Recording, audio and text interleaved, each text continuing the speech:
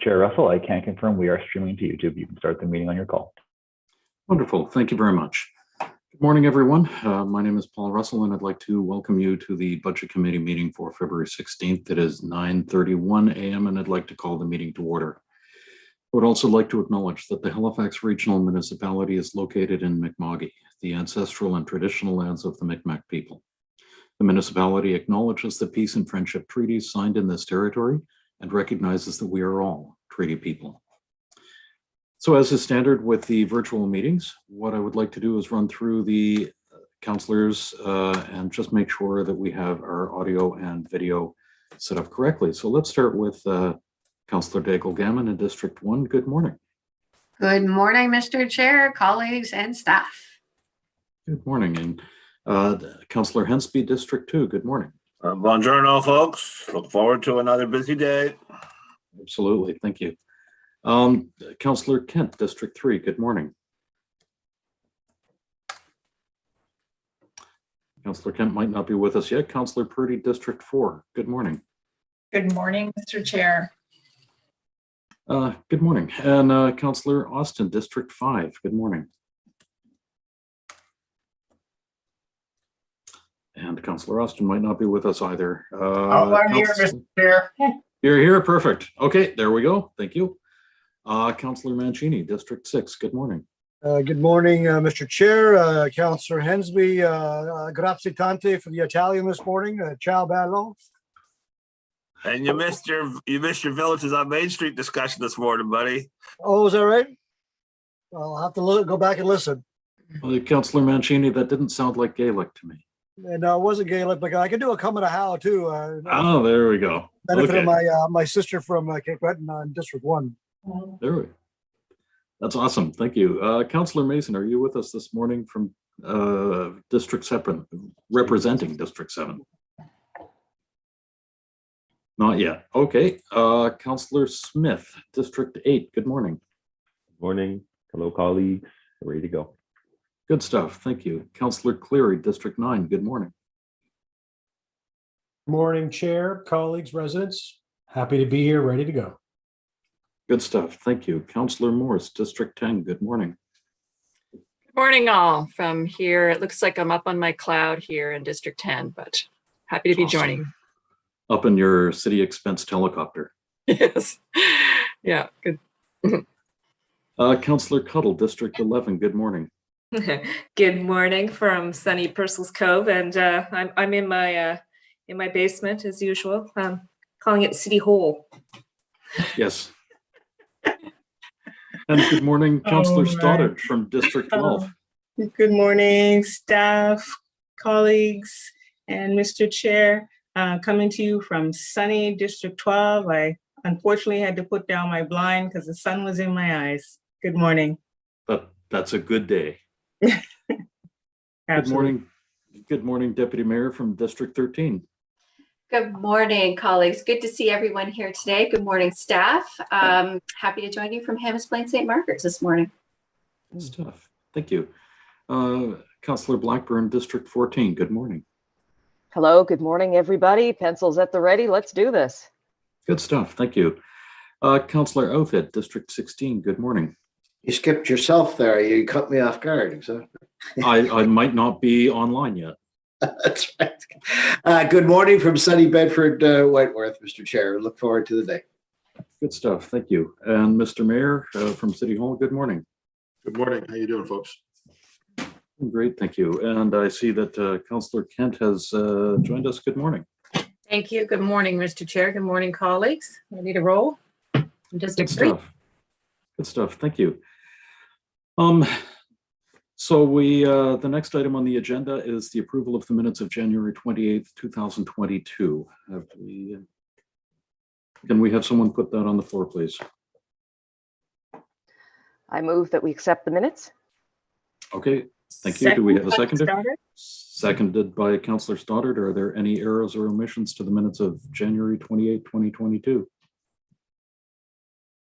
Not seeing any. All in favor, please signify by saying aye. Aye. Aye. All opposed? Good stuff. Thank you. The next item on the agenda is the order of business, the approval of the order of business and approval of additions and deletions. And Mr. Clerk, I don't believe we have any additions or deletions this morning. Is that correct? That is correct. There are no additions or deletions from the clerk's office for this meeting today.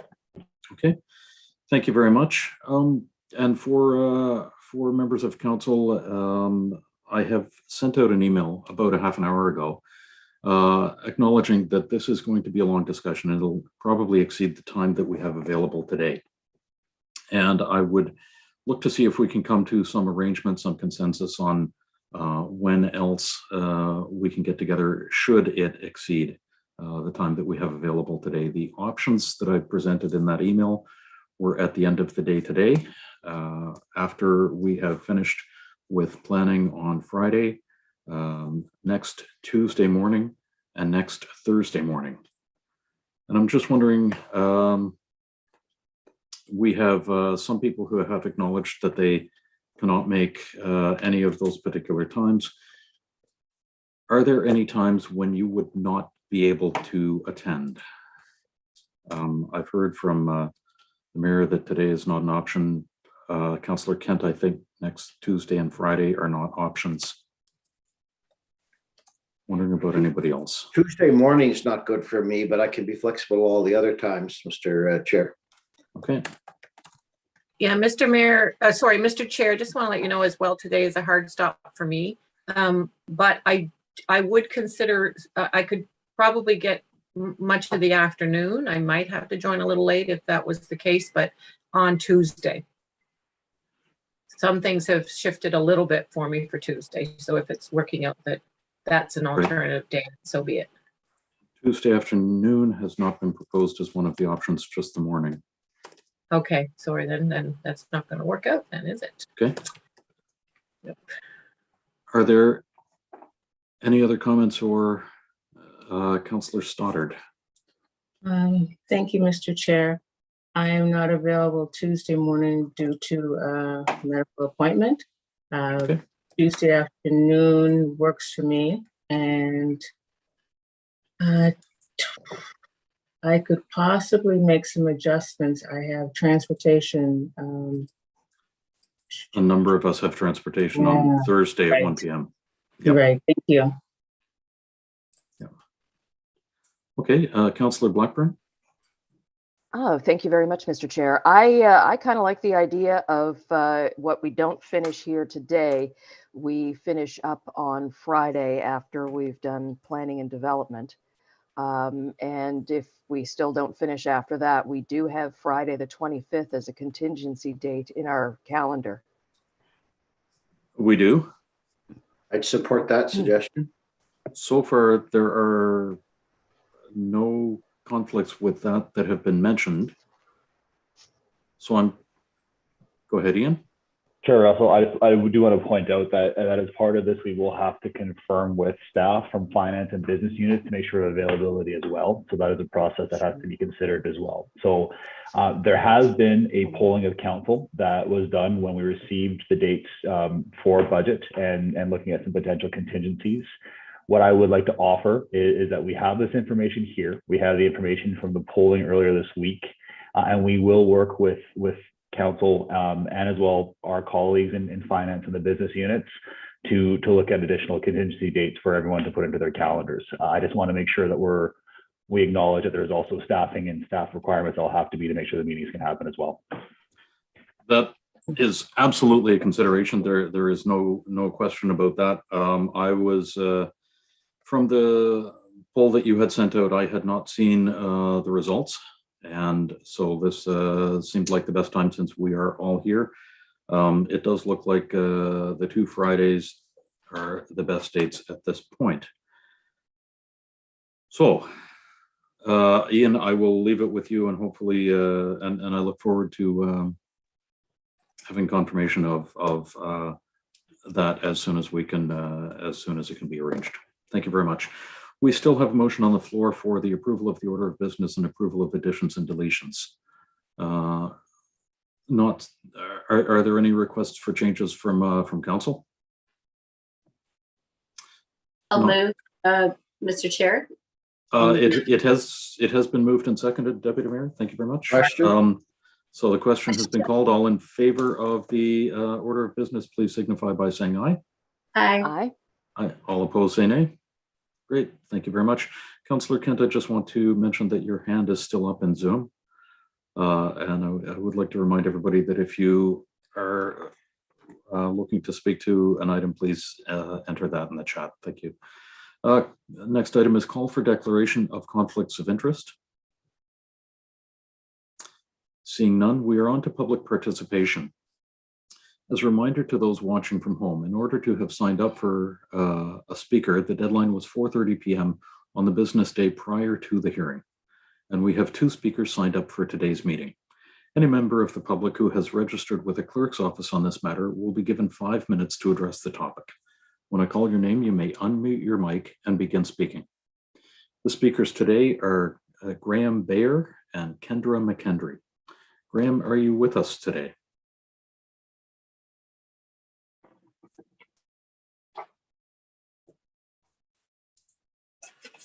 Graham, are you in the meeting today? We can't hear you if you are.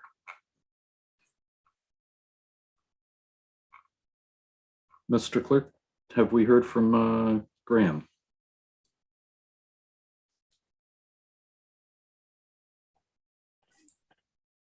I can confirm that Graham is in the meeting. We are prompting him to unmute his mic. Graham Bayer, if you can hear me. Okay. Graham Bayer, if you can hear me, you should have a notification, and then if you can speak now, we should be able to hear you. Okay, I'm here. There we go. Thank you very much, Graham. You have 5 minutes. Go ahead. Okay, speaking about the transit budget, of course, I did send an email February the 7th with a list of questions that went through the clerk's office, and Councillor Purdy also had a copy of it. I did not get a reply back. However, a few of the things I do like to mention here. Transit management is to be commended for a difficult and demanding job. Commend them also for cutting service on low ridership routes for off-peak hours. And on that point, I would like to highlight Route 65, which goes down Caldwell, Astral Drive, and a portion of Colby Village. In the off-peak hours, this run has low ridership, very low ridership. And there's 2 options that could be explored. The first one being to improve in this run and extend their service down Astral Drive to Parkway, then to Athalee Drive, and then back to Caldwell Road. That will provide service to more of the residential area and some of the parks in this area. And that's potential there for higher ridership during all hours of the operations. The route times should not be affected by this change, as most often in the middle of this run, the driver's finished early on the first portion, and he sits and waits for 5 to 10 minutes idling in order to stay on his schedule. I do have a map showing that area, if I can bring that up. I'm not quite sure here how I can do that. Let me try. There. Can everyone see that? Are you there?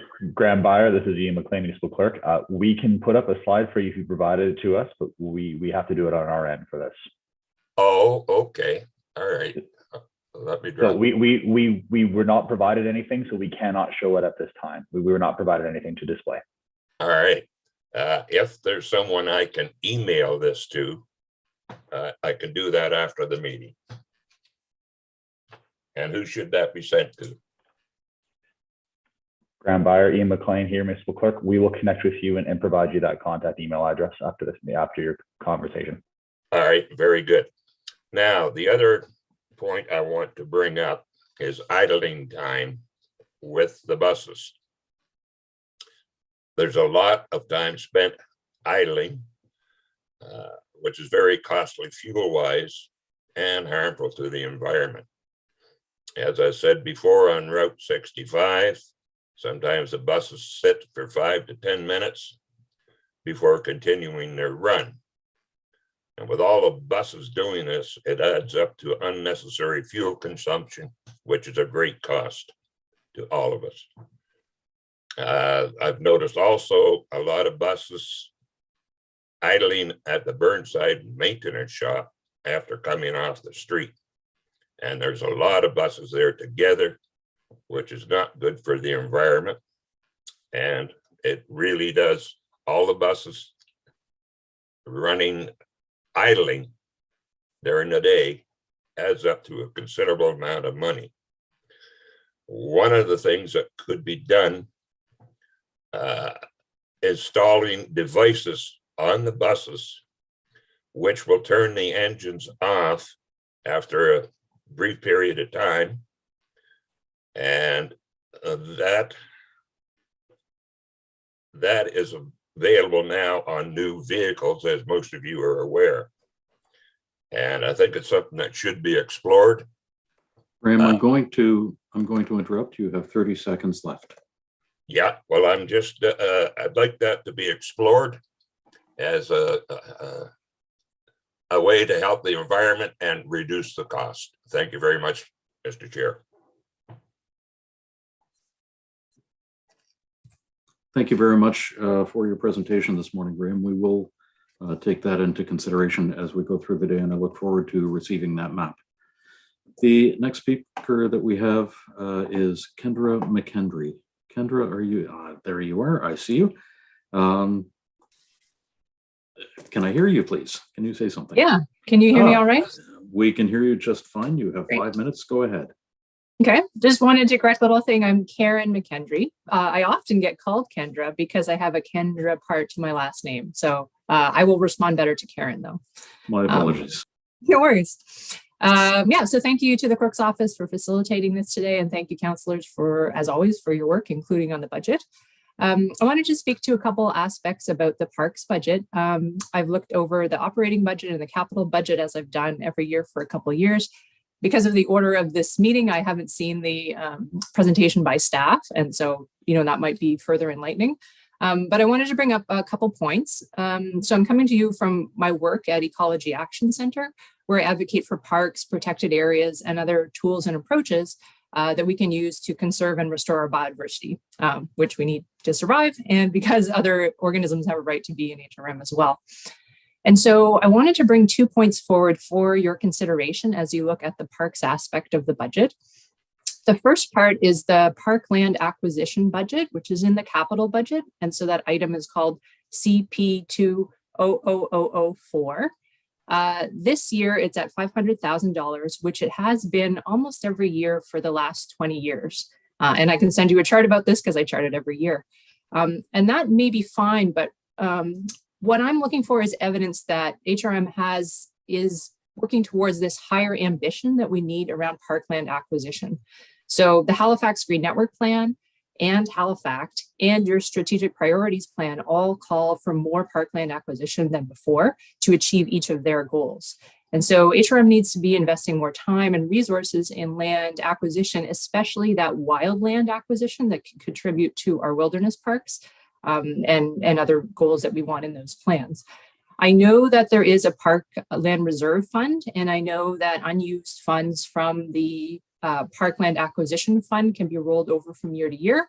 But I only get to see budget documents. So I don't know if this ambition, this ramping up that we need around parkland acquisition appears elsewhere. Because looking at the amount every year, it's the same every year, even though we need to do more. And so something for you to consider this year is that amount has stayed the same every year for years. And now we have 3 plans approved by council that are calling for more land acquisition. So where is that reflected in the work of staff? The second comment I wanted to bring to your attention is more around resources for park system planning. So it relates more to the Parks and Rec operating budget.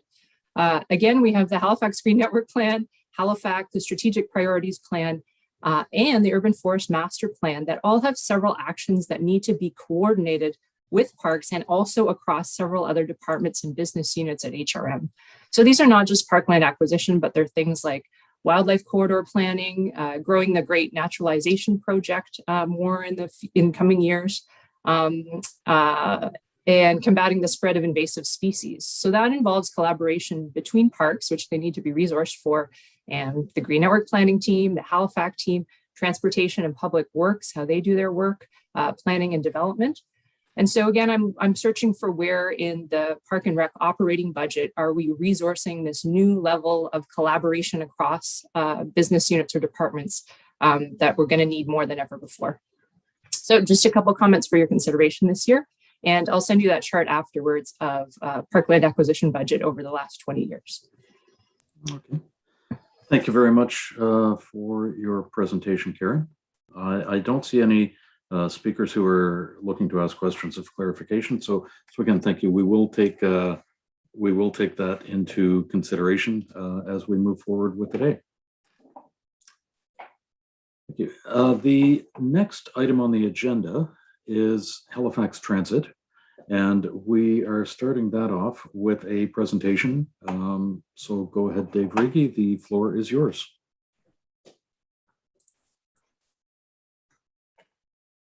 Great.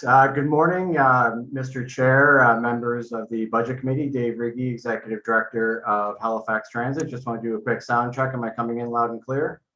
You are. Perfect. So before we jump in today, I just wanted to mention the wonderful team we have here with us today, supporting me, and also for the great work they've done in preparing this budget and business plan before you today. I'll introduce the senior leadership team momentarily when I get to that slide, but I also wanted just to first off thank Bill Moore, who's working as our business unit coordinator right now, and Jeff Drover, our financial business partner, for their fantastic work in getting us here today. And both actually were quite new to Halifax Transit, and Jeff new to the organization overall, and both have jumped in and done just fantastic work. So I wanted to thank them before we dive into the rest of the budget. Next slide, please. So mission statement, same as always, working together to provide a safe, reliable, sustainable transit system. And we've highlighted the three main modes of transit that we operate on the slide there. Next slide, please. So this is the rest of the senior leadership team. And again, they're all here today in support. Lynn Llewellyn is our Director of Transit Operations. Bill Cutler, our Director of Transit Fleets. Patricia Hughes, Director, Planning Customer Engagements. Victoria Pierce Goodland is our Acting Director for Employee Support and Development. And Mark Santilli is our Manager of Technical Services. And just want to give a shout out to them for the amazing work that they've done over the past year since I was last here at Budget, advancing priorities while at the same time keeping our transit system running in year 2 of a global pandemic. So I'm incredibly grateful to them for their fantastic work. Next slide, please. The service areas of Halifax Transit, broken down largely by service type. Again, the Executive Director's Office is my small but mighty team of 5 people. Accessibus is the door-to-door paratransit service for those who cannot use the conventional fixed route service. Conventional transit is the fixed route transit system containing 72 routes providing service. And the ferry service, I think as we all know, 2 routes, probably our most visible and most loved service that's provided by Halifax Transit. Next slide, please. So a little bit about us. The passenger numbers here are still reflective of non-COVID times. As we know, the last 2 years have certainly not been typical. COVID-19 has continued to have a significant impact on ridership through fiscal 21-22. It has been an up and down journey. Last year, we saw recovery periods where we got as high as 70, even 75% of pre-COVID ridership levels. But it seemed like every time we got up to one of those levels, we get hit by another wave, and we drop down again in ridership. So we have seen year-over-year improvement, as we'll get into in further slides, but overall boardings and revenue do still remain lower compared to 19-20. Also wanted to highlight the support we provide to various community groups through economic development activities, everything on the right side of the slide there. And I'll mention, although these requests have decreased last year due to the pandemic, we're hopeful with, with things starting to return to normal, events coming back to Halifax, that we'll see that rising back up to normal levels as well. Finally, just wanted to mention support in emergencies. We've been doing everything we can to support our partners in emergency management whenever they need buses or transportation. Particularly as of late, we've been doing a lot to help transport people who are experiencing homelessness and other emergency situations. Next slide, please. So this contains some further statistics on just showing the scope of operations at Halifax Transit. We operate the system through a variety of fleet and infrastructure assets, along with our workforce of around 1,000 people. Next slide, please. Moving into successes, the Moving Forward Together plan. Last implementation was in November. It was our largest service change in modern history, with 26 route changes in communities stretching from Porters Lake and Seaforth all the way out to Spryfield, Coal Harbour, Dartmouth, and Peninsular Halifax. Transit priority corridors. The next phase of Bayers Road, the Bayers Road Transit Priority Corridor was completed, including a pretty creative queue jump situation or solution at the entrance to Halifax Shopping Centre. That's completed, now operational, having a great impact on our travel times. Student Pass pilot project. Students from 4 local high schools were provided with a free annual transit pass under this pilot program for use on all Halifax Transit services during the school year. This will facilitate more use of transit by youth, and the hope is that that's a habit that will ideally lead to continued use into adulthood. So this is one it's in place, and we continue monitoring it with the intent that at some point it will be rolled out further. Service delivery during the pandemic. I feel like I probably could have almost copy and pasted this one from last year, or maybe unfortunately, but continuing to provide quality service during the COVID-19 pandemic. Certainly a point of pride for me. And we've continued to adapt to changing public health requirements and worked hard to maintain service levels to the best of our ability. And again, just incredibly proud of the entire team at Transit for what we've been able to do to keep that service running. Finally, on-demand private accessible transportation RFP, or I'll call it accessible taxis for short, although they're not technically taxis. So for many years, the municipality has heard from residents and visitors about the lack of accessible vehicles for hire, making it a spontaneous on-demand travel a challenge for people who require these vehicles. So we came up with a program, gained direction from regional council, did extensive consultation on this, and have issued and created the RFP. We're currently in late stages of this in negotiations with the vendor, with an expectation we'll have an award to council in March for council's consideration. Next slide, please. The Transit Code, developed in collaboration with our colleagues in diversity and inclusion and corporate communications. The Transit Code is a guide for passenger conduct and passenger policies in Halifax Transit. The program is designed to improve passenger awareness of Halifax Transit policies and ridership courtesy practices, helps to reinforce expectations of staff, and highlights our zero tolerance policies against racism, harassment, abuse, and any other serious behaviors. The Woodside Ferry Terminal and West Bedford Park and Ride both nearly complete. The Woodside Ferry Terminal was delayed a bit due to supply chain issues, but we are nearing completion there. Some very significant, both cosmetic and functional upgrades to that building. And the new Park and Ride in West Bedford is up and running, and there's just a few finishing touches to put there, but that is a long desired facility now up and running. Funding of e-bus. So I think as council would be aware, we were able to get funding from senior levels of government to fund our e-bus project. So that is well underway.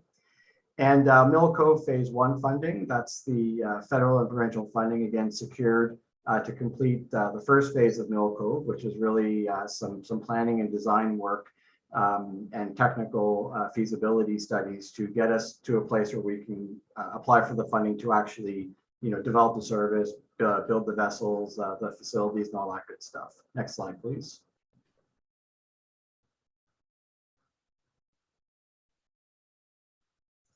Moving into current and planned initiatives. So installation of mobile data terminals on excessive bus vehicles. This is underway right now. And, so this is, I've spoken to council about this. This will allow us to change the passenger manifest or passenger list on our excessive bus vehicles in real time. So as cancellations happen or new requests come in, it allow us to basically continuously update that, which will open up a lot of capacity on the vehicles that we simply don't have with our current paper manifest system. So that's underway now and expected to be complete about, partway through this year. Review of excessive bus eligibility criteria. So this is another item out of our excessive bus continuous improvement plan. And really what this comes down to is just to ensure that the excessive bus service is available for those who need it most. Doing a review of our eligibility criteria to make sure it reflects things like, the fact that our entire transit fleet is now accessible, which has not been reflected in that previously. So our team is working now on the engagement piece for this, because that really will be crucial to get out and speak with the community at large, and of course our excessive bus clients as we develop recommendations for regional council around that. Bus stop accessibility improvements. We did have last year funding in our budget to engage a consultant to do basically an inventory of all of our non-accessible bus stops and recommendations going forward on the upgrades for those. As council will have heard me say before, when it comes to retrofitting bus stops to be accessible, we've done all the easy ones, we've done all the cheap ones. Now we're down to the difficult ones and the ones that will take more infrastructure and more investment. So we do expect to be in a position to make modifications to approximately 50 stops in the upcoming year to improve their accessibility. And the final output of this will be a multi-year work plan that we can use for future capital budgets to get the rest of our non-accessible stops up to an accessibility standard. And we will have that final report from the consultants in March. The passenger conduct campaign, as I mentioned, that's an ongoing campaign. It previously launched in August 2021. The tentative topics for the upcoming year include campaigns around sexual harassment, bullying, passenger courtesy, as well as various awareness campaigns around policies on board transit. And finally, again, just for on-demand private accessible transportation, this one kind of straddles the line between last year and this year. So we do expect that within about sometime in the June-July timeframe, we'll have that up and running, assuming award by council, and we'll move into service implementation and monitoring of that new service. Next slide, please. Rapid transit strategy. We are undertaking a number of technical studies and work to inform the future implementation of the Mill Cove ferry service, as I mentioned previously. So this work will continue. Moving forward together plan. The moving forward together plan would have been attached to the staff report for this, the proposed plan. This is the final year of implementation for this plan. So upon approval, we would move into that for November 2022. And then we will start work on looking towards the next plan. You will see the actual funding to do the full planning process in next year's business plan. This year will be focused on implementing the final year of the current plan and also getting into some background research and things like that will help inform the next plan. Transit priority corridors, there's numerous, in addition to the bigger transit priority projects, there's numerous smaller ones ongoing, a bit of extra work in the Roby-Young corridor, looking at the functional plan for Portland Street Cole Harbor, as well as continuing to work towards the second phase of the Bayers Road project. Next slide, please.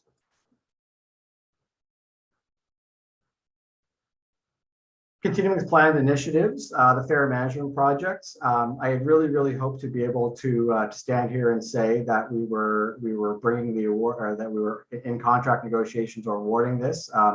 We are so very close. ICT is doing this a final review of some of the technical specifications of it, of the proposed solution, and then we'll enter into contract negotiations, which we don't expect to be too long. The hope is that we will be, we'll be in a position to award this in the next month or so. Like we are so very close, and I know this is an item of interest of council and the public, and certainly myself. I'm looking forward to getting this out there. And then again, this is the mobile apps and things like that, so people can buy their fares digitally on board their smartphone. Fixed route planning, scheduling, and operations. This is really more of a back-end software solution that's it's required to basically run the operation behind the scenes.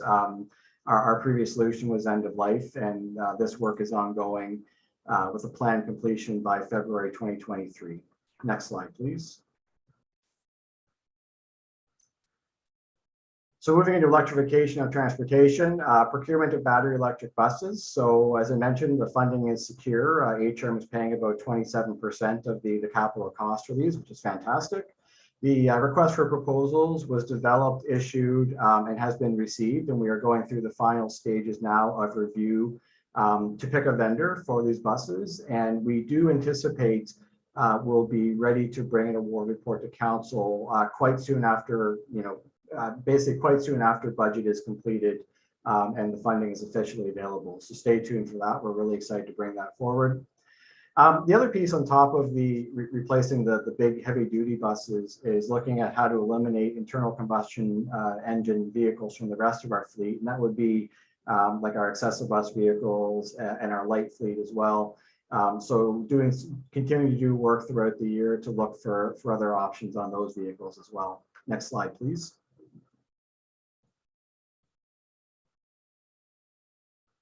Looking at a few key performance indicators, basically looking at ridership.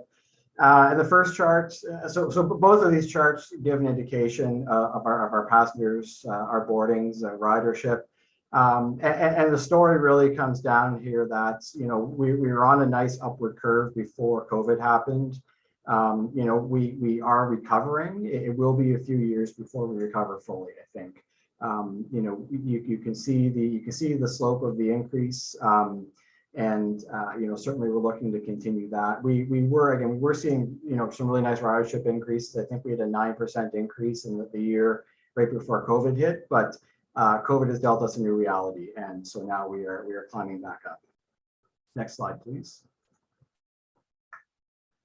Speak a bit to the annual service plan. There is a very detailed plan with lots of information and metrics and data attached to the staff reports. The summary is, again, this is the final year of the Moving Forward Together plan. This year we'll see changes to 2 corridor routes, several local routes, as well as adding a new express route serving Bedford. And there's also, I'll get into it here in a second, changes planned for routes in the Burnside Dartmouth crossing area that will address growth in the area. It's since the approval of the original Moving Forward Together plan. Next slide, please. So Route 1 Spring Garden, our most popular bus route, it will continue to operate similar to the existing route. The biggest things are that we will be making some significant schedule adjustments to improve on-time performance. This route does certainly have a lateness issue, so we'll be addressing that. Also, it will be operating both directions via Godgen Street, which I know has been a long-standing request of the community, so very happy we can do that. The Route 10 Dalhousie, probably our second or third busiest routes. This route will see some service increases basically by folding in another route, the Route 41 Dartmouth Dalhousie, which largely duplicates the same route. Folding those resources in, just making it more easy for folks to only have to look for a single route number. We'll also be introducing branch service on this route, which we've done with several other routes, so that not every bus needs to go the entire length of the route. We can operate a higher level of service in the busier parts of the route, just a more efficient way of delivering that service. Route 50 Dockyard replaces the current Route 11. This is a local route that provides service between the bridge terminal and the military dockyard. And new this year will be an extension to the Irving Shipyard, providing a new transportation option for the workers there. Route 192 Hamlock Ravine Express. This is the final new express route in the moving forward together plan for the Bedford area. So this will provide new express service options for folks in the Larry UTEC area. And then finally, the Route 196 Basin View Express is an existing route, but we'll be adding additional trips during rush hour to this route. Next slide, please. So I want to speak a bit more about Burnside Dartmouth crossing. So basically what happened is we did the moving forward together plan, and this was before there was any notion that IKEA was coming. It was that far back. So obviously when IKEA came in, Cutler Avenue opened up, there were areas of growth that simply hadn't been contemplated in the original plan. So we saw the opportunity to tweak the final service improvements for Burnside Dartmouth crossing under this plan to better address these areas where it was outside the moving forward together plan. We did go out and do consultation, work with the Greater Burnside Business Association, and we gained a lot of feedback. And what we're able to come up with was a change that provides better service for the area overall, provides deeper penetration into parts of the Dartmouth crossing and Burnside area that we wouldn't have been in otherwise under the moving forward together plan, and does provide service up to the IKEA area, which we know has been quite a request. So we're very happy to be able to do that. Next slide, please. Getting into the numbers now. So this slide highlights the expense and revenue categories within the budget and compares last year's budget to the proposed budgets. Some of the highlights I'll direct your attention to. The expenses overall have increased by approximately $6.1 million. Meanwhile, the budgeted revenues have increased by nearly $11 million, mainly surrounding projected increases in ridership as well as increases in tax revenue. So that's why on net the budget is reduced, but that's because there are assumptions around increased revenue. The main drivers of the increased expenses are compensation and benefits. So there's new positions, tied to operating cost of capital for the moving forward together plan implementation.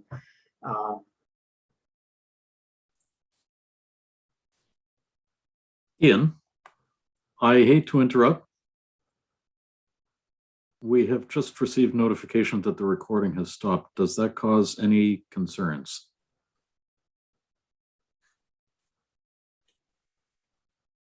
I assume that means Ian has been dropped out of the meeting. Oh, he's As back. well, No, I am as well here. as broadcasting to YouTube. We are just looking at that. We'll be reporting back in a second. I would ask for a brief pause in the presentation, please. Okay, thank you very much. It says we're back in progress. So yes, thank you. We are recording again. We are just confirming that we are streaming to YouTube. It looks like there was just a drop in the recording. So just 1 second. I will jump back on when I confirm we are live, which I can confirm we are streaming. Sorry for that pause. You should be good to carry on, Dave. Thank you.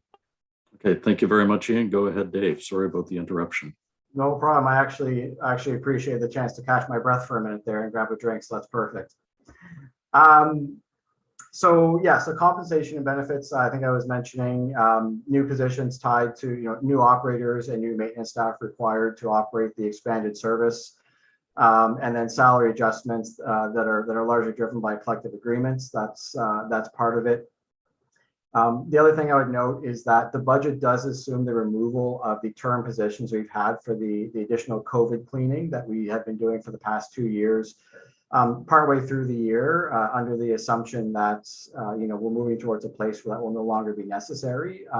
I would, of course, just flag that does carry some risk, that if there's a sixth wave or something else happens that's not contemplated right now, we'd have to revisit that. But that is the basis of the budget right now. External services increased $628,000. A good chunk of this is the accessible taxi program that I mentioned, along with some increases in snow removal costs and janitorial cleaning costs. Supplies are a bit higher, mainly uniforms and PPE increases, just increases like contract increases. Building costs came in 231,000 lower, and the bulk of this is around just interior building costs, but also using less electricity. Vehicle expenses are $4.4 million higher, so this is a major driver of the cost increase. And the bulk of that is fuel, both fuel price and usage increases. And just to put this in context, our budgeted fuel rate for the upcoming year is 92 cents per liter. And when I was here this time last year, our budgeted rate was 53 cents per liter. So that's really what's driving that major cost increase. And as always, fuel cost is a risk because we are subject to global markets on that. Other goods and services, just kind of a variety of different things around training and education, as well as advertising and recruiting costs. Next slide, please. So the budget broken down by service area. And so if we go down the list, excessive bus, there is a net reduction there. That doesn't reflect a reduction in service. I just wanted to be very clear about that. What that reflects is an expected increase in revenue through increased ridership, but that's offset also a bit by fuel. Conventional service, again, mentioned the increase in fuel, increase in compensation due to the increase in service, as well as contractual obligations, and the accessible taxi funding shows up under conventional services as well. And that's offset again by higher revenues, both on the tax and fare side. Transit facilities is, and again, that comes back to lower interior and electricity costs for the most part, offset by higher snow removal and janitorial services. Finally, fiscal transit is basically, that's more of an accounting thing. It's the area where the Halifax Transit financials, it's kind of where the revenue is managed in and out with the various area rates. Next slide, please. So in terms of FTEs, as we look from how we got from last year to this year, there were a variety of ins and outs. I think for me, the biggest takeaways here are that, again, the position increases in the upcoming year really are tied back directly to completing the Moving Forward Together plan.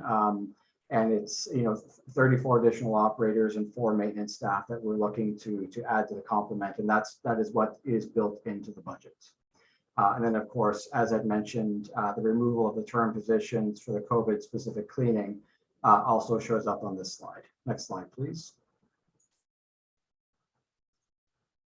So an overall summary of changes. When comparing the proposed net budget to last year's budget, we see a decrease of $4.86 million overall year over year. This is comprised of $11 million increase in revenue. And again, that's both tax and fare. And then, to tie back to overall increased ridership and the increase in the tax rate. The revenue increases are offset partially by $1.2 million in compensation related to contractual salary increases. And then, of course, the remainder due to the increase in positions for the Moving Forward Together plan and partially offset by the removal of the temporary COVID cleaning positions. Finally, we have increases of $4.9 million overall under other budget adjustments, and the bulk of that is the increase in fuel and also the $380,000 related to funding for the accessible taxi initiative. So options over budget. So what we proposed here under COVID recovery, basically it could be a range of things. And certainly if this is something that is of interest to council, I think if there was interest in having this put on the ballot, then we'd certainly want to prepare a briefing note outlining what these options could be in more detail. But to give an example of what that range represents, the low range of $100,000 would basically be free ferry, no fares on the ferry every Saturday through the summer. The high range would be no fares on the entire transit system. Pick a Friday, say Friday, every Friday for the summer. So that's kind of the range. The thought was you know, using free fares, it could entice more people to travel, get out, support local business. The side benefit for transit as well is that, you know, we are trying to rebuild ridership. So perhaps having this and particularly coupled with the right level and type of promotion. If I can just interrupt for a second, are we showing the right slide? Oh, I'm sorry. I neglected to say next slide, please. There we go. Thank you. Thank you, Chair. Yes, so yes, the range of $100,000 to $750,000 reflects those two extremes. But again, if this is something that's of interest to council, we'd be happy to bring back you know, some more detailed options in a briefing note to the budget adjustment list. I want to note we haven't included any options under budgets. The reality of the transit budget is that any kind of changes like that of substance really are tied back to service levels. So doing so would really have required deferring, you know, the service increases or doing some other reduction of service, which at this point would be counter to the direction we've received from regional council to bring this back. So that's why you don't see an option under budget slide. Next slide, please. And so that is the end. I just want to thank you very much. And myself and the team are here for any questions. Great. Thank you very much for that presentation, Dave. Councillor Mancini, go ahead. Thanks, Mr. Chair. Thank you, David. I'll put the following motion on the floor that the Budget Committee direct the Chief Administrative Officer to incorporate the Halifax Transit proposed 2022-23 budget and business plan as set out and discussed in the company report dated February 9th, 2022 and supporting presentation to draft 2022-23 operating budget. So moved. Thank you very much. Councillor Mason. Thank you, Councillor Mason. Councillor Mancini, your camera is off. Oh, sorry about that. Most people were happy that my camera was off. That's okay. Thank you. Yeah, I was going to reflect that, but yeah. Thank you, David, very much for your presentation. First of all, I'd like to take a moment to thank all of your staff during this pandemic, especially the operators. And look, it's no secret, there's been lots of conversation on social media and on different radio shows with regard to the operators. And, you know, bottom line, they kept an essential service going. Your whole team has, and I thank them for doing that job. And I know there's been complications, but I personally want to thank them because I hear from residents all the time. So that's fantastic. Student bus pass pilot program. I've heard from endless number of families on how great that is. I really hope, and my gut feeling is these will be riders for a long, long time, and at a point in time when they start paying, which is fantastic. It's a great program. I need to start with Burnside. So you and I have had many conversations about Burnside and your staff. Thank you very much for listening. I know it's a long time coming. We talked at great lengths yesterday about Burnside, and we were talking about taxes and the box stores, but the changes that are proposed, I understand they're going to be implemented in November. Is that correct? Yes, it is. Yeah, and so that is fantastic. I've already given a lot of the businesses I've spoken to a heads up that these changes are coming. And while you were giving the presentation, I flicked the slide, the maps out to them right away. So I'm sure I'll be hearing from them.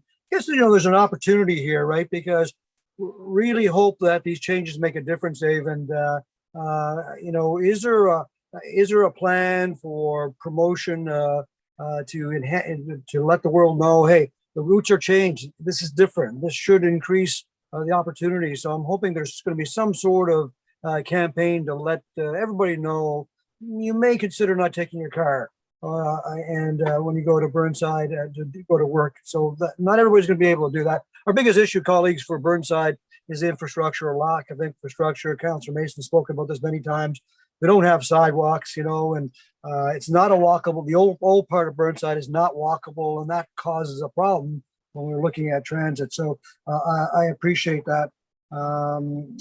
So yeah, if you could speak to that, I'll go a couple more questions before my time is up here.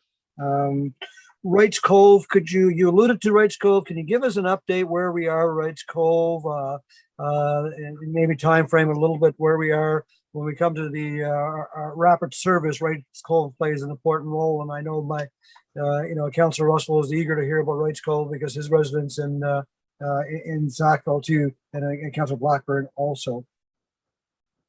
The update on the accessible service or accessible bus service. Thank you for that update. I go back to your slide, slide 8. Really good to see those changes coming. I've said it to you 100 times, Dave, and I'll continue to say it. For most of us, I know my colleagues here, we don't understand what it's like to have to rely upon accessible bus service. And I've learned in this job that those that rely upon that service, it's a critical service. So I appreciate the advancement in the last number of years to the positive. And I've heard great things of the already changes. So any other update you can make to that. My time is almost up and I have other questions. So what I want to do is use an old strategy from one of our former colleagues. I like to put on the over budget, the no fares as you talked about, 100,000 to 750. Because I want to have more discussion about that because from a COVID recovery, what that really looks like, because I think there's a possibility, and I'm not keen on putting too many overs on our budgets, but I think this is worthwhile discussing. So I'll end there. We'll have discussion, Mr. Chair, about the over, and then maybe David can come back and talk about the questions I had. Thanks. And I see Councillor Ross is going to second that. Yes, I would heartily second the fare piece. Okay, so that motion is on the floor at this point. Is that what you're looking for, Councillor? Can I confirm the dollar figure that you wanted in that over budget?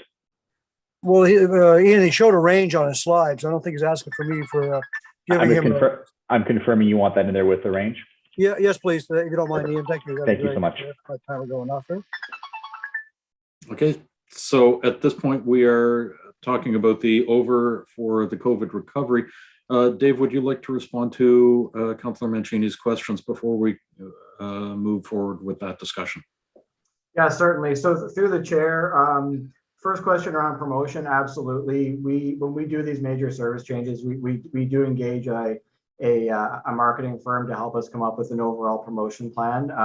So our goal is always with these that we promote it enough that when we approach people in the days leading up to the service change to ask them if they know what's going on, they're like, yeah, we've heard from you already. We've heard too many times. So we're if people are slightly annoyed because they've heard from us too often, then that's what we consider success. And that's typically been how it's gone. So certainly significant promotion, especially in an area like Burnside where we're really trying to change behavior. And of course, we're always happy to hear from councillors, particularly councillors in affected areas of service changes on other ways, other people we can get to speak to share the news. So certainly loved it to have any conversations like that going forward on that. Wrights Cove is in the capital budget.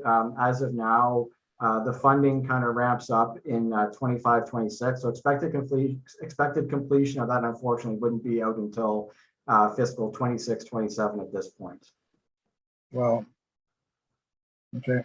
In terms of Accessibus, I mean, I think I spoke to the two big initiatives there. I really am excited to get these data terminals working on the buses. I think once we get them up and running and once we get staff, we kind of go through the change management with staff on how to best utilize them. I really do think it's going to make a significant difference in our ability to be nimble, particularly in dealing with kind of last minute, same day requests. This will give us the opportunity to take a call. We can actually check and say, yeah, you know what, we have a bus that otherwise has an hour-long gap.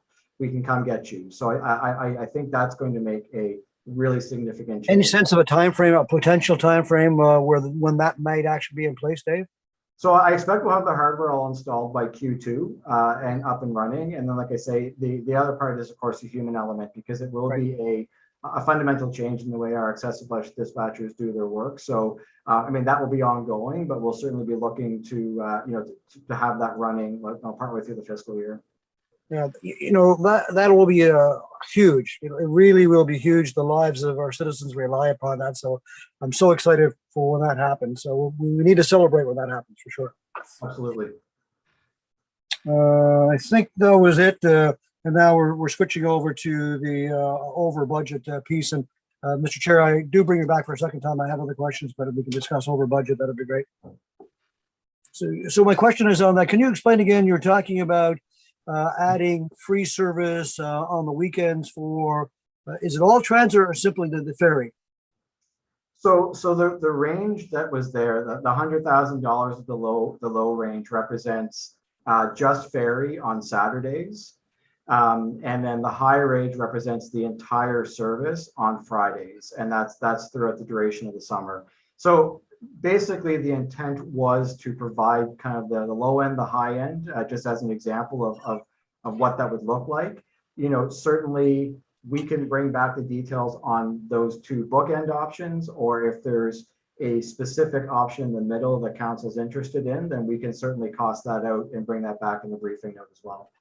That'd be fantastic. You know, colleagues, yesterday we talked about how do we help small business, right? So as the restrictions are loosening up and we get into the spring and into the summer, you know, Councillor Mason's going to have Spring Garden Road where there's going to be no cars, just buses. I think that's going to be fantastic. To be able to move people from Dartmouth to Halifax into downtown Dartmouth free of charge. And hopefully we'll see events taking place again and buskers and lots of activity. I really think this will be worthwhile. So I look forward to seeing more details on that, Dave. I think that can really help our small business. To what extent, don't know until I get that briefing note from you, but I support that. I hope colleagues, you support putting this on the over. Thank you. Thanks, Mr. Chair. Thank you very much, Councillor Mancini. Councillor Smith, did you want to speak to this or to the original motion? Original, please. The original, okay. Councillor Austin, go ahead. Thank you, Mr. Chair. And just I won't be too long here on the over. You know, I agree with Councillor Mancini. It's one of these ones that I think is given the suffering that has occurred, especially to you know, the restaurant sector. I think this is well worth it to be doing something. And I mean, just from a principled environmental, you know, planning sort of place. There's no way I can vote to provide some free parking incentives downtown if we're also not doing something on transit. I mean, otherwise we are not walking the walk. We're actually undermining our other efforts and goals. So, I mean, to me, if we're going to do something on COVID, we have to do something on transit if we're going to be offering something on parking. So thoroughly support doing this. You know, I'm not so sure that we want to be doing all day promotion on like a Friday, because I mean, to me, the goal isn't to subsidize someone's commute to the office. It's to try and spark those recreation trips. So, you know, maybe kicking it in at lunch hour, for example, might make more sense than running something that's an all day. You know, Dave mentioned that, you know, there might be options in between. I mean, I think, you know, the Downtown Dartmouth Business Commission, when they've paid for free ferry at times in the past, and they've always approached it from lunchtime through the afternoon rather than starting in the morning. So that's kind of been the past experience with it. So anyway, happy to see this. So if colleagues support it, of course, would be very happy to see this come back with some more info so we can look at a couple options, because I think this is really something that we should be doing in terms of, you know, we can't provide a lot of direct help to businesses, but this is something we can do. Thank you. Thank you very much, Councillor Austin. Go ahead, Councillor Cuddle.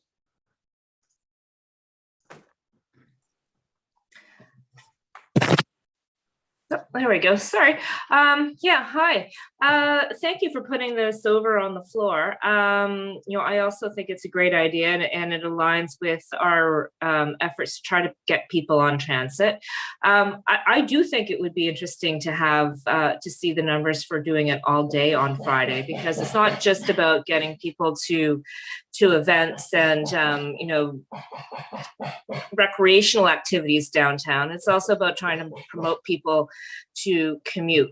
And if offering a free day in the summer tempts someone to try to take the bus to work in the morning when they haven't before, then I think that would actually would be a win. So I look forward to this briefing note coming back, and I will be supporting this this over motion. And sorry for the noise in the background. Thank you. Thank you, Councillor Cuddle. Councillor Hensby, go ahead. Thank you very much. I'm somewhat in the same lines with Councillor Austin, but my comment would be is that I would do a free for all on the ferries on Fridays after 3. Because I'm a fear that if we start having the fleet service, having free rides everywhere, I'm worried about security at the terminals. We've seen what happened over the Christmas break and stuff. A lot of young people have been riding the buses because it could and stuff, and if they weren't home, and with curfew matters and issues like that. I'm more worried about security at the terminals and people, driving around, flying around for free on the buses and stuff. So I like to try and keep it to the downtown, keep it to the ferry services, get that traffic back and forth between downtown Halifax, downtown Dartmouth, and plus alleviate some of the traffic on the bridge. So I think that free for all on Fridays after 3 on the ferries would be a great promotional opportunity. Okay, that seems to cover it, Councillor Hensby. Thank you very much. Go ahead, Mr. Mayor.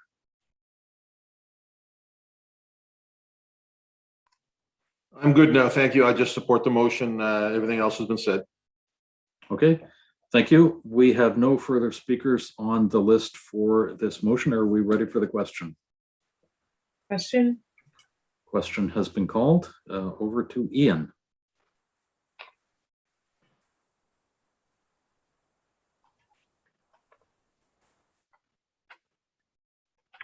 Beginning with District 6, Councillor Mancini. I support the motion. 7, Councillor Mason. Yes. 8, Councillor Smith. 4. 9, Councillor Clary. Yes. 10, Councillor Morse. In favor. 11, Councillor Cuttle.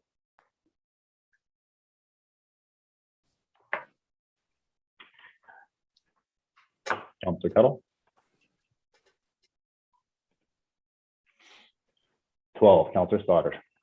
In favor of the motion. 13, Deputy Mayor Lovelace. Voting yes. 14, Councillor Blackburn. 15, Chair Russell. In favor. 16, Councillor Outhead. Voting yes. Mayor Savage. All good? Yes. 1, Councillor Daigle Gammon. Voting in favor. 2, Councillor Hensby. Affirmative. 3, Councillor Kent. In favor. 4, Councillor Purdy. Voting yes. Councillor Cuttle. Yes. Thank you.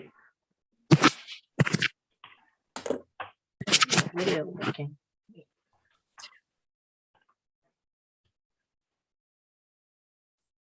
Thank you. That motion passes. So we are Mr. Chair. now. Yes, Councillor Just Austin. to register my vote, I think the end call there was meant for me, not Councillor Cuttle. My apologies, Councillor Austin. Councillor Austin. Yes. Thank you. Thank you very much for jumping in, Councillor Austin. Yeah, so we are back on the main motion now. We've heard from Councillor Mancini, so go ahead, Councillor Daigle Gammon. Thank you very much, Mr. Chair.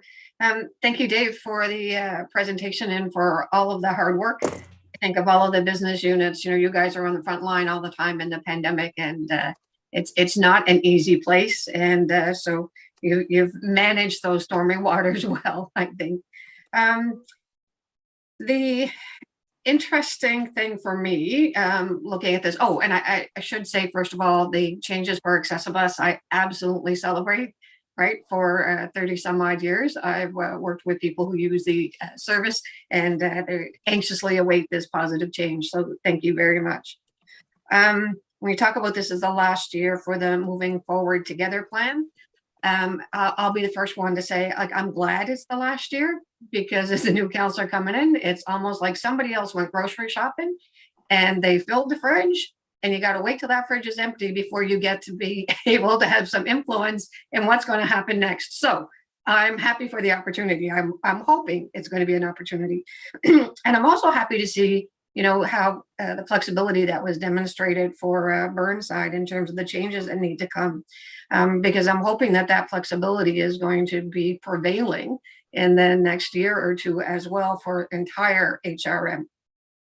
we talk about successes in one of the slides, and it made me think that success is really a relative term. If you lived in Spider Lake, Montague Gold Mines, or in Craigburn and Waverly, they did not see the changes as successful at all with Route 55. This time last year, we were experiencing a lot of angst over that change. And of course, a motion came to council and, to look at an alternative for Route 55 changing. In the year, I've gotten lots of complaints that I've shared with your department about people in Montague Gold Mines and in Spider Lake who were really disappointed with the change and how it negatively affected them. What's missing for me in the report, and even when I looked at that chart at the very end, was there's no mention there about the possibility of Route 55 changing again. So that's not in there. And I know that the report is not yet completed. And, this week I reached out again to find out what was going on. So we're going to have a meeting next week, but I'm a little bit worried about where that is. And then the other question that I would have is the transit boundary review. There's no mention of that in the report at all. And I was hoping that I would see that. When will the transit boundary review come up for discussion again? We're very much looking in Fall River to see about a change to be made there and an expansion. And there's nothing in there around that boundary review coming up for conversation again. So if you could answer me those two questions, I'd really appreciate it. Thank you. Certainly, and through the chair to committee, I'll start with the Route 55. So, at this point in time, there is no proposed changes to Route 55 in the annual service plan. The order of operations, I guess, would be that we have a report that we do owe back to council. And yes, we'll be meeting on that next week. And I think, from there, it would be up to whether the council would want to consider any amendments or any changes. Like there will be some options coming back. So, it ends up being mid-year, but certainly I guess that's why it's not in the annual service plan, because there's some steps that would have to happen first before doing that. On the boundary review, so that would actually fall under the regional plan review, and I understand that the regional planning team has been in front of committee, just I think with some initial findings of what was heard through consultation. So the hierarchy is kind of that. So that's a regional plan policy. So the upcoming review or the ongoing review would be the place where that policy would be any changes would be considered, I guess, by council through that policy. And then when we build the next service plan, it would be based on that policy as it exists or as it happened to be amended through the regional plan process. So is that something I would bring forward to Kelly Denty then? Yeah, I think it would be, what might be best would be for like yourself, me, and Kelly to sit down and have a conversation about it. I couldn't speak to kind of where they are in the process exactly around that, but I mean, certainly then, yeah, that's certainly a conversation that could be had. Thank you very much. I was always of the understanding that belonged with you. So, wow, learned something new today. Thank you. Yes. Thank you very much, Councillor Daigle-Gammon and Dave. Go ahead, Councillor Hensby. Thank you very much, Councillor Daigle-Gammon. I'm going to piggyback because those are the same comments I had. So thank God there's moving forward plans in this last year. Maybe we can blaze the path forward for new plan revisions. I think it's long overdue. I believe that the rural areas have been neglected in the moving forward plan. We need to look at the boundaries again, and I'm hoping to know when that plan evaluation is going to be done. We talked about this being the last year moving it forward.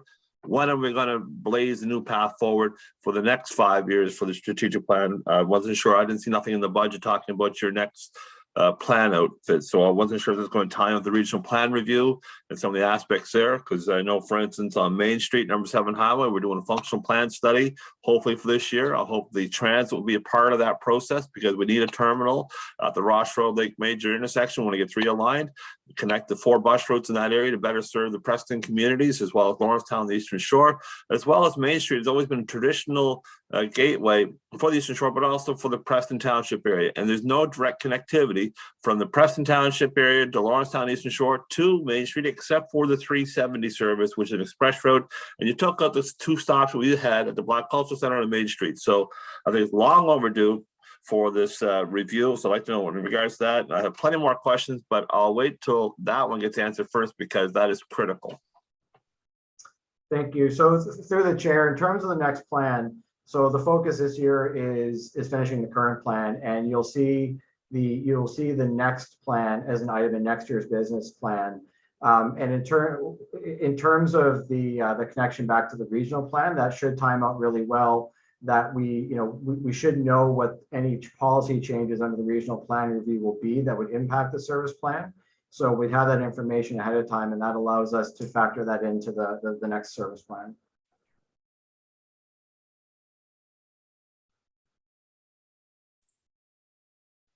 David, you are muted. I assume my 5 minutes are up, weren't they? No, you're 2 minutes into it. Oh, geez, that's good. All right. In regards to your excessive bus services and stops, in regards to studies coming back forward, I hope to see that there might be some initiatives for Highway number 7 through Lake Echo. I'll be sending you an email from a constituent that had a problem there yesterday. So I'd like to talk to you about that.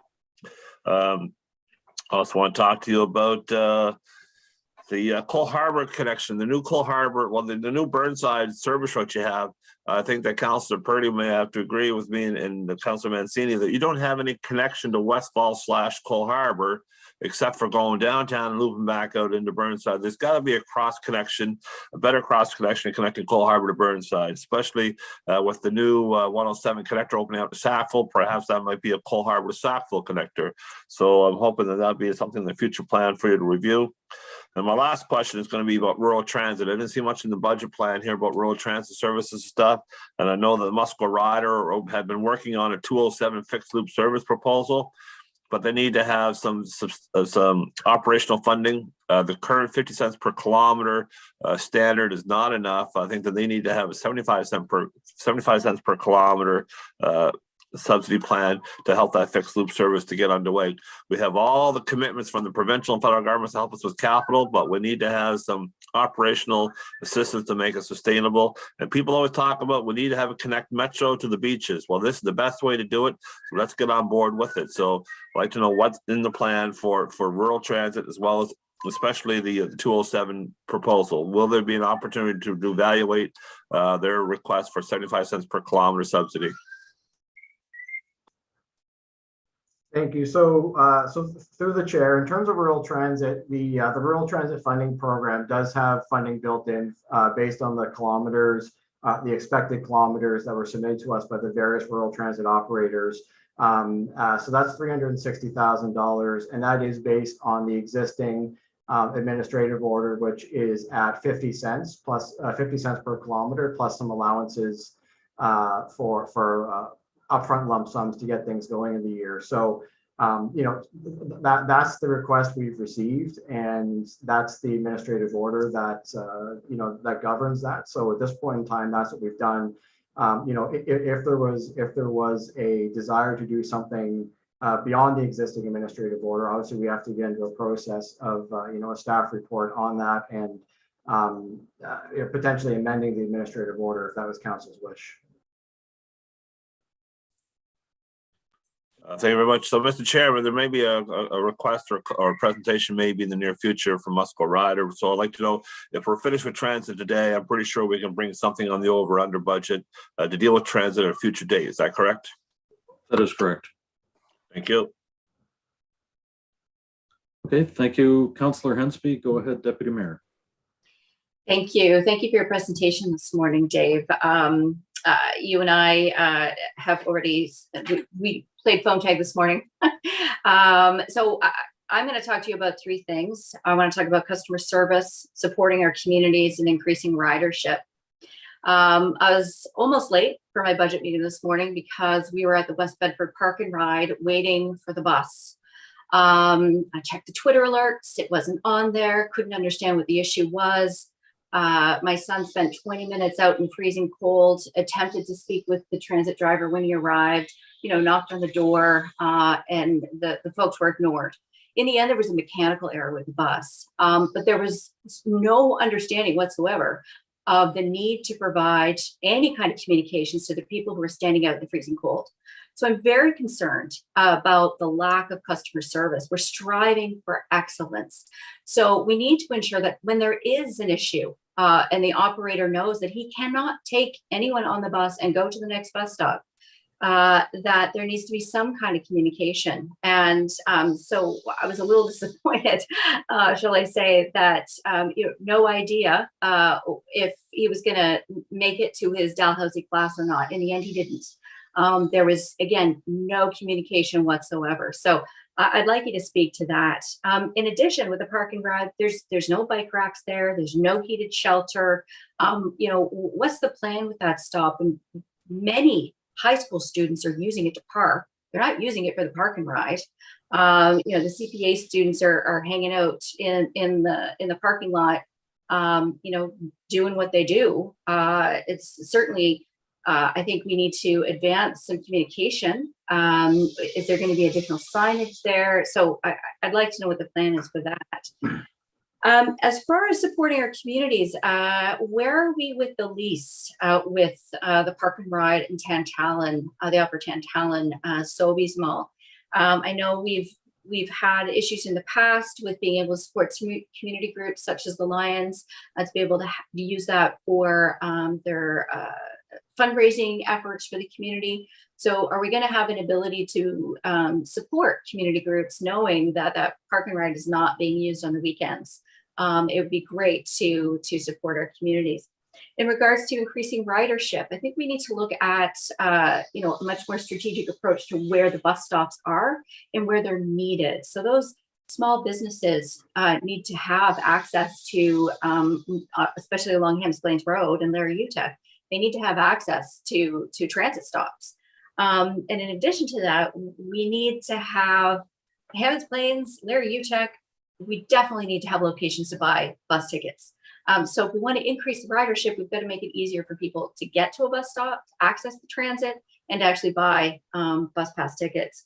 And thank you, Councillor Hensby, for raising the issue about rural transit, because again, I think we're missing out on a great opportunity to support the businesses and focus on building economic development opportunities for our rural communities where we've got these little villages, we've got these little hubs, but they desperately need access to transit. So stop there. But I can say that, the Moving Forward Together plan has not been helpful for rural communities. So it's kind of like moving forward together, but without the rural communities. So I'm looking forward to working with you on the next iteration of that plan. Thank you. Great. Thank you. So through the chair, first and foremost, Deputy Mayor, I want to apologize for what you experienced this morning. That's certainly not our expectation. Breakdowns do happen, unfortunately, but how it was handled on scene is not my expectation. So, that's certainly something we'll be following up on. Just want to go down the list here. So maybe while we're on park and ride, I'll stick with the park and ride infrastructure. So unfortunately, we did have some supply chain issues. I feel like I said that before about other projects. Unfortunately, it is the reality where we weren't able to get some of these things on time. They are coming. They will be built in, this spring. So some of the things require thawed ground, but they are coming soon. And I recognize the irony of the heated shelters not being there for the winter is not good. It certainly is not the desirable situation we wanted, but they are coming. And we opened the terminal early just so it would be there and be available. But there's more to come with that, I guess, to make it a more pleasant facility to be at. The students of the terminal is the first I've heard of that. It's something we'll look into. especially if there's undesirable behaviors there, something we can certainly follow up on. We have a good relationship with the school board on things like that. I will say the good thing is typically commuters are there before students. So at least if it comes down to a capacity crunch, the commuters will usually win out, but we'll certainly follow up on that. In terms of the Talon Park and Ride, yeah, I know. I'm glad we were able to find a good solution for the Lions Club when we had that challenge around the Christmas trees. The lease for that lot is until 2028, so we're kind of into that for now. But it's certainly a good consideration as we go forward with really any of our leased properties that we take steps to maintain that or regain that flexibility, I think. In terms of bus tickets, if there's particular gaps, I would always ask that you contact myself and we can work with finance, who kind of runs that program, to look for available options. Sometimes there are good options. Sometimes, there may be a lack of a retailer available, but certainly if you have some, I'd love to hear about them and let us try to find a solution to that. And the other thing, of course, is that with the mobile app payments coming soon, obviously that won't remove the need for all ticket purchases, but will provide another option to residents as well to more easily purchase fares. I just wanted to comment. I know you mentioned about some of the infrastructure in Hammonds Plains Road. I am aware that there's a stop that you've been waiting a while for in terms of getting a stop implemented out there. And it is coming. This is one that I can't remember the exact location, but it was one you had brought up during budget last year. And so we have been working very closely with our colleagues in TPW on getting a solution for that. There are some particular accessibility challenges that we're working through, but speaking with the team this morning, they're quite confident we will get a stop installed out there during this year's construction season. So that certainly is front of mind for us, and we are working on a solution to it. Thank you, Dave. Okay. Thank you very much. Councillor Morris, go ahead. Thanks, Mr. Chair, and thanks very much, Dave, for the presentation. I'm amazed at the progress that you've made on electric buses, especially during another difficult COVID year. So congratulations on that. Just a few questions for you here. I'm wondering if you could say a little bit more about the Hamlock Ravine bus. That's the first new route I've seen since I've been councillor, and I'm just wondering if it will stop at Carney Lake, Lacewood, and how I could have input into those stops if they haven't been determined yet. I'm wondering about this plan. I'm really excited to see the plan to make bus stops, the 50 stops, more accessible. I'm wondering how that's going to be integrated with TPW, because it seems to me when I'm looking for more accessible bus stops, the main problem that I run into, even on very busy bus routes like Main Avenue, is there is no sidewalk. So you can't have a shelter or a bus stop without a sidewalk. So then that's delayed because of the difficulties of installing new sidewalks. So I'm just wondering how that's going to be arranged and what those priorities will be. And what would it take to expand the student pass program in future years? And finally, could you confirm when the accessible taxis will be ready for passengers? Thank you.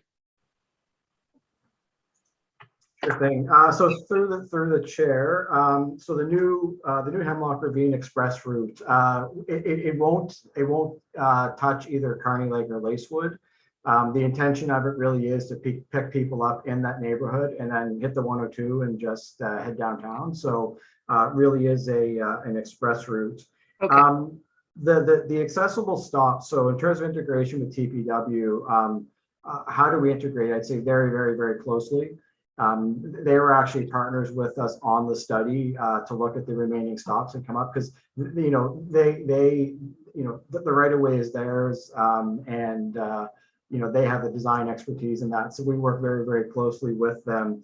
The example that you mentioned of the no sidewalk is a bang on example of where I mentioned that we've kind of done the easy ones. Now we're into the more complicated and expensive ones. And what we're actually finding is in order to create that accessibility in locations with no sidewalks, we're actually having to build small stretches of sidewalk, say to the next curb cut or the next street. in order for it to be accessible. So that's why, yes, so you nailed that issue right on the head. That's one of the biggest issues we certainly have. It's much easier when you're simply pouring some concrete in between the sidewalk and the street, you can call it a day. So that's why we're into these more heavily designed engineering solutions for some of these. Student pass program. So we're working very closely with the school board on this, and they're looking at it from the position of like, what's the uptake? Is it providing good value to the school board? We're looking at it, from that perspective, but also from the perspective of, is this going to overload the system and create capacity challenges? So really right now, and for the next year or so, we're going to be in data collection mode. I think there's a very strong interest on the part of both ourselves and the school board to expand this. We both see a lot of mutual benefit here, but we really need to start going through it and just getting some good data to see what the impacts are. In terms of accessible taxis, so we are planning to be in March in front of council with that, and then from there about 8 to 12 weeks we think to get it started up. So it should be, it's without going into detail about the vendor, they'll be ready to hit the ground running. So once we get council approval, we can really get down to the brass tacks on it and get the service implemented. Oh, that's fantastic. Okay, thanks very much. Thank you. Okay, thank you very much, Councillor Morse. Go ahead, Councillor Austin. Thank you, Mr. Chair, and thank you, Dave. Always lots to look at in the transit budget. I'm pleased to see the changes coming to the number 10. The moving forward changes that were made this last go around. One of the pieces of feedback that kind of kept showing up in my inbox was the lack of a connection that didn't involve either walking several blocks or transferring to a third bus. Was that connection from Dartmouth to SMU, and it looks like this number 10 will solve that once the change is implemented. So the good news there. I'm pleased to see the harassment emphasis on the Transit Code of Conduct. I mean, particularly something that I've seen many times over the years in the inbox in terms of complaint, particularly from women riders, is sexual harassment on transit. So, any sort of emphasis. I know we've done some more work with our drivers, but anything in terms of a public campaign on that, I think is good. The student pass also great. Councillor Mancini, we've already done the COVID ferry stuff. So the two that I wanted to ask about, I wanted to ask you about the extra cleaning that's a result of COVID. I mean, this is something we all started doing in the early days of COVID when we didn't really understand that. For the most part, it's not Lysol wipes that you needed, it was masks, right? Because it was an airborne virus, and we've all kind of kept doing it, I think, as some sort of security blanket. But there are other benefits, right? I mean, there are, cold flu that is very surface dependent. Could you tell me again what the cost of that extra cleaning is? Because, I mean, from a public health perspective, not necessarily COVID, but for other reasons, maybe it's something we should just be thinking about. This should be our standard maintenance routine. What is the actual extra cost of that? Thank you. So through the chair, for the upcoming fiscal year, so right now we assume that we maintain the cleaning for the first quarter. So for the remaining 3 quarters, it would be $1.1 million to maintain the cleaning. So that's pretty hefty price tag to fight the flu and the cold. Okay, I think I'll have to think on that one for now. I'm not going to move anything on that. The fare payment piece. I know. It's like Groundhog Day, isn't it? I look forward to the announcement. What's the piece we're about to get is the mobile phone piece.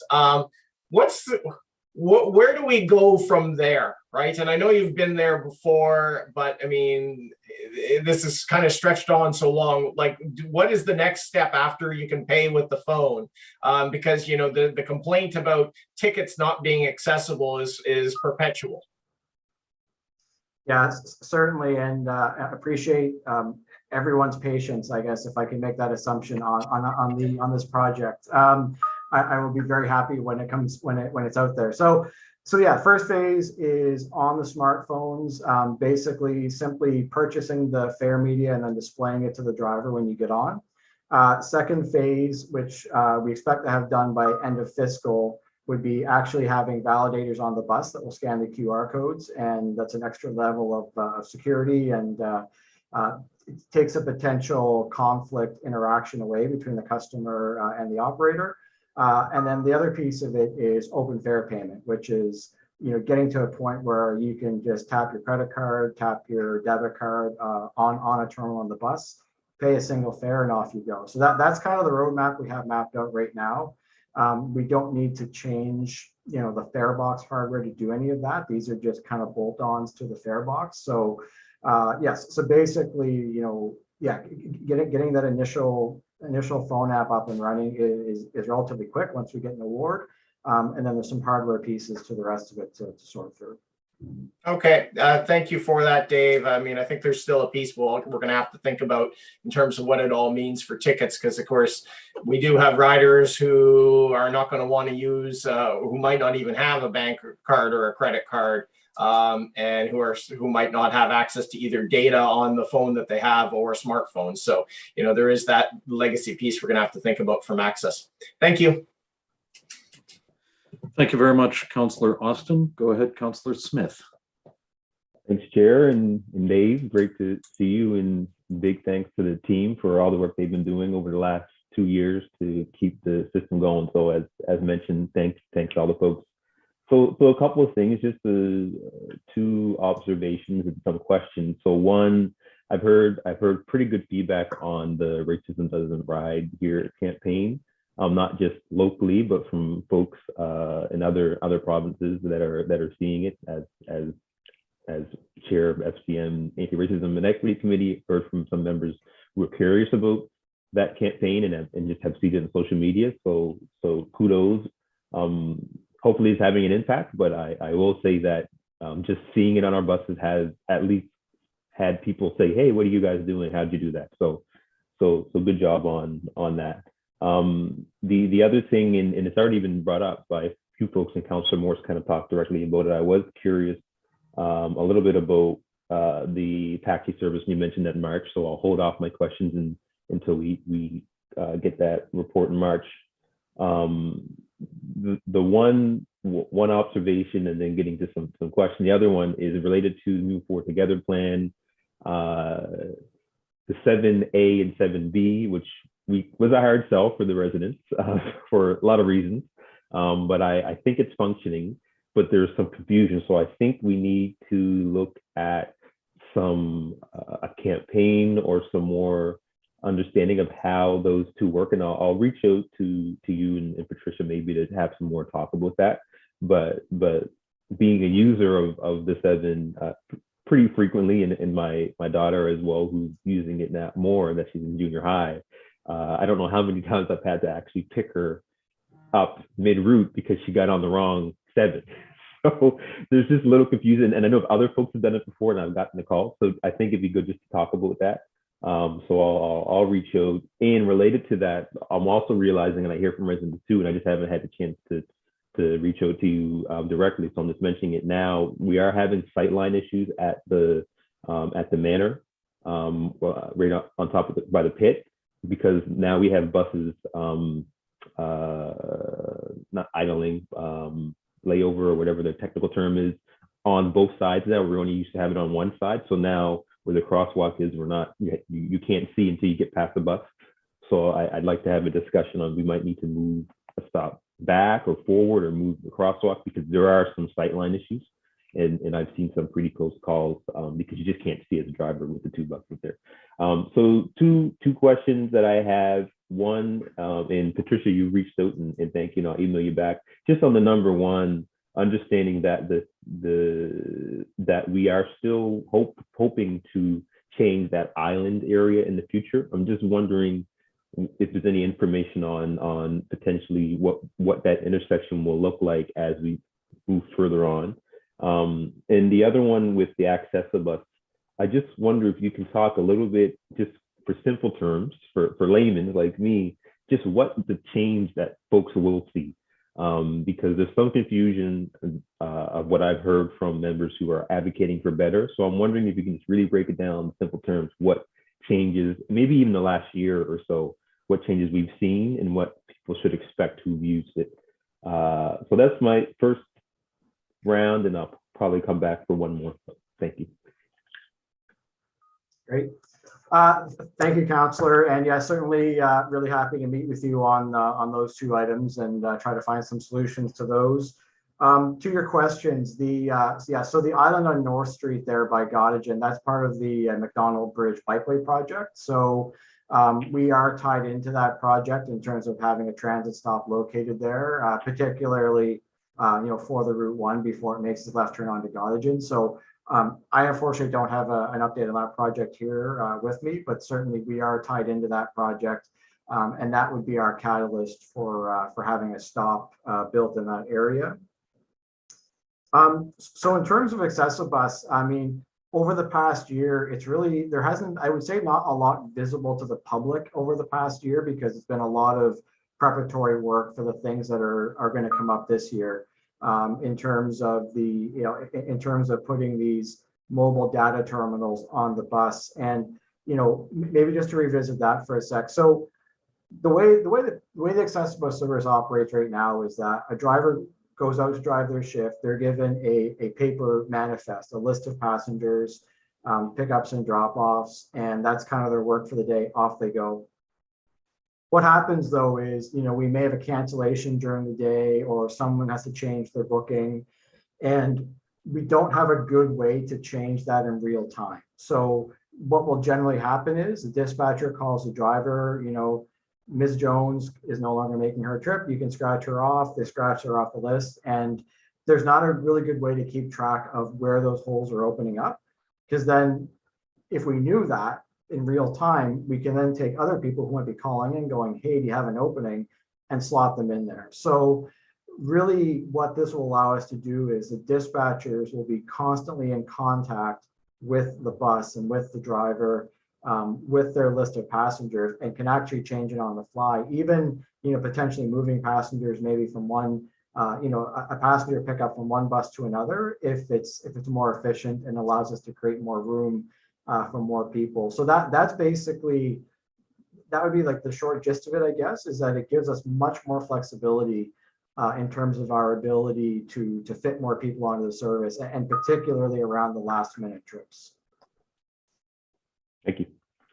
I'll come back, Chair. Okay, thank you very much. I'll add you to the list for the next time. Councillor Cuttle, go ahead. There we go. Thank you. And hello, Dave, and everybody else from Transit. I just a few things on my list here. One, actually to follow up on something Councillor Lovelace was saying, was about communication. And I actually had a resident today who takes the 415, which was canceled and didn't get a notice, and is a frontline worker and had to walk 2 hours to get to work this morning because there was no notice that went out about that. I'm just wondering, back to the communications. I don't know what happened in that situation, but it is really important, particularly when people rely on a transit system to get to work, that they are able to make informed choices when they leave the house, particularly on days like today when it's snowy and icy and really cold outside. So I think communications with our transit users is something that is important and that we need to continue to invest in. Like some of my other colleagues, I was really hoping to see something in here about the rural transit plan. And I'm just wondering, what resources are there right now in transit to be working with the regional plan review team, to be working with there's that provincial initiative around, kind of a regional transit strategy. And I'm just wondering what work is being done internally, what resources we have dedicated to those initiatives, and when we might start to see it show up in the business plans. the transit business plans. Other people have mentioned bus stops, safety, in particular, I'm interested in kind of the safety, comfort, and accessibility. I know it varies bus stop to bus stop, and I'm wondering if there's an evaluation that's going on. I have a few bus stops that are very dark, and I get calls from users saying that they don't necessarily feel comfortable, particularly early in the morning when they're in the winter time, when they're getting up to go to work. And I'm just wondering what's being done to kind of address some of those lighting and safety issues, because it really does impact the users, as well as the snow clearing. And so I know some of this crosses different departments, particularly when we look at the snow clearing standard for bus stops is, for many of them, it's 36 hours, which, has issues for accessibility, and really kind of impacts the user comfort and enjoyment of our transit system. And I'm just wondering if you could speak a little bit to that as well, about how we're improving our transit system in the winter. We are a winter city, and I feel that this is a piece that we really need to figure out. And if it's not in snow clearing, like should it in, transportation and public works, like should it be in transit? Like where should this sit to ensure that there's some standard that's being consistently met in the winter time? Also, I didn't see anything in the business plan about the Herring Cove Road bus rapid transit. I might have missed it. Just wondering if I did miss it, if you could point me in the right direction there, or where that might be in the business plan for the next year. I know that we've approved motions at council to start on design, and that fits with Transportation Public Works, but what is Transit's involvement in that? Thank you. Great. Thank you, Councillor. Through the chair, let me start. I'll start with so rural transit, and the rural transit funding doesn't appear specifically in the business plan, because it's basically it's just something we do as a regular course of business. So I think, as I mentioned, we put out a request to all the existing rural transit operators as to what their expected kilometers are going to be for the year. And then we build our budget based on that. So this year it's $360,000, and that reflects the needs that we heard from all the rural transit providers. So that, but again, it doesn't really, like, that doesn't appear in the business plan, because it's just kind of an ongoing operating expense that we do on a regular basis. I mean, in terms of any drastic changes to rural transit, I think, again, that's really going to come back to the regional plan review, because we do operate under the policies of the regional plan, the transit service boundary. And that's actually where the policy for the rural transit service providers comes from as well. It's all based on regional plan policy. In terms of our involvement with the regional plan, we do certainly have staff within our planning and customer engagement group that work very closely with the regional planning team. So that is ongoing. I think the provincial piece of that, the Joint Regional Transportation Commission, I believe it is, really, I think that it really is just starting up. So I think we're really still kind of feeling our way through what exactly that's going to mean. I know there hasn't been any meetings or anything yet, so I don't have any update at this point in time, unfortunately, on that.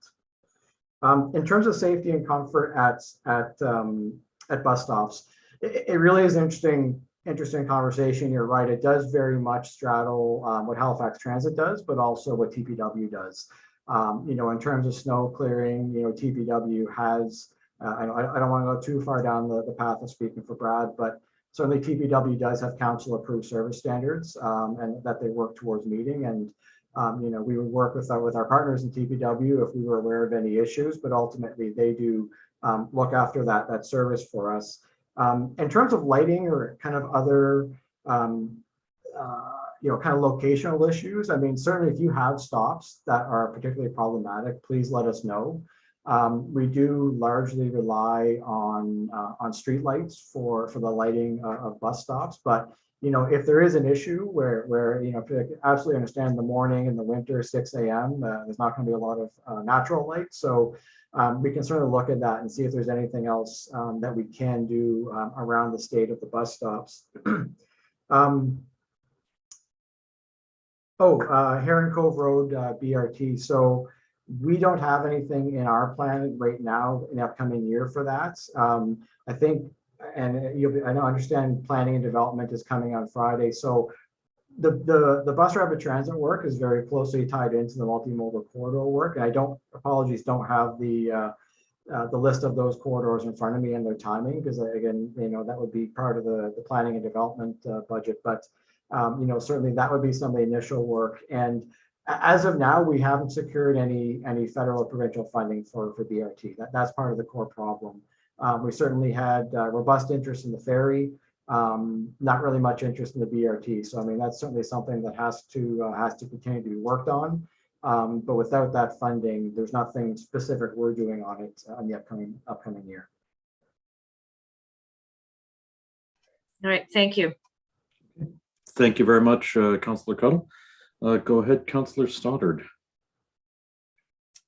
Thank you very much, Dave and staff and colleagues, for asking all those great questions.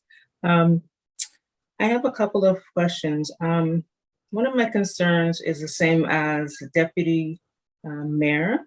In the BLT, Beachville Lakeside, Timberley area, the closest pickup or access to tickets is Shoppers Drug Mart in Clayton Park. I'm just wondering how it's arranged that, say, the local drugstore would have tickets available just for the BLT, because like I said, the closest is Clayton Park. My other question is, how are new routes decided? Is it the current passenger amount, or should I say count, or is it something else? As I've said in the past, and I continue to say, the ridership in the BLT is second only to Spryfield, and we only have 2 buses. So just wondering how long that would take to look at a new route of this way. And also, the bus sits at the end of one of the subdivisions and returns to St. Marcus Bay Road, although no passengers are allowed to ride. So I'm just wondering, it seems like lost revenue and a little frustration to drivers if the bus is going right by and won't pick them up. That's all I have for now. Thank you, Mr. Chair. Great, thank you, Councillor. So through the chair, so in terms of tickets, so we work closely with our colleagues in finance on identifying third-party vendors for tickets. Always try to make sure we have them, geographically spread out. So in my mind, if the closest one to like the Timberley area is all the way in Clayton Park, like that's a long distance. So I will take that away and have those conversations to see if there is a business we can identify closer to that community. And I'll try to find out what's going on, and I'll certainly circle back with you on that. Thank you. In terms of how new routes are decided, that could be probably several hour long conversation in and of itself. Generally we look at existing travel patterns, we look at land use, we look at projected growth and things like that. And we look at public consultation as well. So, I mean, that's when we get into the service plan next year, those are all the kind of things we'll be looking at, public feedback we've received. But, if you're interested, Councillor, I'd certainly love to, sit down with yourself and, my director of planning and, have a more fulsome overview of that. We can certainly set that up. It is a fairly complex thing that goes into that. So finally, so last point about seeing buses that go to the end of the route and go back, that's what we call a deadhead. So basically it's reached the end of its service, and we try to avoid having a lot of out of service kilometers, but sometimes it does make sense because if the bus is kind of done its day and served the purpose it's likely to serve, then we want to get it back to the garage and get that driver done their shift. And if we run every bus in service rather than doing some of these deadheads, it certainly drives costs up throughout the system. So that's probably, without knowing the details, I'm guessing that's what's being seen there is a deadhead, and that is kind of part of how we would operate the system. Thank you. Thank you very much for that. And Councillor Mason, go ahead. Thank you, Mr. Chair. So I want to address some of the things I'm hearing about where we are with rural transit and moving forward together. And I feel like we're at risk here of snatching defeat from the jaws of victory. The moving forward together has been very successful where it has worked. And it was quite deliberately done. We knew that we were reducing service for about 10% of the population to give much better service to about 90% of the population. There is no way, there will be no way in the future for us to provide better service for everybody unless we pour more money into the system. So how did we end up here? Why didn't we pour more money into the system? In 2013, and this was a study that started before I was elected, but was delivered shortly after I was elected, the Auditor General delivered a systems level performance review of Metro Transit, as it was then called. On page 21 of that report, the OAG said, the OAG senses regional council's recent emphasis has been to build a system with as much coverage as possible. It is likely to accomplish this goal. It is the strong recommendation of the OAG that regional council place a far greater emphasis on growing ridership than it presently does. And the reason for that was that at the time, we had ridership statistics that showed that only about, just under 2/3 of the seats on the buses, the capacity, were being used every day, that we had a lot of buses that were going around with significant underuse, despite the equipment investments that have been made. The concern of the Auditor General at the time was that we were making the system more and more unaffordable by putting more and more service out there that was more and more expensive and had very low ridership. And so I'm all for looking at rural options, but let's take a bit of a reality check. If you look at, I had a friend who lived in Oyster Pond and asked why we didn't have a bus to Oyster Pond, right, which is past Musquodoboit Harbor. It's about 55 kilometers. In Ontario, that would be from downtown Halifax or downtown Dartmouth to Newmarket, Ontario. It's the same distance.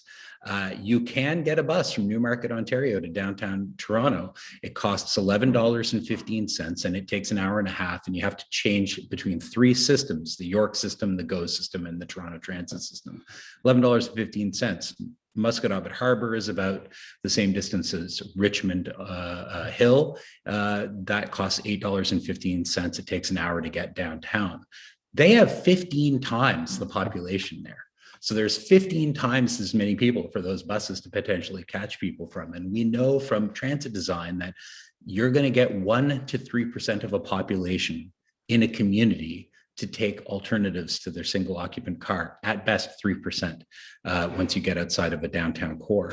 So when you're going to communities of 500 and 1,000 people along long winding rural roads, you're talking about picking up maybe 10 to 30 to 40 people at most, let's say, to help pay for that system. So it's difficult, and that's what the Auditor General was talking about. And so we need to really look at, I don't think we're going to be running buses everywhere. All over the region. I don't think it's financially possible, and I think it would be irresponsible because I don't think they'd be heavily used. And I'm just going to say that we need to be looking at alternatives. How do we do rural community transit better? We can't step in and do what the province does in places like Saskatchewan and Quebec and Ontario and provide the rural connectors between communities. That's not something I think we can afford to do without significant provincial investment. And I think things like Musgo Rider and Bay Rides are the better investment, for better bang for our buck. Once again, I've said this before, I'll say it again, just getting to Porter's Lake, just getting to the extent of the highway on the Metro X right now and going out to all the Metro X's, the subsidy is $9.20 per rider, right? We're closer to around a subsidy of about $1.20, $1.30 in the core and about, $2, $2.50 in the suburban areas. So all of those services, when we expand them, when we make more Metro X happen, to push it out farther, you're looking at a subsidy of $10, $12, $16 a rider, right? For buses that only have 30 seats.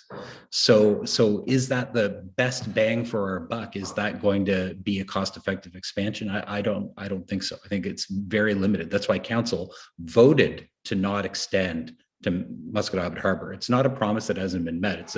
It's something that was analyzed and determined to not go ahead, and council voted not to do it. And I know this is really hard for David to hear and some other folks to hear, but it's like, these are the real issues we're going to face. If we want to do rural transit, that's fine. How do we do it in a way that's most cost effective and serves those folks the best? Are we willing to spend a tremendous amount of money to have buses that are driving around, that are costing a tremendous amount of money and don't have a lot of people on them, 2 or 3 riders per loop? I don't think that's the right thing for the environment or for the taxpayer. So let's focus on developing a rural solution that addresses the real rural concerns without doing a bunch of performative stuff that is going to be very expensive. Thank you. Thank you very much, Councillor Mason, for that. I didn't hear a whole lot of questions there. So I am going to move on to Councillor Kent. Go ahead. Thank you, Mr. Chair. Thank you, Wei, for that great segue into District 3 area of concerns. And I'm going to just continue to flog this issue. And I think that you're absolutely right. We need to find a rural solution. How do we do rural community transit better? I think that it's overdue for an answer to that. And I would like to be part of those conversations. We've said it over and over again, and councillors continue to express their concerns around it. And I think we should be giving Councillor Hensby a medal for the number of years that he's been bearing the weight of these kinds of issues that he faces in his district. I think that, again, I'm going to state something that I fear often is lost when we have these conversations around rural suburban, and is Cow Bay. I'm going to say it again. Cow Bay is landlocked.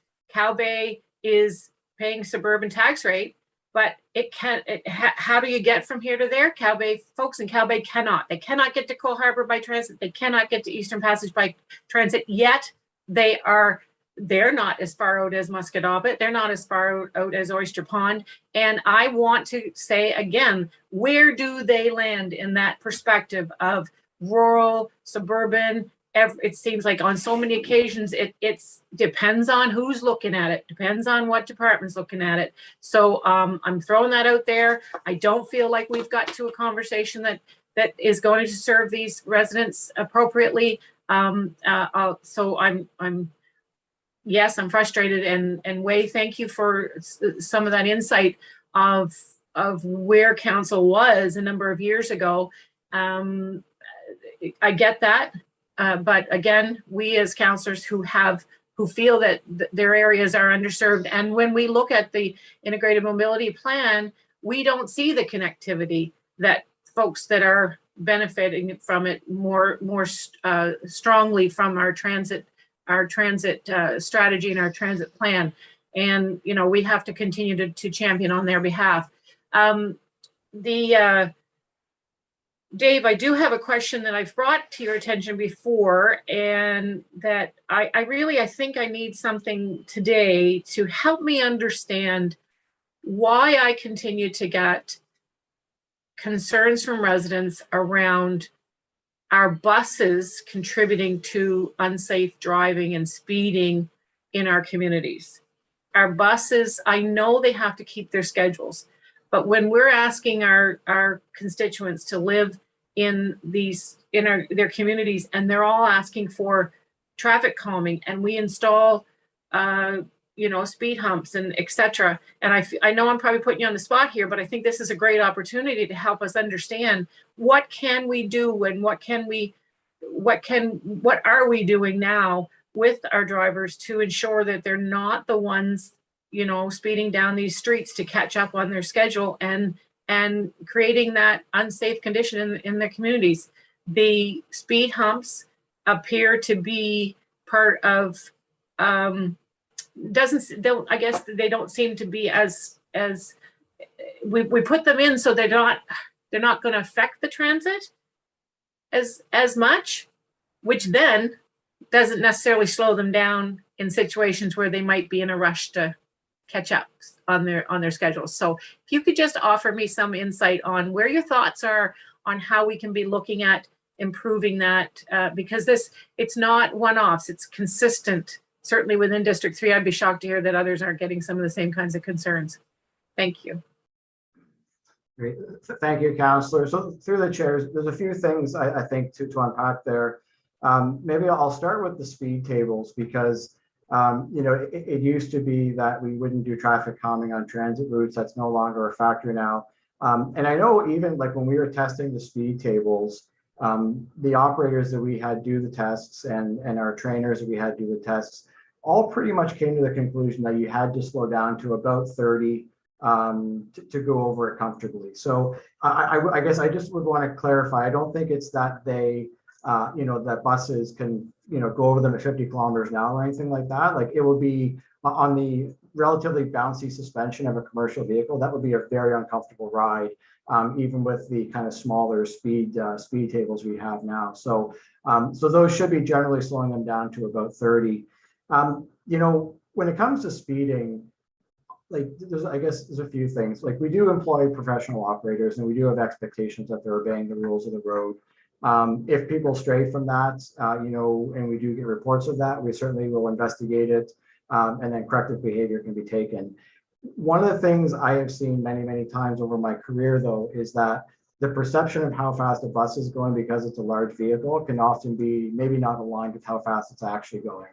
And we do see often that when we pull, because we can actually go back and we can pull data, we can pull GPS data, look at average speeds, like highest speed and that, they're typically not, I guess I'd say not as fast as maybe some people perceive them to be.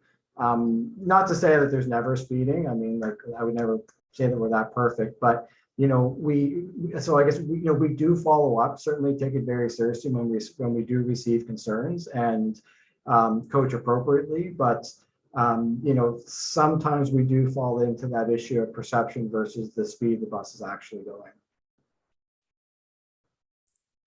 Thank you. I think that that's a really important piece that we do share with our public. I was around that data that those buses are outfitted with those GPSs, and we can determine that, and that it would be important that if folks have concerns around it, send that in through our customer service requests, and then you guys can do that. And I do certainly appreciate the perspective of impression of something speeding in your neighborhood is not necessarily always a data reflection of the real data that is there.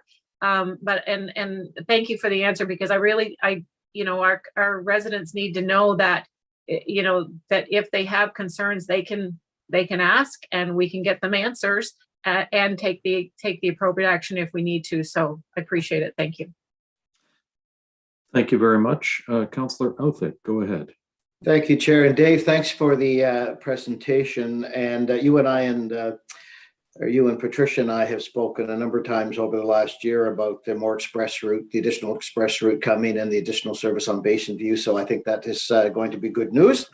And thank you for that. A few things I'd like you to clarify for me, just and hopefully won't have to come back. The Mill Cove Ferry, we're sort of, people, have been hearing about it a long time. We delayed it to look at rail, etc. But they keep saying, well, you're still studying. We're not doing a study now. We're actually at the design and we're actually at the planning stage of this, subject to wanting and needing federal and provincial money, which is fair. And you're saying that there is interest. But just when I'm through, if you could just clarify exactly sort of we're at the stage now where we're designing terminal, we're designing and planning what the ships would have to look, what the vessels would have to look like, this sort of thing. The park and ride in West Bedford, we decided to expedite the opening of that before the heated shelters were available. I agreed with that. And we haven't done the official ribbon cutting yet and PSAs and all that, because I know both Councillor Lovelace and I want to see a lot more usage of that. I did mention a couple of times that I do think that the CPA use of it may become an issue down the road, that we'll have to look at some sort of parking control for that if it does become an issue.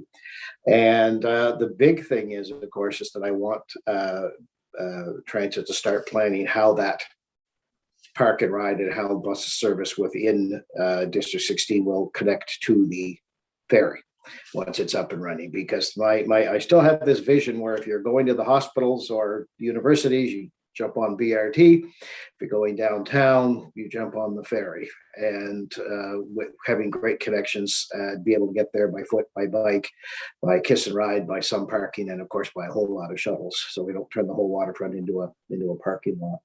I think you know all that. Councillor Cuddle made some good comments, I thought, about the importance of planning and transit working closer together, and I just want to put in my plug that you'll all have heard me with my rants before, that we've got to learn what we did right and wrong in West Bedford and get transit into Port Wallace sooner. And, you know, maybe people don't buy the second car, or maybe, you know, this sort of thing that they know it's coming, they see it's coming, rather than, you know, trust us, 5 years from now, you will believe what we're going to have 7 years from now, you know, but it's actually going to be there when they are signing the mortgage or the deed.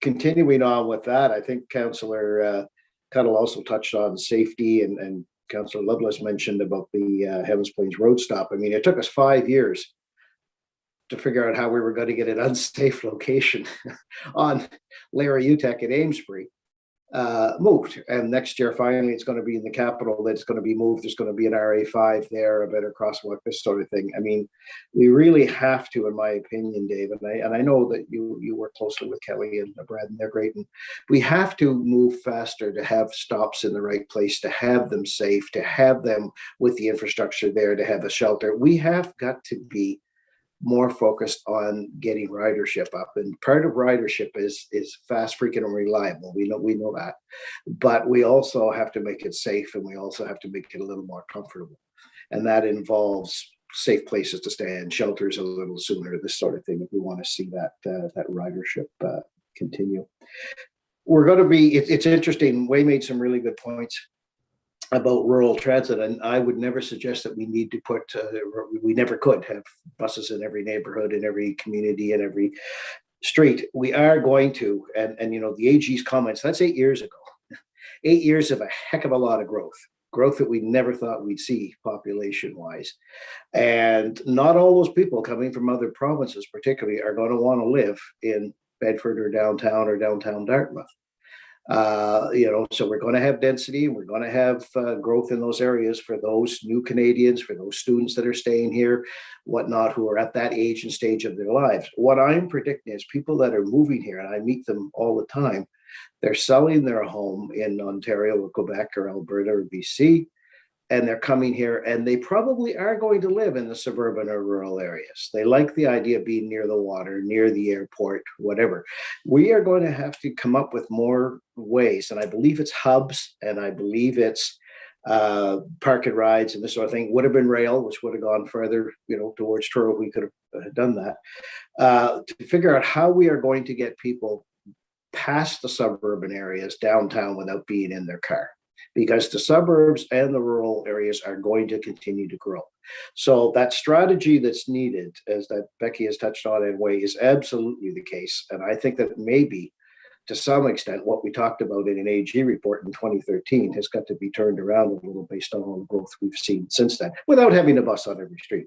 So if we could just touch a little bit on park and ride on the ferry, Dave, and hopefully you can just nod your head and agree that you and planning and traffic got to work together a little faster and sooner to make stops and things safe. Thank you, Chair. And I'm over time, but just not much. Great. Thank you, Councillor. So through the chair, maybe I'll start with the TPW one, because that is pretty quick. We are working better, and I would say differently with TPW earlier on, I think, on stop locations. Like, we are no longer just finding it acceptable to just plop a stop down.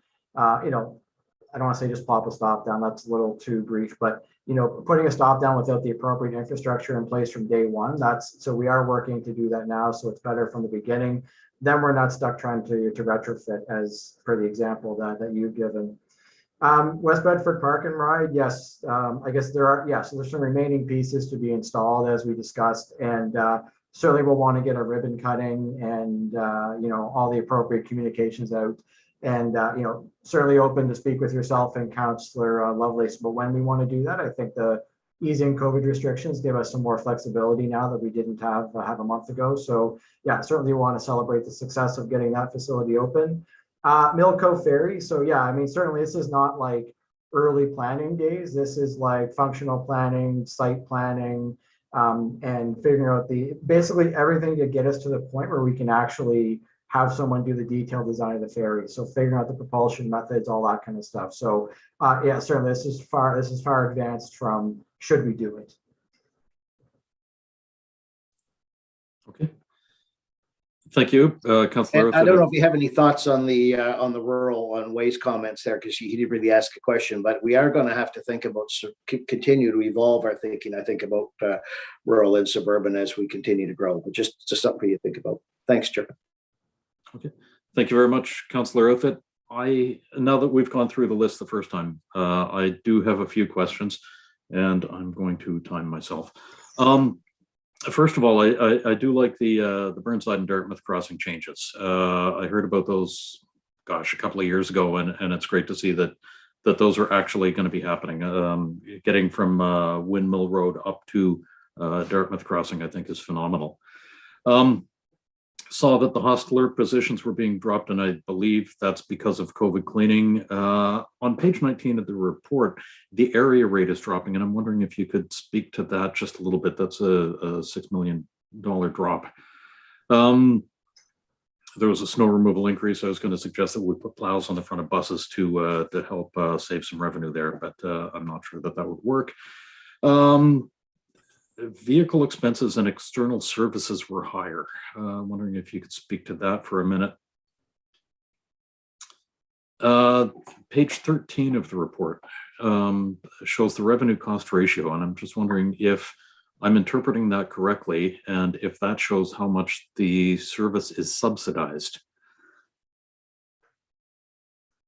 And I think that's it for now. Thank you. Great, thank you, Chair. So revenue cost ratio would be the percentage of the cost that is paid by fares. So that would be the percentage that, yeah, it wouldn't be the percentage that's paid through tax, it would be the percentage paid through fares.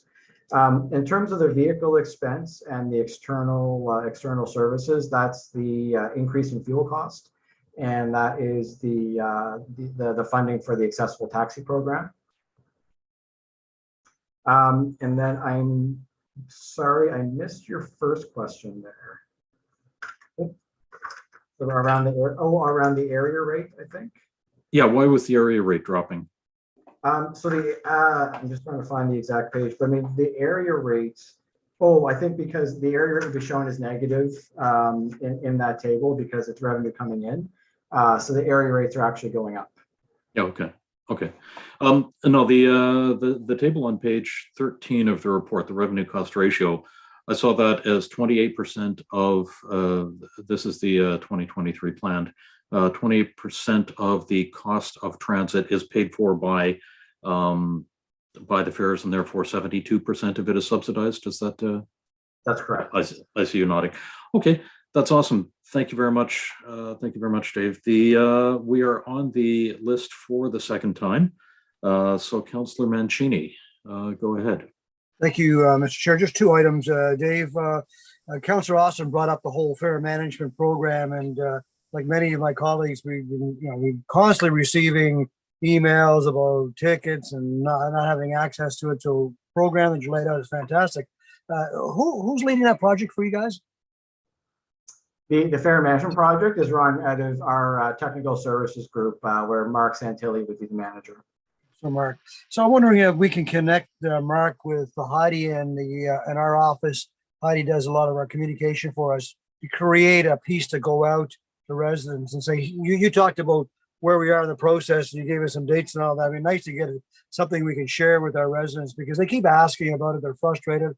They may or may not be aware of that we even have the program, but it's coming. I keep telling people it's coming, and they're saying when, and so on. So maybe we get Mark and Heidi to get together and work on something so we as councillors can push it out in our social media, push it out in our newsletters. Dave? Yeah, actually, what I would suggest, because I mean, certainly a lot of interest here today, and I know on the part of residents as well. So we can craft a briefing note for council. Okay. That kind of summarizes this, and then everyone will have the same information if that works. Yep, works well. Last item, we had talked a number of months ago when the weather was a little better, about people trying to bring their fat bikes and e-bikes onto the ferries, and the racks. Some of the ferries do have racks that are big enough, some that don't. You were looking into that. Can you tell us where that is? Yeah, certainly. So we did some preliminary study or some preliminary work on what we can do to have the flexibility for the bikes with the fat tires. So it's a fairly inexpensive retrofit actually to replace one of the racks on each ferry with one that has a wider slot for the bigger tires. So that's just baked into our budget, and we will do it. It'll be happening this fiscal year. Oh, fantastic. Look, I should have asked for something else. That was easy. Thanks, Dave. Appreciate it. Thank you, Mr. Chair. I'm done. Thank you very much, Councillor Mancini. Go ahead, Councillor Hensby. Well, Mr. Mason might need a little bit of a history lesson in regards to the regional plan and everything else we talked about. Back in 2005, Lawrencetown was promised in our regional budget process a Lawrencetown service study. Then 2006 comes along. Well, the regional plan takes precedence, and we're holding all future transit expansions to nowhere. We're going to focus on the urban core and the existing services. That's where it started in 2006. The regional plan brought in the rural commuter shed. That 45-minute imaginary circle around the urban core, this is where we're going to base our regional transportation tax zone on to pay for park and rides and for the ferry service. And that's in 2006. 2007, we get the Contra report, the Rural Express Transit Service. And that proposal talks about having rapid express service on the 100 series highways at strategic locations. Porters Lake and Muscatobit Harbor in Mineville were identified as critical areas. We only got one put in Porters Lake in 2012, I think it was, when I finally got started. Ever since that time, we've been raping the area with that regional tax rate for the reaping for the services. And what have we got to show for it? Nothing. He makes a comment on Oyster Pond. Oyster Pond is just outside that regional transportation zone. But I can tell you, Myers Point, Head Jador, and West Jador, they're just a couple minutes away from Oyster Pond, are inside that tax zone. And where they got to go, they got to drive all the way to Porters Lake for Park and Ride Terminal to get access to the metro. Thank goodness we do have Muscle Rider as an option, but still that's at a higher rate than some people can afford, but still it's an option available to them.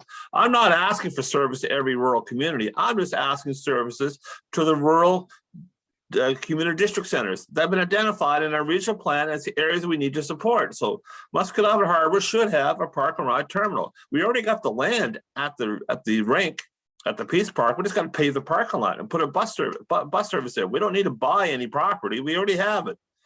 And I'm looking for the Mineville report. I've asked for about the extension of a 370 service in Mineville. I can't even find it on the report system anywhere in regards to it's been a motion that was passed, but I don't know where it is. So perhaps Mr. Reggie can tell me where the Mineville 370 at exit 18, the Highway 107 study is. I'm still waiting for that to come forward. I see in our upcoming plans for June the 7th, the regional and rural transportation tax zone reports coming forward. It talks about, ferries should go to the local transit rate and take it off the regional transportation rate. Well, that's fine and dandy, but all these years we've been taking those tax dollars, and what do we have to show for rural areas, especially in District 2? Not much. One terminal. That's all we got. And we're trying to expand the services. We're trying to encourage more people to take the transit service. Well, we have to build it for them to use it. Right now, you look at Main Street corridor now, the traffic coming in from the Eastern Shore and the Gateway, that's why I've been harping about the Main Street functional plan. We need to make it wider and thicker and better in regards to put that middle lane capacity to turn left off to get out of the way of traffic. We need to have the bike lanes. We need to have these things done. And I guess getting so frustrated that, we don't have the ridership to prove it. Well, sometimes you got to build it and they will come. And that's what we talked about doing in the past. So I'd like to know, where is the Mineville exit 18 report for the 370 service, as well as one other question about your electric buses terminal. There's going to be great demand on electric buses across the whole country. Do we really anticipate our procurement to be on time? I really believe that procurement for these electric buses are going to be prolonged. And so hopefully we're ready for delays in delivery. Thank you through the chair. So the Mineville report is on the agenda for February Transportation Standing Committee. So next week. Battery electric bus timeline. As of now, talking to the vendors, we don't expect any delays beyond our schedule. As usual, we will never know for sure what our delivery dates are going to be until we have it approved and have a place in the assembly line. But as of now, we're being told not to expect any lengthy delays. I think the bus manufacturers are building primarily electric buses now and not a lot of diesel buses anymore. So their capacity is well ramped up. Okay, thank you very much for that. Let's go to Councillor Daigle-Gammon, please. Thank you very much, Mr. Chair. What a fantastic conversation. And Dave, you know, you always bring us so much excitement when it comes to transit and your business plan. One of the two kinds of things to comment on, I guess, we're talking about when I had said, I'm glad that the moving forward to get a plan is done. So, you know, we ate what was in the fridge. We're good. Like I said, now it's an opportunity to move forward. We did what we were supposed to do, what was asked of, and now we move forward with something else. And so I do think it's opportunistic. And I think that we get to look at suburban and rural and a little differently.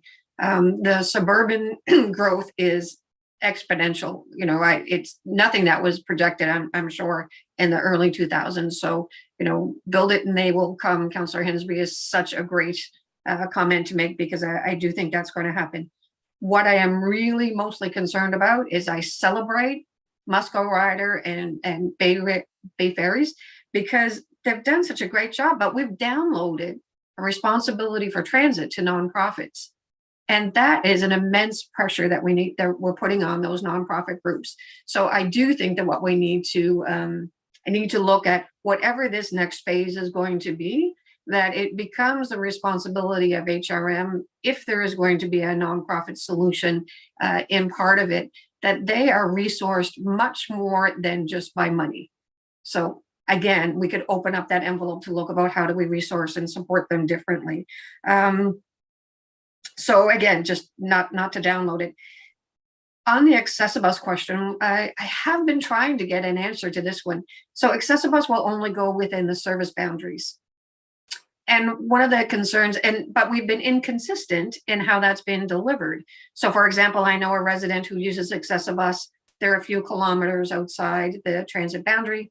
And so the Accessibus takes them to their home. We have a person who is 7 kilometers away from Perrin Drive that has dialysis, that gets home at almost midnight, and they will not take her beyond Perrin Drive to that 7 kilometers. So why are we inconsistent in how we do that with Accessibus in terms of coming just a little bit beyond the service boundary? I'm just wondering how that's determined. So through the chair, the service area for Accessibus is within 1,000 meters of an accessible route, and you know that should be consistently applied. The only outlier to that is that when council approved that 1,000 meters, and this is going back quite a number of years, a decision was made then to grandfather in people that were outside of that area. And it could be that they were on a route at the time that no longer exists, or there could be some other grandfathering for existing clients. So that is like, without knowing the details, Councillor, that's likely the source of some of that inconsistency. Would we ever consider the time of day? So for example, this person can only get a dialysis like at 10 o'clock at night, so they're getting back at midnight. Will we ever consider time of day on those kinds of things? We wouldn't. I mean, so again, the policy, it was a council approved policy that it's 1,000 kilometers. There wasn't any allowance for time of day. I mean, 1,000 kilometers or meters? Sorry, 1,000 meters. Yeah, that's a whole different conversation. Can you tell it's almost lunchtime? So I mean, again, like that's the policy that was directed by council at the time. At the end of the day, we always take direction from council should there be a wish to change anything. You know, and I think, you know, speaking of rural transit, if if there are desires on council for staff to do something different, I mean, a change in policy, whether it's on rural transit or something like this, my suggestion would always be to bring forward a request for a staff report and let us go look away at it. Because if we're following council policy, council direction, and that's not working for council, then always happy to go away and go away and look at it further with direction from council to do so. So to consider extending excessive bus service beyond the service boundary, beyond that 1,000 meters, we would have to ask for a staff, we could ask for a staff report to see what extending that could look like? Yeah, I think that would be, through regional council rather than budget committee, but certainly, I mean, that's within the purview of any councillor to, to request, put a motion for a request for a staff report on things like this that come back to policy. Okay. Thank you. I'll do that through regional council. Okay. Thank you very much, Councillor Daigle-Gammon and Dave. It is now 12 o'clock. Let's break for lunch and resume at 1 p.m., finish off transit, and then jump into perks. Thank you. We will see you at 1 p.m. Good afternoon. We will be now blanking off videos and putting up a holding screen and muting microphones. See everyone at 1.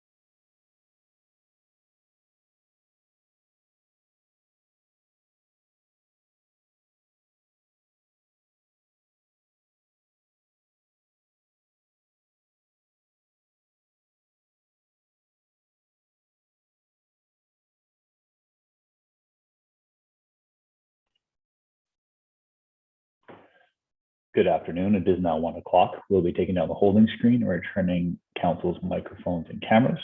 Chair Russell, you may restart the meeting on your call.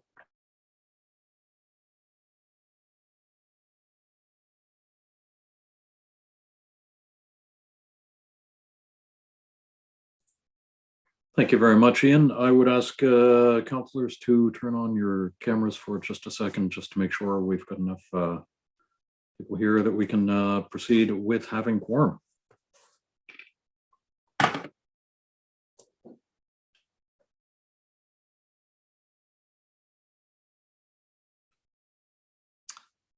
Awesome. Thank you very much. And Dave Riggi, I assume you're back with us as well. You are back with us. That is fantastic. Thank you. The list of speakers is in the chat in a second. The next speaker on my list is Councillor Smith. Councillor Smith, go ahead. Thanks, Chair. Yeah, Dave, a couple quick things. It was already talked about with the new fare management system and the technology. I wanted to get a little bit more information. There wasn't much in the report. So just to expand, one of the things that we're hearing and been hearing for a long time is the terminals. So what would change at terminals when we get into the fare management system? Are there going to be more access to tickets? Is there going to be less access? I know we have access to change, but that's about it at terminals. So I'm just wondering if anything's going to change at terminals, because we will be we are expanding terminals as we go. And the other one that's mentioned that I'm not going to talk about things that are already been talked about, but one we've talked about this before is McKay Bridge.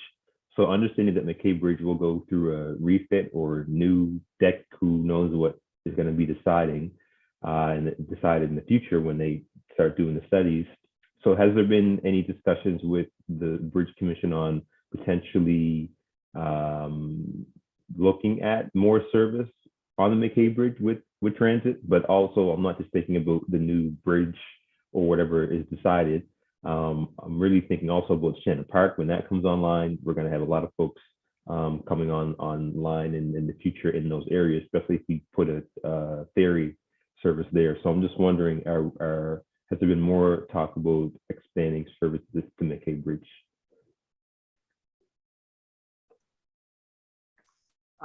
Thank you, Councillor. So in terms of the McKay Bridge, you know, I guess it's not an area. We look at what's on either side of the bridge, I guess, and what's needed for that. And I know, you know, I think there's always opportunities to look at that once we get into our next service plan. And I'm remembering back to when we were prepping the Moving Forward Together plan. One of the routes that we had thought of, but just didn't make the cut at the end, was something from, like, say, the north end of the peninsula to Burnside via the McKay Bridge. So, you know, that was one that, you know, we all thought was a good idea. It just didn't kind of make the cut when we looked at what we had to fit into budget. So, you know, I think when we get to the next service plan, it's an opportunity to look at some of those demand patterns.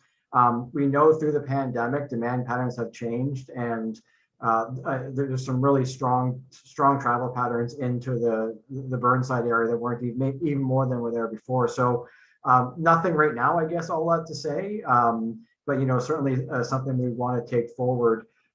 In terms of Shannon Park, I mean, certainly you're looking at it from both a ferry perspective. You know, that was one of the proposed ferry routes to run from Shannon Park to downtown.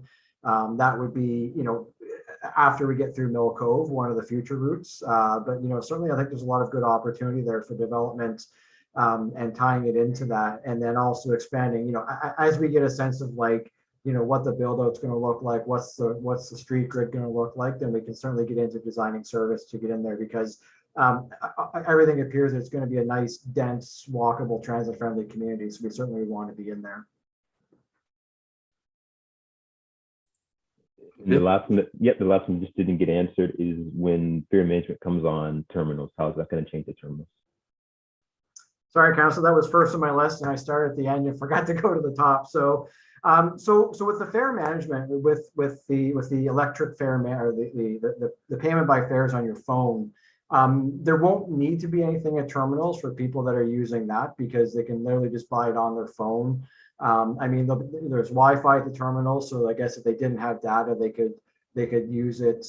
They could use the Wi-Fi at the terminals. But so like we're not looking to put like ticket vending machines or anything like that at the terminals, I guess, if that's kind of the question. They are quite pricey, and it's not to say that would never happen, but we're hoping that once we introduce the electronic fare payment, that will create an attractive option for enough people that we won't have to go down that path of the large capital and operating expense of these ticket vending machines. I know we do sell tickets, I think, at the bridge terminal. We don't actually, the vendor in the bridge terminal does. And so we've never really been set up with that structure of having our staff selling tickets at terminals. Our infrastructure is not set up for that. We don't have a secure place, and we don't have kind of the back end that you would need to manage supply and handle cash and things like that. So as of now, I guess, long story short, there's no plan for anything additional at terminals themselves, but certainly the hope would be that with electronic fare payment, that's going to be an attractive option for a lot of people, if not most people. Okay. Thank you very much, Councillor Smith. Mr. Mayor, go ahead. Thanks very much, Chair Russell. David, good afternoon. Good to see you. Afternoon. One of the things I struggle with a bit as we do the budgets is, we all talk about growth. We're growing quite fast. We're growing at about 2% a year, but budgets tend to grow faster than that. So when people say we've got to keep up with growth, we need to keep in mind we're not growing at 20%, right? So, but there are certain services that we have to have to make sure that the citizens are taken care of. When I look at your budget, I can't see a lot of problem with it, especially in light of the fact that the biggest item in your budget, the compensation and benefits, is pretty manageable, considering that the changes that are coming in, they're coming out. I want to commend you for the work that you did during COVID, managing the bus service. It wasn't easy, and while we didn't always agree with the ATU, I have to give Ken and ATU some credit. They've been advocating, as well as FCM has, and the big city mayors. They've been helping the cause in looking for support from other orders of government. People forget that transit in a pandemic is different than transit at any other time. Transit in a pandemic is deemed an essential service. And we're in a bit of a conundrum because less people are using it, but the people who are using it, we simply can't afford not to service them. You can't afford not to have frontline workers get to work. You can't afford, that you would sacrifice the economy if people who work at pharmacies and hospitals and grocery stores and medical clinics and the Dollaramas and all those things that people need to get to in order to keep themselves going. So, we lost money, we lost ridership, but we couldn't eliminate the service because we needed to keep it going for public health and economic reasons. So, as you know, we're having conversations and hoping that the other orders of government might look at this. They did a year and a half ago. There was a restart agreement negotiated between the federal government, provincial government, and municipal governments. It was $19 billion. Halifax received $46 million at that point in time to assist with things, largely transit, other things, PPE and rec services, but it was largely transit. But that was a year and a half ago. That was not only before Omicron, that was before Delta. That was a long time ago, and we've continued to struggle. So I think you've done a good job, and I appreciate that. And I recognize that we all want the ridership to come back, and we all have to work together. Politicians, public service, public sector unions, and others to advocate for that. So just a couple of questions. On the external services, which you mentioned, I think Councillor Russell spoke about too, that is largely going to be the external services for the accessible taxis? Yes, Mayor, that's correct. The external service would be taxis, but also bundled into that in the budget sheet is fuel, which is a significant cost pressure this year. Well, when we did our fiscal framework back before Christmas and then since, there were 3 or 4 big things that were ID'd as unavoidable, really. One of them was the taking over the roads. investments in Halifax, clearly, hiring more planning staff, and the cost of fuel. So just remind us again what you're budgeting fuel at this year versus what it was last year. Yeah, certainly. So the fuel budget this year is 92 cents per liter for diesel, and it was 53 cents last year. So significant growth. That's a huge difference. And in terms of the projections at the end of the year, we're going to be over budget because of the fact that we've had to pay that already in some cases. But just thinking about that is a big deal. And I think also it's further reason for us to electrify our fleet, to look at more renewable options, so they can perhaps maintain some cost continuity. The ferry services, we found out, I remember in some of those early meetings when we were all in those morning calls, that the bus ridership dropped significantly, but the ferry ridership dropped into the harbor, if you'll pardon the expression.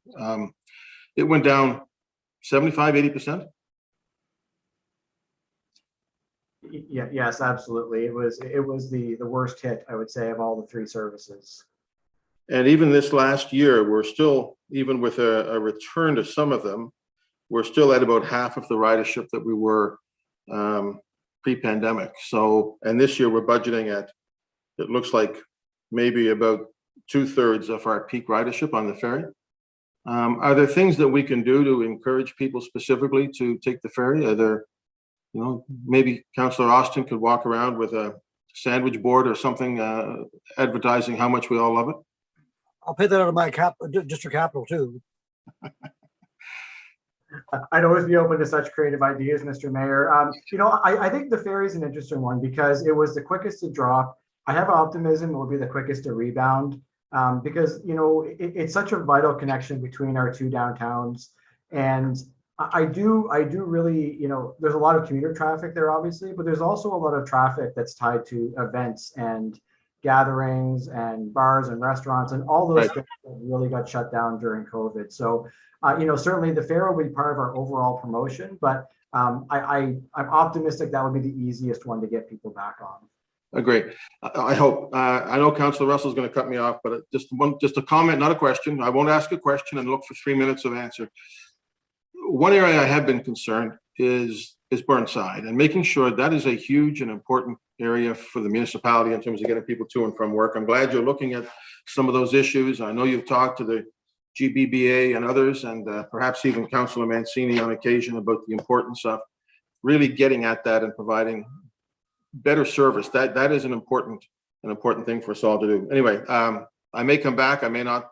Thank you very much, Dave, to you and to the folks who've kept transit going through the bleakest of times. Thank you, Mayor. Absolutely. Thank you very much, Mr. Mayor. Go ahead, Councillor Blackburn. Thank you very much, Mr. Chair, and thank you so much, Dave, for this. This has been outstanding. My apologies, I had to step out for an hour or so, but I just wanted to ask a question. We've already designated Middle Stackville one of the high growth areas in the coming years. And I'm just wondering whether the timeline with planning and development to expand Middle Sackville will align with your timeline for developing the Margison Drive Park and Ride, and just wondering if there's an update for where we are on that. Thank you. Thank you, Councillor. So through the chair, I can't speak offhand to the development timelines. I'd have to defer to Kelly Dendy on that. The Margison Drive, the Park and Ride project timelines right now are funded in the capital budget starting in fiscal year 26-27. So that's kind of where that is at. I mean, certainly, depending I don't know where the development's going or when the development is happening in that area, but certainly that's a conversation that can be had if there's a need to tweak that. And yeah, thank you for that. And I think those are conversations that need to be had, because I think far too often we expand development into communities and it's several years before transit catches up. And I would like to see more alignment between transit and planning so that when these communities are coming online and are being built, that the transit services are there for them fairly soon, as opposed to 5-10 years out the road. Thank you so much. Thank you very much, Councillor Blackburn. Go ahead, Councillor Morris. Thank you, Mr. Chair. I'm wondering if we could go back to the discussion from earlier about BRT, and specifically, if you could explain a little bit more about why it's stalled. Why are we not qualifying for federal provincial funding, or what could we do to speed that up? Is there anything that can be done in the meantime while we're waiting for that contribution? How much is it that we need to make progress on these plans? I'm just very concerned about this because a lot of my area along Dunbrack and the top of Maine is scheduled for intensification, and the only way that's going to work really is if we have a fully functioning BRT system going through there. It's really a really critical part of having more residents in that area, is to make sure that they have good access to rapid transit. So I'm just wondering if you can fill us in a little bit more about why this is stalled. Thank you. Thank you, Councillor. And it's kind of a tricky question, actually, because the way it would work is that so we've got our approval from council, and we received approval from council both for Fast Ferry and for BRT.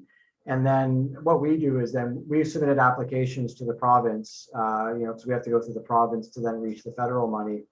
And really then it becomes conversations about what the province is willing to fund and what they're willing to not willing to fund at a given time. So we certainly had very good responses both on e-bus and on the ferry, and there's a lot of federal provincial money lined up for those. As of now, we haven't had a positive response back from the province that there's an interest in funding BRT. So that that fundamentally is what will be blocking that from going further at this point from a funding perspective. And what is that money essential for? I'm sorry, I'm not sure I understand the question, Councillor. Is that to add new routes or to make road changes, or what is that money essentially for? Oh, sorry. Yes, I understand. It's primarily infrastructure. I mean, there will be buses as well, but BRT routes are very infrastructure heavy. So it's really the capital outlay for both of those things. Okay. All right. Thank you.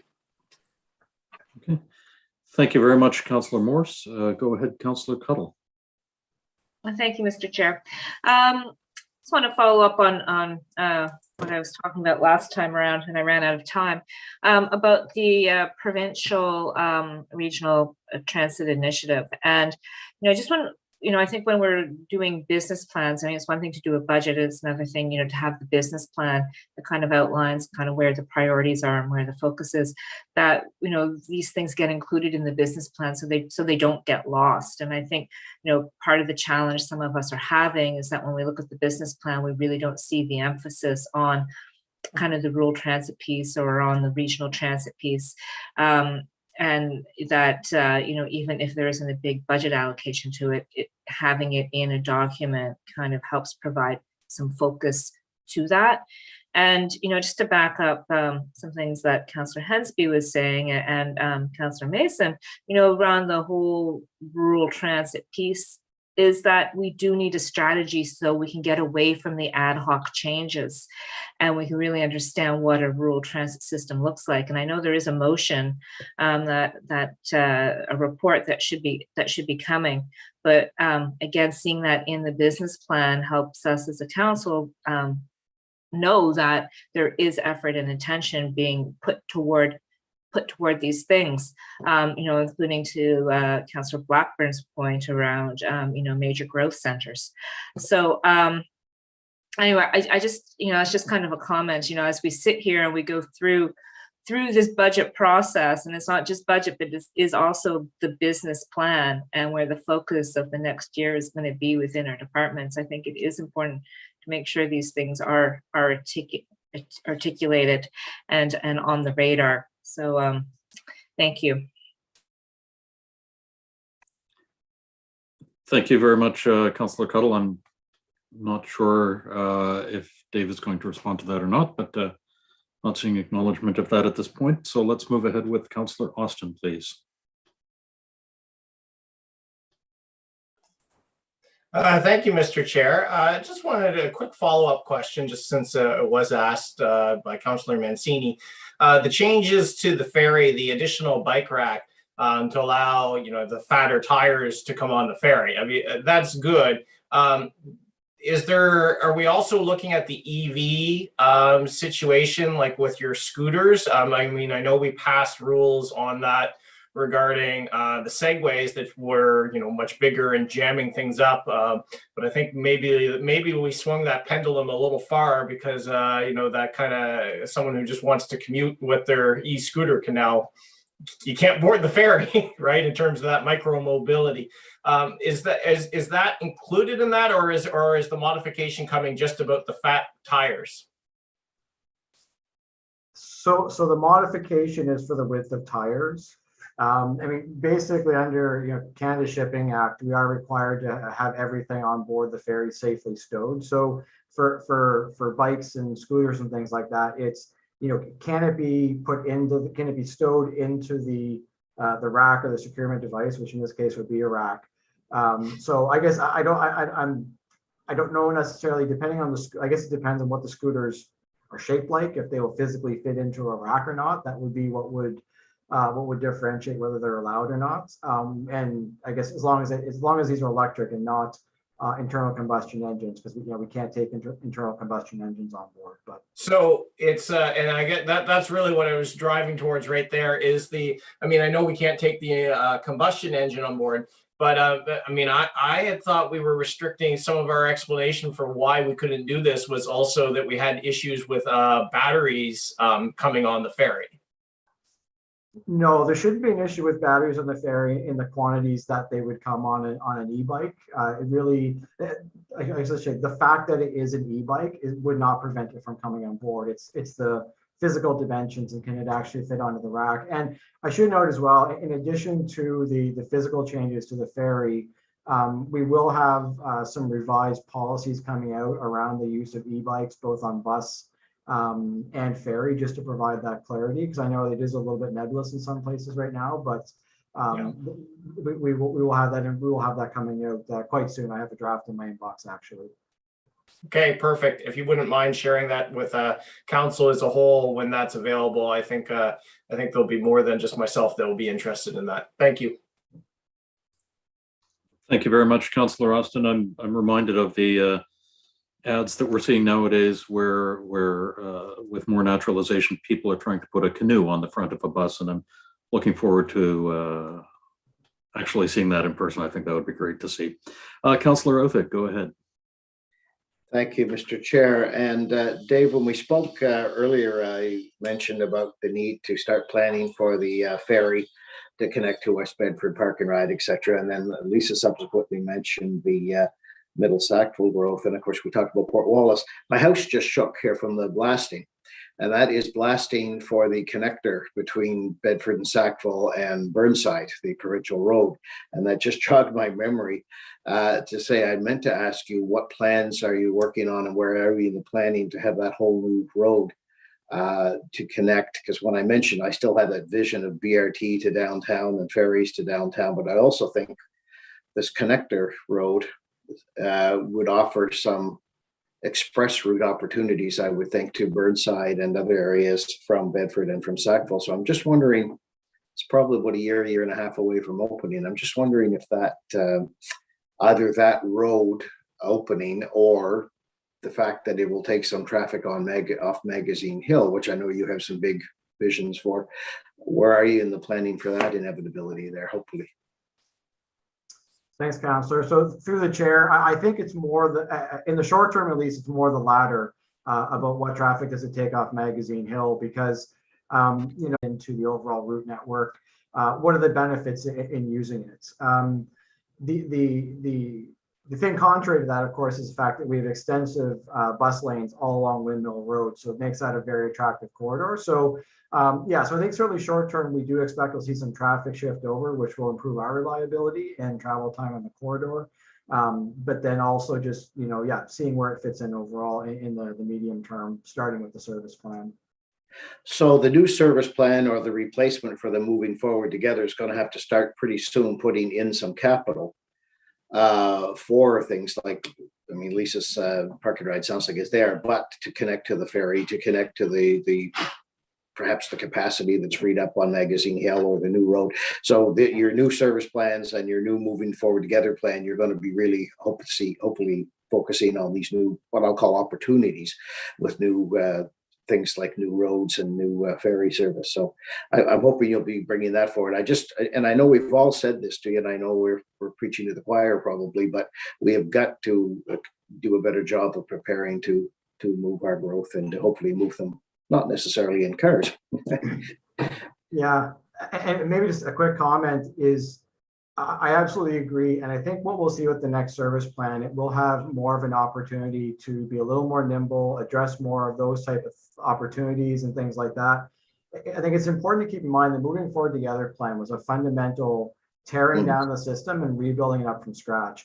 Like that's something you really only do every couple of decades. So, we kind of have that core now. So this should be I would say a smaller, more nimble plan that builds on the moving forward together plan, but takes into account what we've learned, opportunities such as those as you've mentioned to adapt the system. I just want to make sure we're filling Kathy Daigle-Gammon's fridge with all the right things there, to use her analogy there. So thanks very much, Dave. Thank you, Chair. Thank you very much, Councillor Outfit. Go ahead, Deputy Mayor.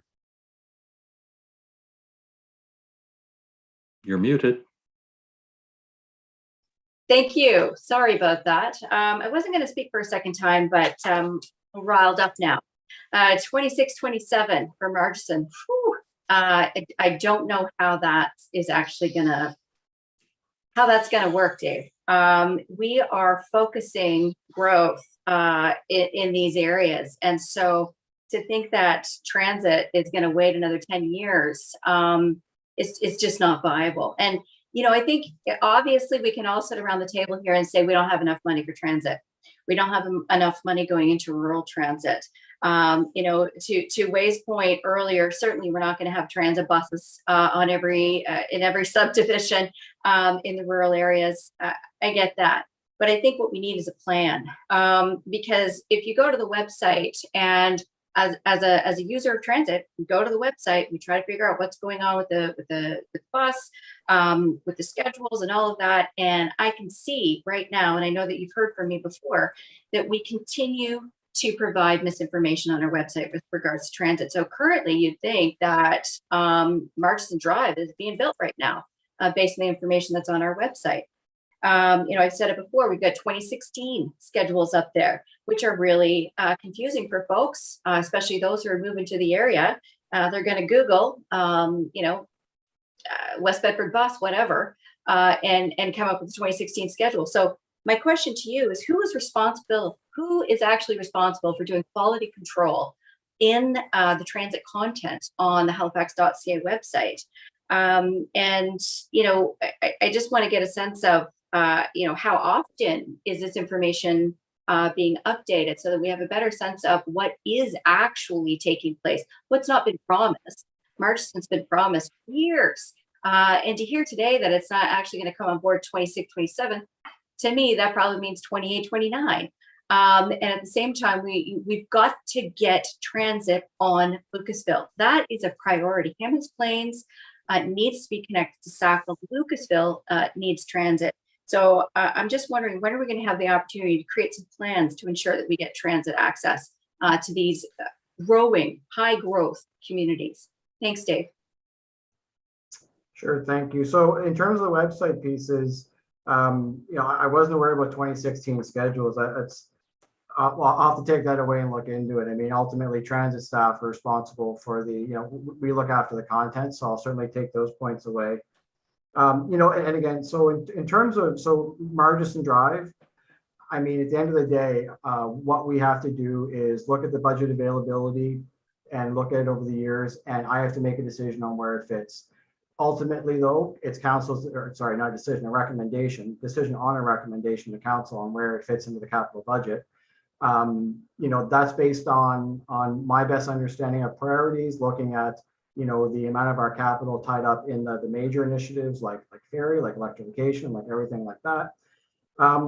Ultimately, though, it's council's decision, and council can change the order of things in the capital budget with the knowledge that it may bump something else out, or it may require more money. I mean, at the end of the day, we will, like I said, we'll always follow the direction of council, and it's council's budget. So if there is a council desire to move something around, then certainly we can. That would be, I guess, through the process here, a briefing out through the budget adjustment list, and we can certainly provide that information. Lucasville specifically, that ties back again to the conversation on the urban transit service boundary. If the desire is that Halifax Transit is operating service, that's outside the boundary right now, but they would be in the area, I believe, that will qualify under the rural transit funding program. So those would be the two policies that area falls under. Okay. Thank you very much, Deputy Mayor. Go ahead, Councillor Hensby.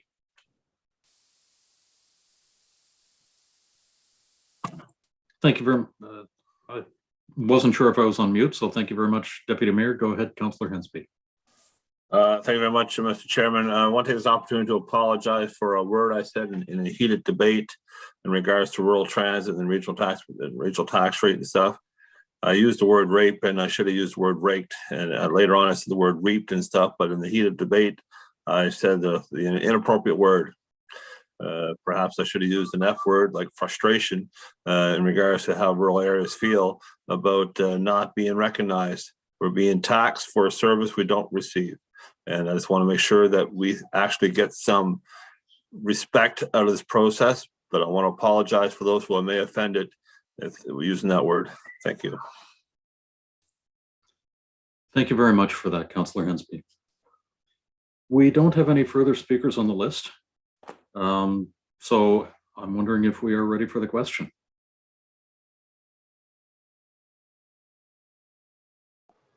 Question? And the question has been called. Ian, it's over to you. Little delay there, Mr. Chair, sorry. Little delay. It's the internet. It's Friday or something, right? Yeah. Beginning with District 8, Councillor Mason. For the motion. 8, Councillor Smith.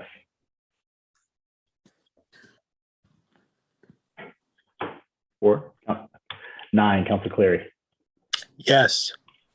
10, Councillor Morse. In favor. 11, Councillor Cuttle. In favor. 12, Councillor Stoddard. In favor of the motion. 13, Deputy Mayor Lovelace. Voting yes. 14, Councillor Blackburn. Voting in favor of the motion. 15, Councillor Russell. In favor. 16, Councillor Oathead. Voting yes. Mayor Savage. Yes. 1, Councillor Daigle Gammon. Voting in favor of the motion. 2, Councillor Hensby. Affirmative. 3, Councillor Kent. In favor. 4, Councillor Purdy. Voting yes. 5, Councillor Austin. In favor. And 6, Councillor Mancini. Voting in favor of the motion. Thank you. Wonderful. That motion passes. Thank you very much, everybody. And thank you to Dave and everybody from the transit staff for the presentation and all of the information today. The next item on the agenda for today is the Parks and Recreation budget. And for that, we have Maggie McDonald. We do indeed have Maggie McDonald. So go ahead, Maggie. The floor is yours. Thank you very much, Mr. Chair. And can you hear me okay? We can hear you and we can see the slide. Terrific, thank you. I'll ask that the clerk's office advance to the next slide, please. Thank you. My name is Maggie McDonald. I'm the Acting Executive Director of Parks and Recreation, and I feel very privileged to be leading this department whose mission, as you see, is to work towards a community where everyone has access to meaningful recreation experiences that foster healthy lifestyles, vibrant communities, and a sustainable environment. I'm so proud to work alongside a department full of staff who have clearly bought into that mission and are extremely dedicated to providing quality service to residents. Next slide, please. This is the leadership team of Parks and Recreation. So I am in the executive director chair at the moment. We have Ray Walsh, who heads our Parks division. Ray is responsible for the operation, maintenance, and inspection of all parks, open spaces, sports fields, ball diamonds, tracks, all-weather fields, sports courts, playgrounds, cemeteries, green spaces, benches, horticulture, and some trails. Ray is actually dealing with an emergency right now, so unfortunately he's not with us this afternoon. So we will do our best to answer questions on his area, but we may have some that we need to refer and follow up on. Angela Green leads the Recreation Programming Division. The Recreation Programming refers to HRM operated programming and includes a wide variety of structured and unstructured programming, including aquatic services, indoor and outdoor recreation, youth at risk, community development, volunteer services, inclusion, and accessibility. We then have our two central divisions, Regional Recreation Services and Strategic Planning and Design. Rosalind Smith leads our Regional Recreation Services. This includes the delivery of services designed to enhance and empower communities, such as civic events, cultural initiatives, community and regional recreation facility partnership support. And it also provides— Excuse me, Mr. Chair. I'm sorry, Maggie, your audio is cutting in and out. Your volume is high and low. Sorry to interrupt. I just want to make sure you can hear. Let me just— does that sound a little bit better? It does indeed. Okay. I'll try not to cover my speaker. Rosalind Smith leads Regional Recreation Services. I think I went through most of that. Would just also add that Regional Recreation Services provides scheduling services for all parks and recreation assets and for HRCE schools. Nalini Naidu heads the Strategic Planning and Design Division. Strategic Planning and Design develops policy and strategy for the department, delivers recreation property reviews, facility master plans, capital planning, capital project delivery, and parkland planning and acquisition. This division also includes the business and technical services section that provides recreation software management, analysis, and operational support to HRM operated and partner sites, and support to the department with GIS services and standards development. I just want to take a quick moment to acknowledge two people in particular who have worked hard to prepare our budget and business plan presentation.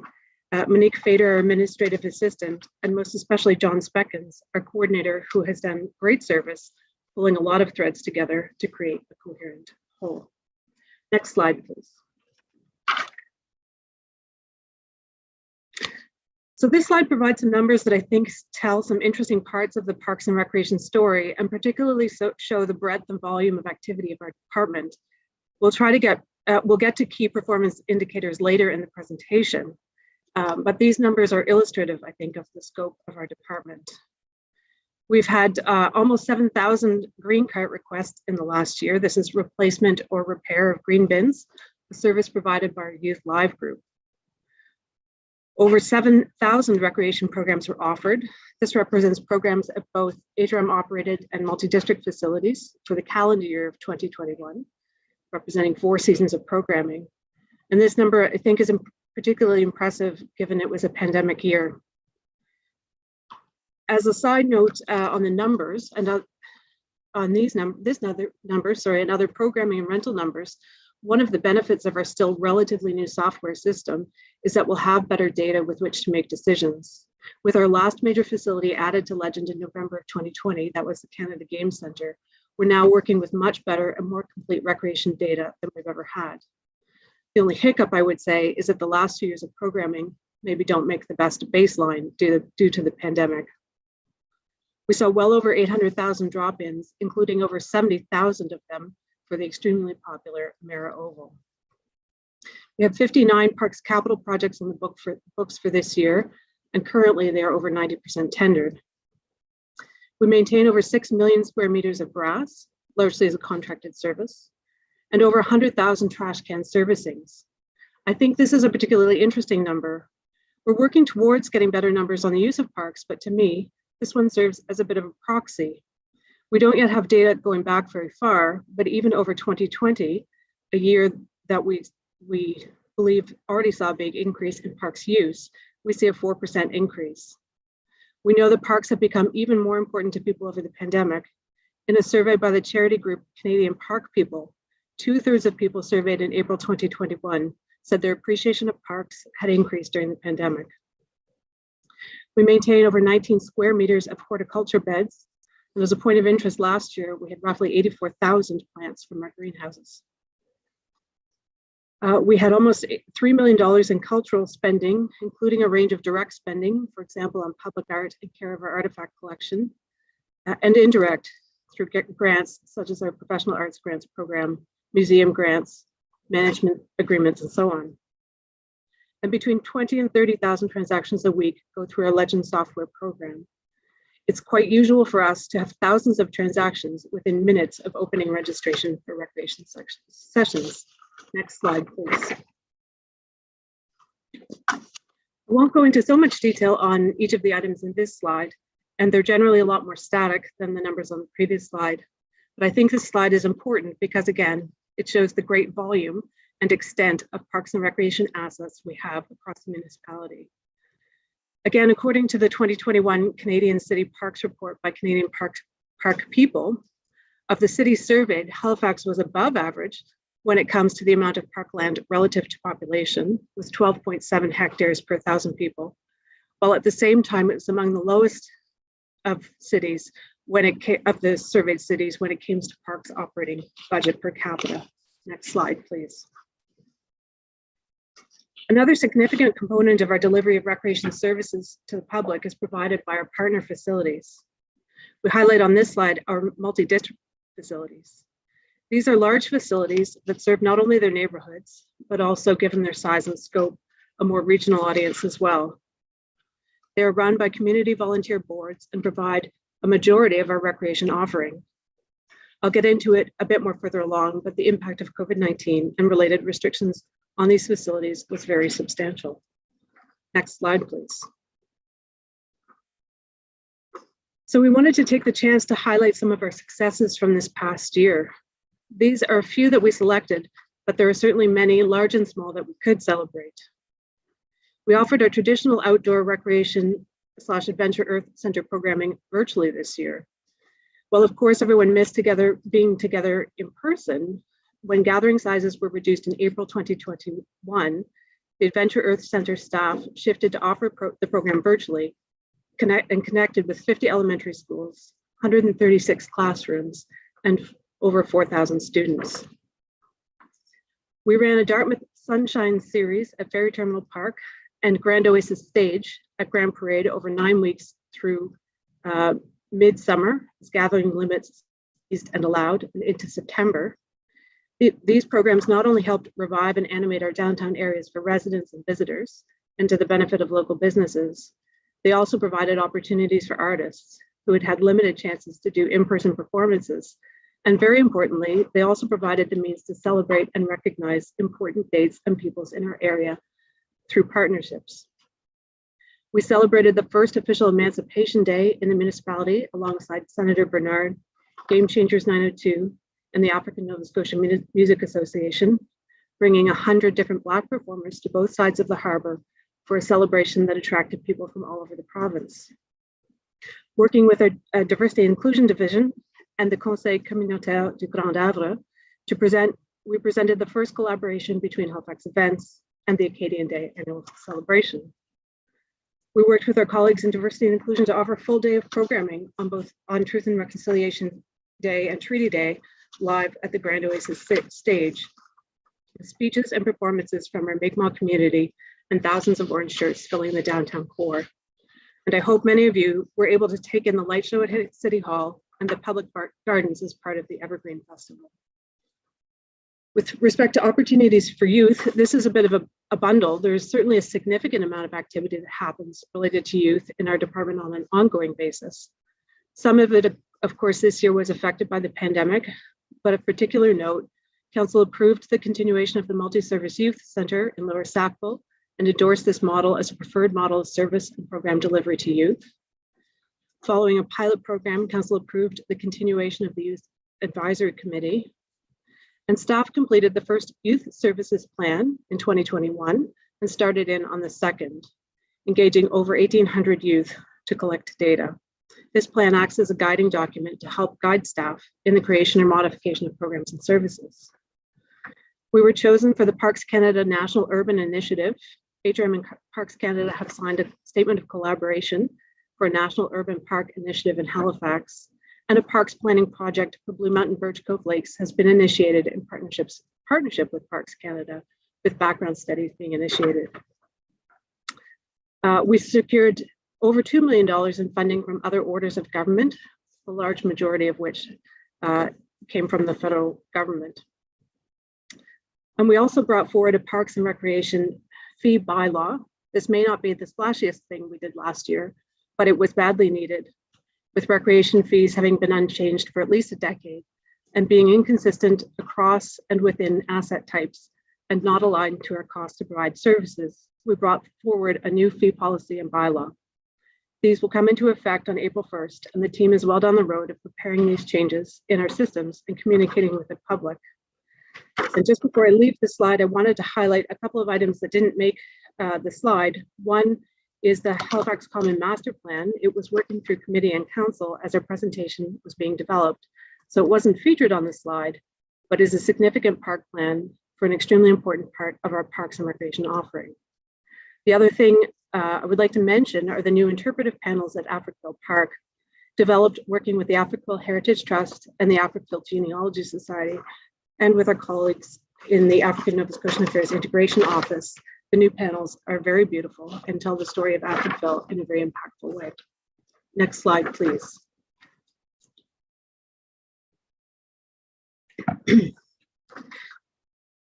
So we're close to moving into, sadly, our third year of COVID. And thinking back to March 13th, 2020, I can confidently say we had no clue what we were facing. Parks and Recreation remains, with transit, I think, among the two business units most affected by the pandemic. This was as true in 2021 as it was the previous year. We had learned lessons in terms of adapting, for example, not to cancel things for long periods so that we could respond more quickly to changes in restrictions. And we had experience to draw from when modifying our recreation programming. But variations in public health restrictions, the proof of vaccination policy, and of course, Omicron had a lot of lessons left to teach us. While we had many staff who were able to reduce interactions by working from home for a good portion of the year, virtually all of our recreation and park staff and many of our capital staff remained in the field. We readjusted again to ensure we were keeping staff as safe as possible by reinstituting stricter measures, from previous phases of the pandemic. We worked hard to balance ensuring residents had recreation opportunities, to make sure we were providing those opportunities as safely as reasonably possible, and to provide space for public health activities, especially COVID testing and vaccination clinics.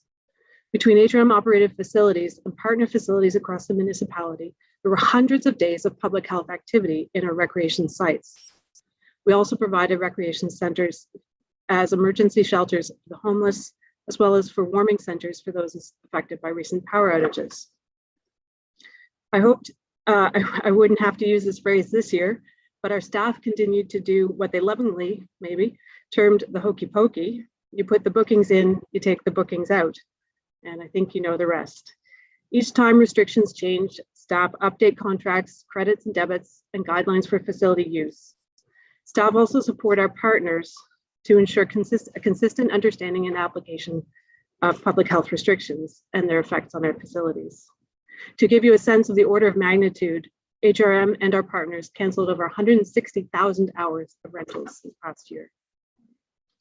We had impacts related to in-person community engagement and community building events, engagements such as for the rural recreation strategy, naturalization initiatives, parks plans, including West Bedford, rehab lands, Governor's Brook, and various off-leash dog areas were refocused with an emphasis on virtual engagement.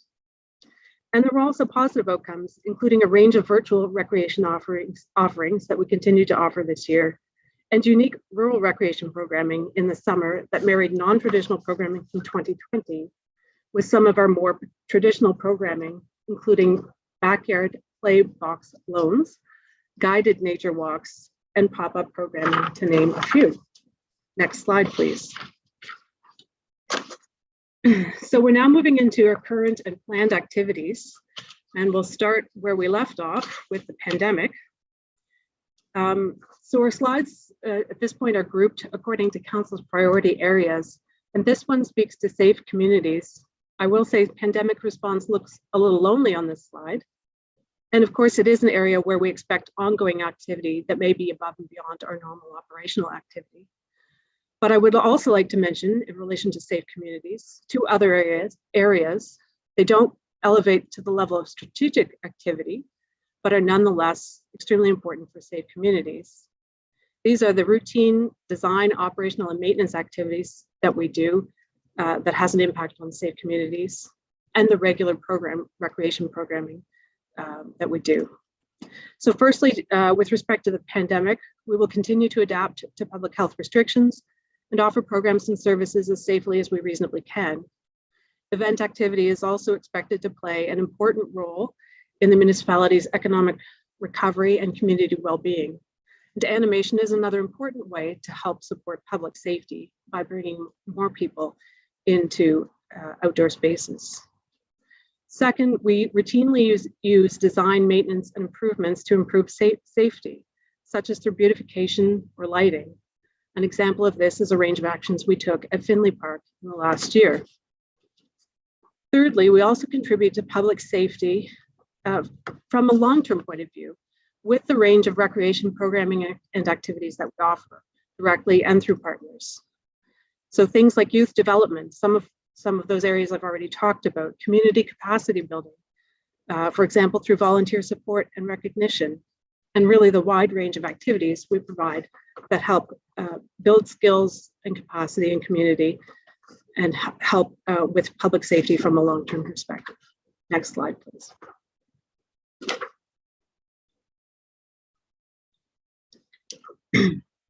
So these initiatives, the initiatives on this slide represent some of those that we are working on and planning that contribute to the council priority area of involved communities.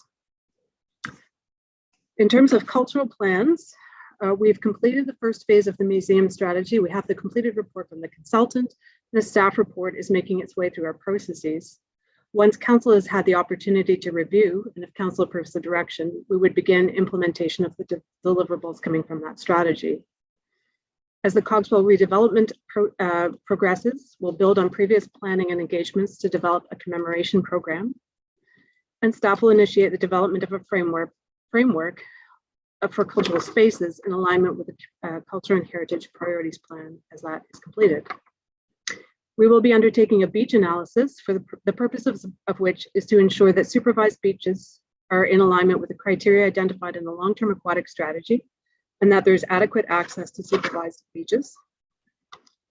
We will be working on the completion and implementation of the Rural Parks and Recreation Strategy, implementation of the Youth Engagement Plan 2, and the second phase of the Multi-Service Youth Center.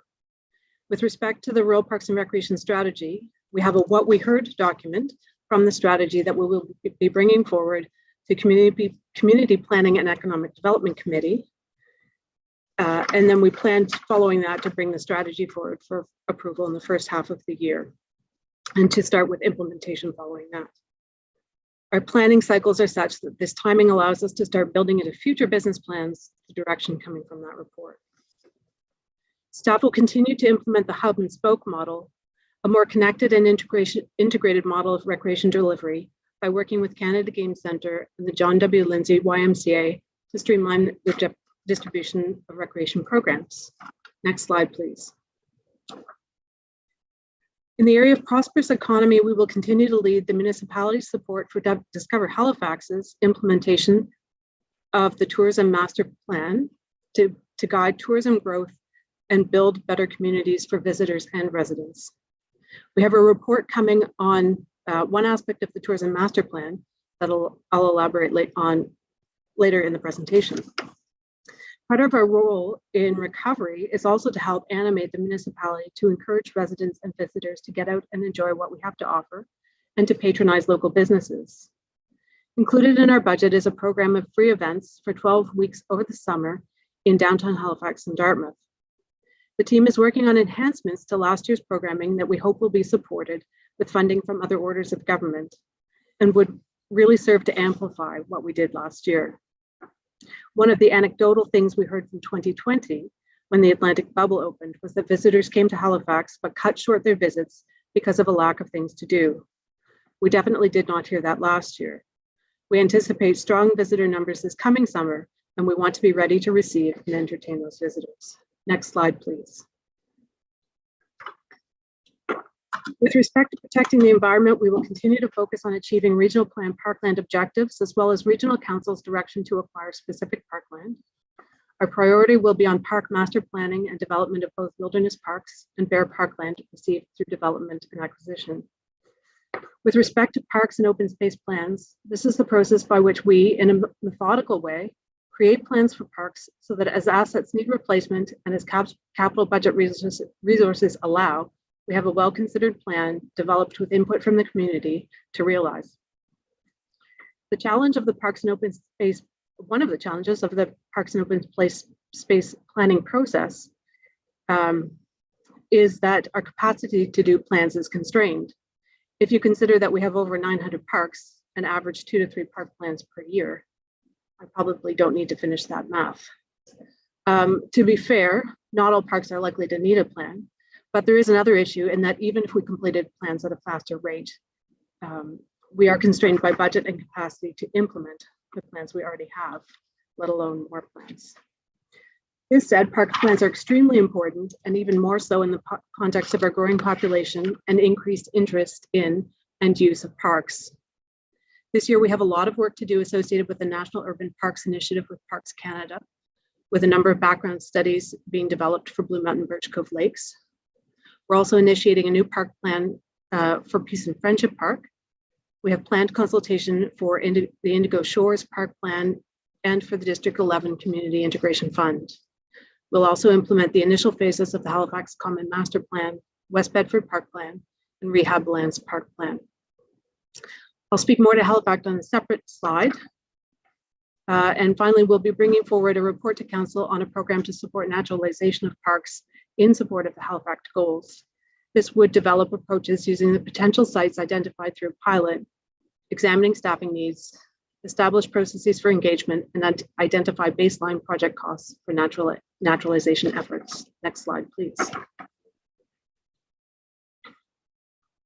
When I think about the pressures that we face when it comes to providing parks and recreation services, things like serving a growing population, ensuring equitable access, safety, and building safe communities, underlying these is a need for us to be deliberate about planning to make sure we are frank in communicating with Council how much we can deliver, and as best we can, delivering on what we've identified, and making sure that we maintain a good ratio of state of good repair to catch up on deferral of state of good repair in the past.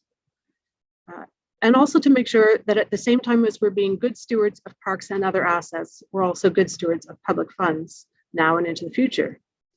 In this context, we ensure approved capital projects are tendered, awarded, and constructed, and we're projecting an 85% completion rate for capital projects. We've developed and implemented strategic plans. Of note, the Halifax Common Master Plan approved by Regional Council in February.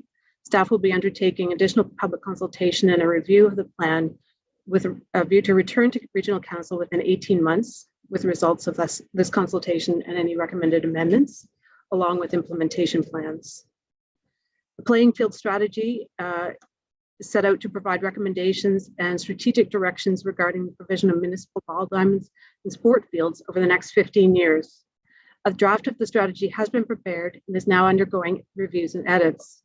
Due to staffing challenges, there is a risk to completion by the end of the 21-22 fiscal year, which was the date envisioned in our 21-22 business plan, but staff are working hard to complete it as soon as possible. We are working on a park standards project, a business unit-wide initiative to develop a process to review and prioritize new assets and recapitalization of existing assets. Longer term, going beyond this coming fiscal, we also recognize the need to follow up on our outstanding or ongoing items identified in the Community Facilities Master Plan 2, such as looking at court use and accommodation of drive floor sports, and to renew the CFMP2 to consider emerging trends. Improving asset management is about directing investment in our human, financial, and technical resources towards maintaining a state of good repair for all parks and recreation assets. This work is being supported with the new works control section in the Parks Division that I mentioned at the outset. The new manager of asset control and service delivery will lead a team that is responsible for all aspects of park intake and inquiries, including service requests and other inquiries. This section will also be responsible for creation of work orders, updating the registry of park assets accurately through asset inspection and ground truthing, and provide better communication and quicker reaction times with residents. We will be developing and implementing improved practices for park asset inspection to improve preventative maintenance activities, and will leverage corporate technology, including CityWorks and the asset registry, to support performance measurement against industry and service level standards. We continue to modernize partnership agreements with community groups as existing agreements expire, and we would like to update our agreements with the Halifax Regional Centre for Education. This was a deliverable identified last year, but staffing changes at HRCE and COVID took us off track. We would also like this year to explore the potential to extend the municipality's affordable access program to partner facilities. Next slide, please.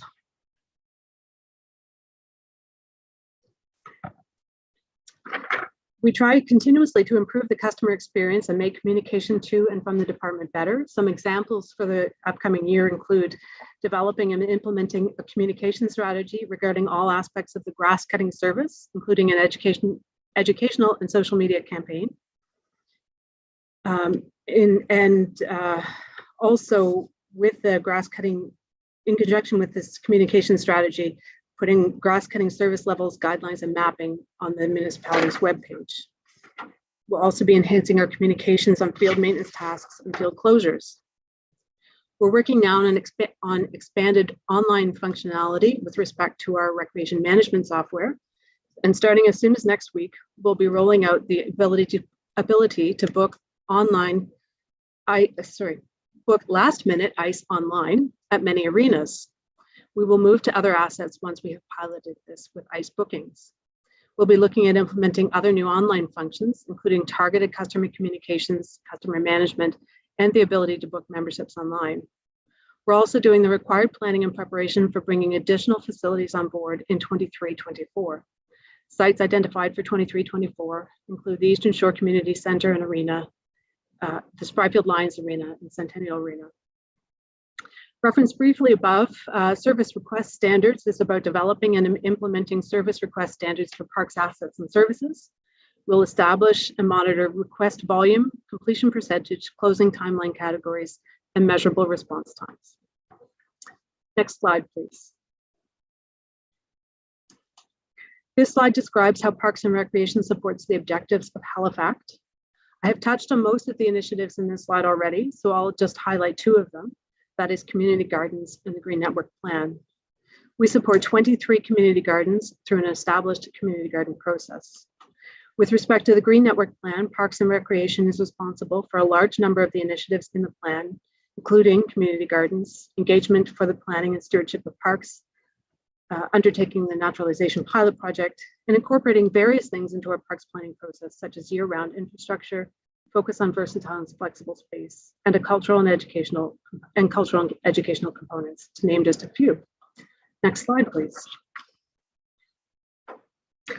So to touch on some of our key performance indicators, we continue to have a high delivery rate for parks capital projects.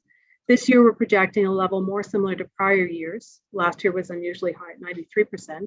We're seeing some change due to COVID and in the bidding environment, with some projects, for example, not getting any bids. So these things lengthen our timelines. We have an increase in requests for operations and parks maintenance. I think part of this may be linked to the what I mentioned earlier, that is an increase in the importance of parks to people during the pandemic. I also want to alight briefly on some of the numbers from our resident survey. This increased importance of parks is mirrored in our, that I mentioned earlier, is mirrored in our own numbers, with 65% of respondents on the survey indicating that parks and open spaces have increased in importance to them over the past year. We have a 90% satisfaction rate with our parks, green spaces, and trails, and a full 98% of respondents indicated satisfaction with their overall parks experience. We saw a relatively small change in facility booking over the last year. Grass calls were stable. We called it effectively no change, with the number from last year being 471. We saw an increase in the use of the Affordable Access Program for recreation programs, with an increase not just over last year, a low year due to COVID, but over 2019. Finally, we continue to see increased uptake of online options with respect to registration, with 90% of our recreation programming registrations online. Next slide, please.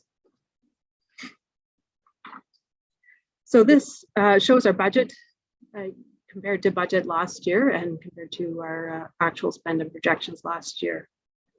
And the key story of this slide continues to be COVID. We have increases on both sides of the budget.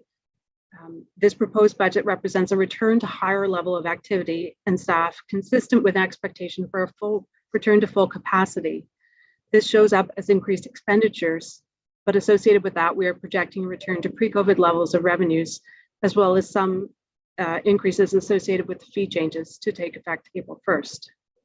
The net effect is a slight decline in our budget from last year's levels. Next slide, please. I won't spend a lot of time on this slide, but just to highlight a few items of note. In strategic planning and design, you see here an increase in staff associated with the CAO's strategic resource plan. That'll be noted on the next slide as well. Biggest change for recreation programming, where you see a net reduction in recreation programming associated with fee changes and anticipated return to pre-COVID levels of activity. Next slide, please. So this slide shows changes in staffing from last year. We transferred 2 positions for subdivision parkland review to planning and development to align all steps in the development process within that business unit. We added 4 positions under the CAO strategic resource plan, 3 positions in strategic planning and design, and 1 cultural planner position in culture and events. There were also 4 positions created for the 2023 North American Indigenous Games. These are created within our business unit, but there is no budget impact to them. And next slide, please. So on this slide, you'll see a summary of changes, a number of which I've already talked about, again, relating the biggest items relating to the return to pre-COVID levels of activities, and it also incorporates changes that were new last year, for example, the summer concert series, but were built into the budget this year. In the other, I think the only other piece that may be worth noting is in the other section, ICE revenues, events, and other adjustments. This reflects a declining trend in ICE rentals, a correction to assumptions about a return to event revenue levels, and an increase related to affordable access programs, as well as a number of other small corrections. Next slide, please.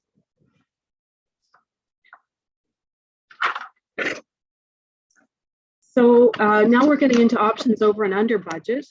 On this slide, we have outlined some options for council to decrease the Parks and Recreation budget. These are discrete items that we could stop doing and at council's discretion. So we could reduce the level of support for the professional arts through the professional arts grants program. We could reduce focus on state of good repair, reducing the budget allocation by $100,000. And finally, we could delay the hiring of summer students or lay them off 2 weeks early.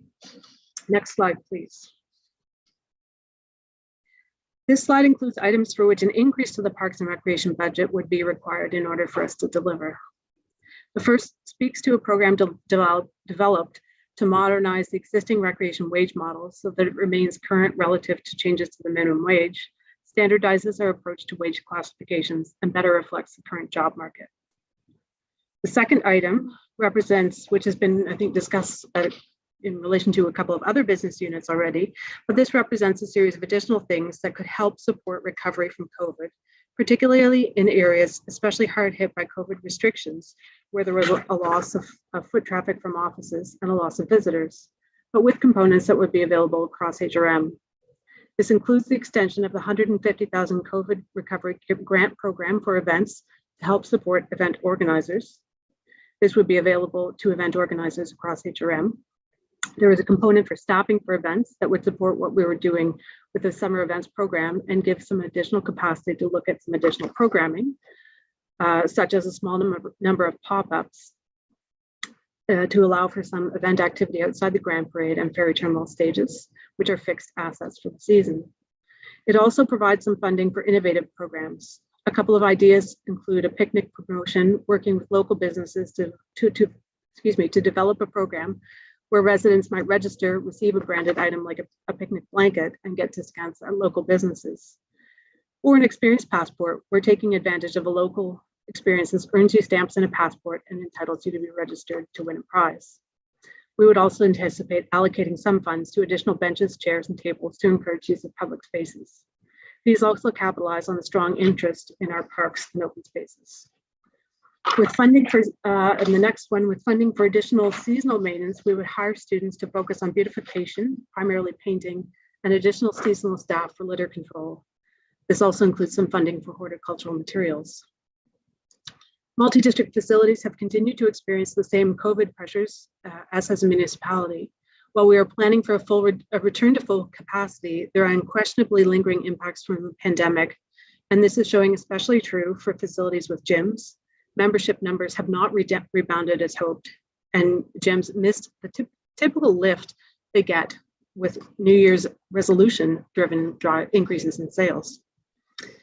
And finally, increases in mowing represents 6 weeks worth of extra cuts in the heavy part of the growing season. Next slide, please.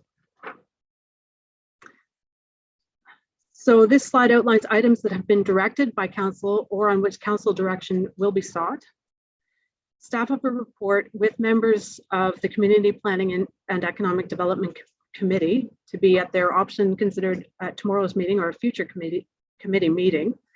The report is the fulfillment of a request dating back to 2017 from the Hotel Association of Nova Scotia, offering their support for an increase in the marketing levy, contingent on an increase in funding from HRM, to bring funding for Discover Halifax more in line with comparator organizations, support an increased role for the organization in events attraction and in destination development.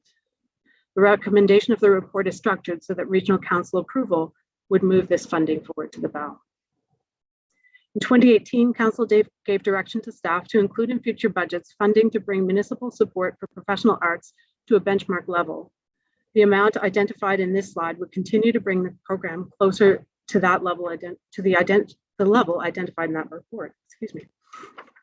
And the remaining 3 items represent council direction from reports over the past year that did not have an identified funding source at the time they were approved. Next slide, please. So this slide represents pressures in our budget that are requirements to fund, but aren't currently funded in our business budget and business plan. So they represent a pressure for our business unit. There are also a couple of items that are not quantified, but represent a budget risk for Parks and Recreation. So I think most of them are self-explanatory. I will say with respect to dams, associated with a transfer agreement for dams between Halifax Water and HRM, we're undertaking an assessment of 5 out of 6 dams. 1 is already assessed. And this amount anticipates regulatory permitting we expect to be associated with the results of these assessments. Next slide, please. As I mentioned earlier in the presentation, the multi-district facilities represent a significant component of the municipality's recreation offering. This year, they continue to face significant challenges with respect to provision of services on account of the impact of COVID-19 and public health restrictions. They took a variety of mitigating steps to contain budgets, Consistent with HRM's direction and assumptions last year, anticipated a stronger return to capacity than we ended up seeing, with tight restrictions coming into place from April to June of last year, and again with the advent of Omicron variant and related restrictions in mid-December. For the coming year, like HRM, the assumption is for a return to full capacity, but the effects of COVID linger, and you can see that particularly in the variation among sites. But in general, some of the factors contributing to an increase in the subsidies include ongoing impacts from COVID demand, particularly for facilities heavily dependent on memberships, expected ongoing costs associated with COVID-19, for example, cleaning and proof of vaccine, the impact of HRM's reduction in ICE rental fees as a result of the new fee bylaw, ongoing wage and other cost pressures, and loss of federal wage subsidies for the 2 sites that were eligible for those. One of the concerns, particularly for sites with significant membership base, is that reductions in services have the potential to compound long-term effects by further reducing demand due to a less interesting and competitive offering. Next slide, please. So I know that was a rather long presentation. I thank you very much for your attention and for your patience. As I mentioned, I'm acting in this position, having been here about 2.5 months, so I'll certainly do my best to answer as many questions as I can. I expect I'll rely heavily on my team during questions, and we certainly welcome the opportunity to provide you with more details, and the answers that I don't have, I'll be happy to get those ready and follow up with you after as well. All right. Thank you very much for that presentation, Maggie. We do have a long speakers list, as you might expect. Go ahead, Deputy Mayor. Thank you, Mr. Chair. Thank you so much, Maggie, for the presentation. I'm going to throw the motion on the floor. I move that the Budget Committee direct the Chief Administrative Officer to incorporate Parks Recreation proposed 2022-23 budget business plan as set out and discussed in the accompanying report dated February 9th, 2022, and supporting presentation into the draft 2022-23 operating budget. Thank you very much. That seconder was Councillor Blackburn. Thank you. Go ahead, Deputy Mayor. Thank you so much. Maggie, what a year it's been. You know, to you, to your team, it's been a tremendously difficult year. I think it's also been very rewarding. Certainly the Parks Canada National Urban Park Program, quite a lift. Certainly there's a lot more work that needs to be done there. But I think overall, knowing the satisfaction that residents have with the Parks and Recreation Program is excellent, considering how difficult the year has been. I do have a number of questions, and so I'll get to work. I'll probably have to come a second time. With regards to implementing new technologies, I had a recent chat with staff about, you know, the asset inventory management, working, you know, closely with our facilities to do the bookings. You know, this is really important work. I've heard quite a few negative comments about Legend from folks in the rural community with regards to attempting to sign up for programs and learning that they actually have to sign up for the lakeside if they're in Hubbards, you know, in the St. Margaret's Bay area. So I'm just wondering whether or not we've actually resolved that for this coming season. Knowing that we've got rate increases starting April 1st, you know, I'm looking at the discounted programs and how many people have used that. Whether or not we're going to see a huge increase, are we expecting that? When we look at my next question is about community gardens, and I love the fact that we're moving forward, you know, fully incorporating Halifax as much as we can and naturalizing our spaces. Just wondering from a pollination perspective, what are we doing with bees? Is there anything on the radar as far as working more closely with Beekeepers Association Nova Scotia, for example, or local beekeepers through that naturalization program? The beach analysis, I'm wondering if you can speak to where those beaches are roughly. Are they in the urban and suburban area? Are we going to see some programs out here in the rural communities?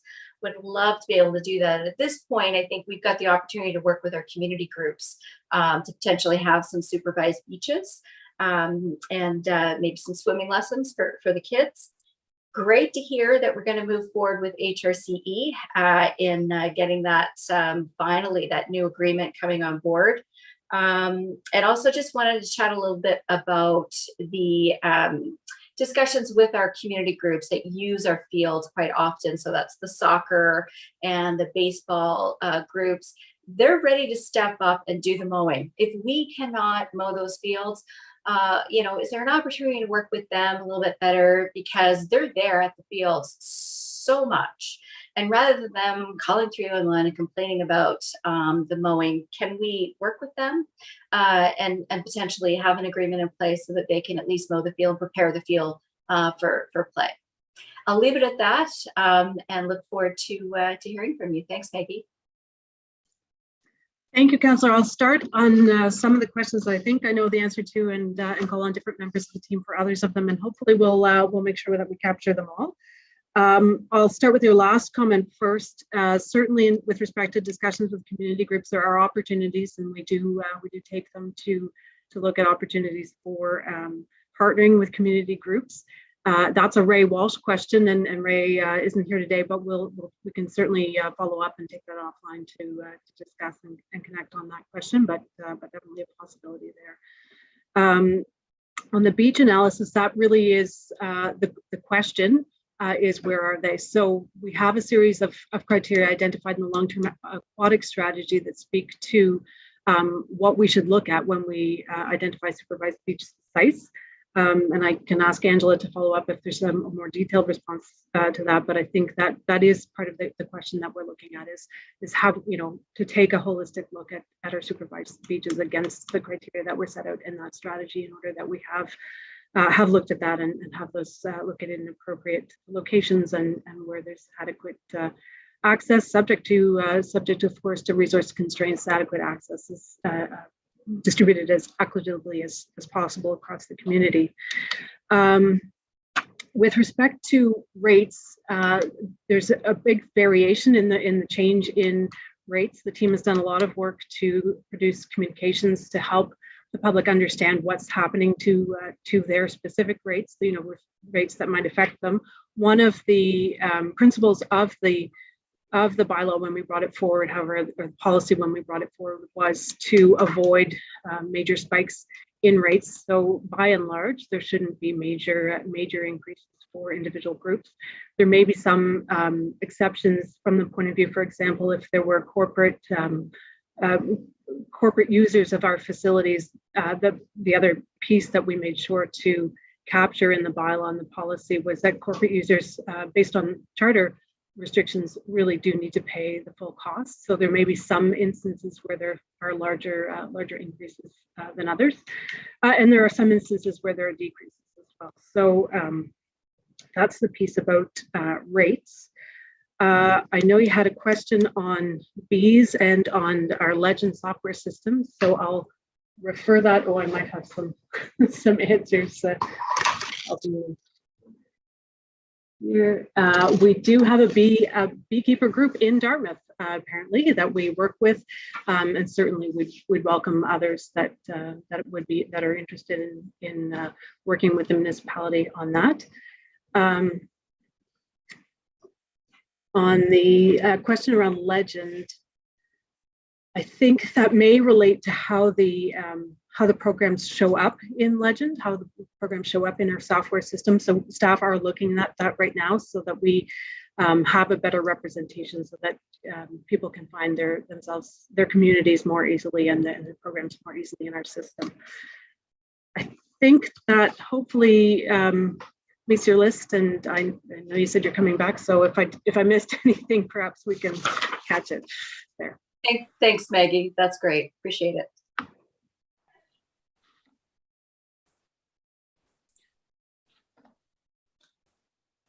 Thank you, Deputy Mayor. Go ahead, Councillor Outfit. Thank you. And Maggie, I want to start by doing something dangerous, I guess, but I want to thank some people, and starting with you and Denise. But other than, with the possible exception of Public Works, who I thank regularly too, I mean, not a day goes by that I'm not dealing with somebody who reports up to you to solve a problem in a district or to help me with something. So under operations, I want to thank Ray and Rob, Wyatt and team, Brenton and team, Tom and Cons for helping out with mowing issues, Recreation, Angela, Michael, Roz, Heather, Parks and Capital, Nalini, Richard, Stephen, Doug, Jeff, and Adrian. I mean, it's just a sample of the people that I've dealt with so much over the last little while. And like I said to TPW the other day, I'm surprised they haven't blocked my emails and my calls, but they haven't, and they're always professional and helpful and polite, and it is appreciated. And it usually seems to be Friday afternoon when something blows up. So many thanks to you and to all the folks that report up to you, Maggie.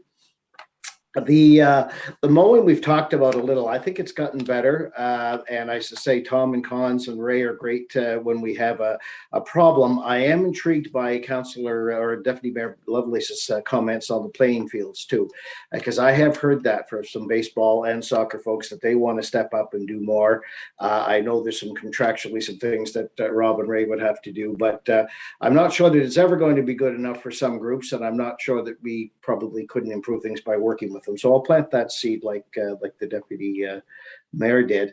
And of course, we'll talk to Ray again about this, but we mow the islands, we mow along the side of the roads, and then the weeds come through between the pavement and the curb.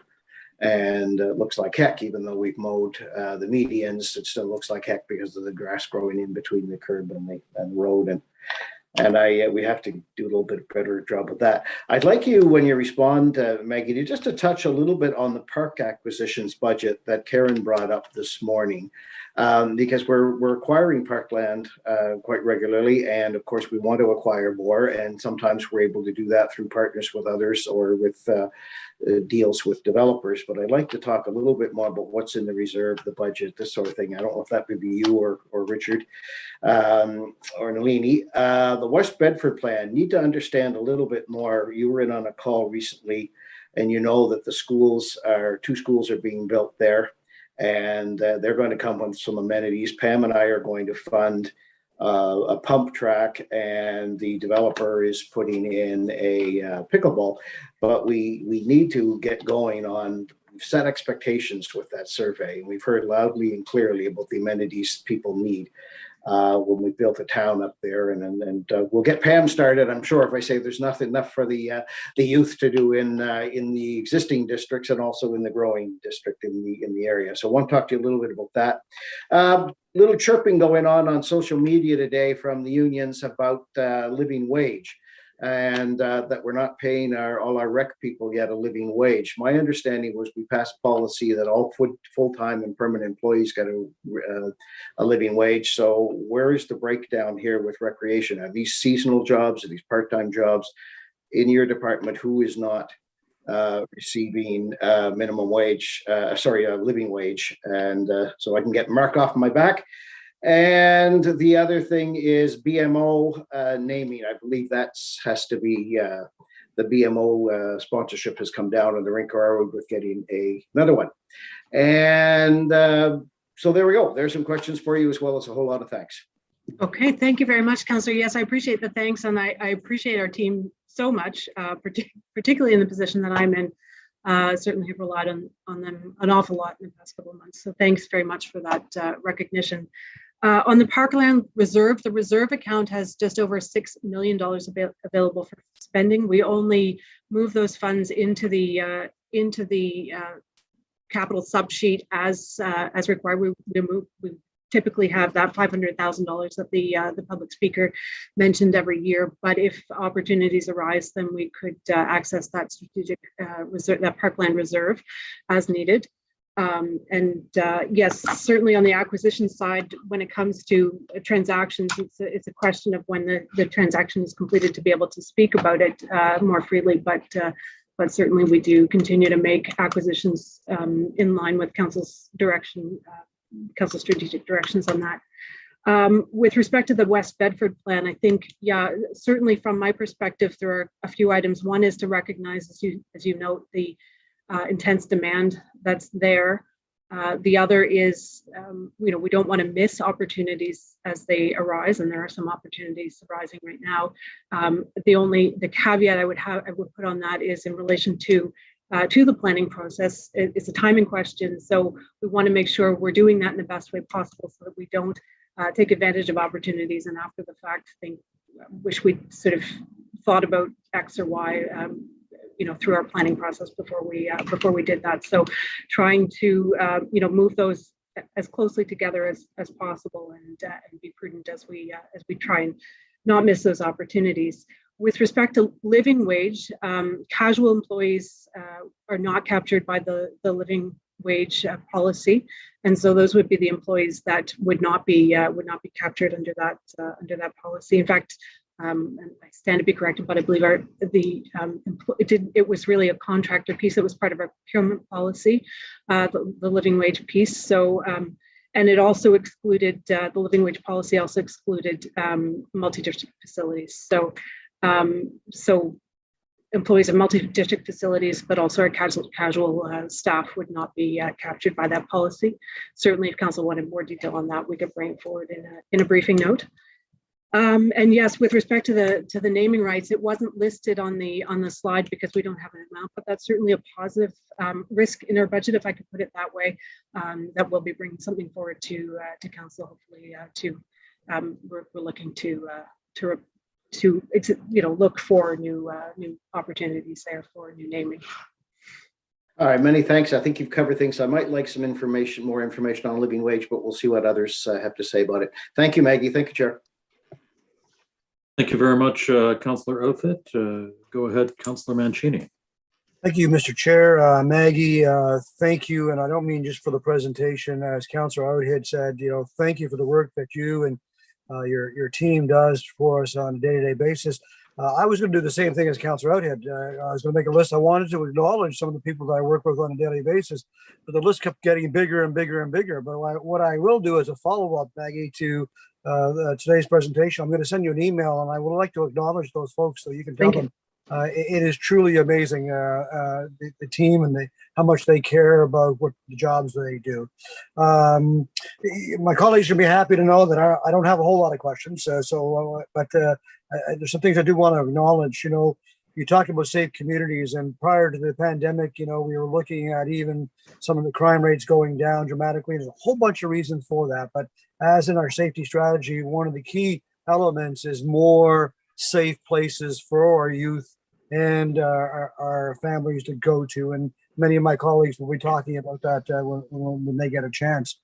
We found out how important our parks are once this pandemic showed up in our lives, right? All you had to do was shut them down, and we heard it quite clear, right? And it was early on, we didn't know, and we were trying to figure this out. I discovered at that point in time, I didn't know we had 921 parks and how important they truly are. As we grow the municipality and we are attracting people to our municipality and attracting business for our municipality, there are many features that we get to talk about to encourage people to come here. But one of those elements is the fact our parks and our protection of green space, like Blue Mountain, Birch Cove, and the backlands of Purcell's Coves, and the list goes on and on. So parks play a big role in our growth. I do look forward, Maggie, to finally having the conversation about the gray arena. I know that report is coming to council very soon. The gray arena played a very important role as we realized we were in this major homeless crisis, and did step up and did show up as an emergency shelter. But now we have to figure out what's next. So what's in store for the great arena. So I know you're just getting into that now. I'll wait till that report comes back. So the questions I do have on your slide 21, you talked about some of your over budget items, and you identified the multi-district facilities subsidy request to increase funding because of the impact COVID had on those organizations. Maggie, are those when you identify the multi-district facilities on your slide 24, you list a bunch of those. Are those the ones you were referring to when we talked about the multi-district facility subsidies? And my last question, I'm not sure if it's a question or a comment. We've launched this community rink program to assist communities that want to have these outdoor rinks.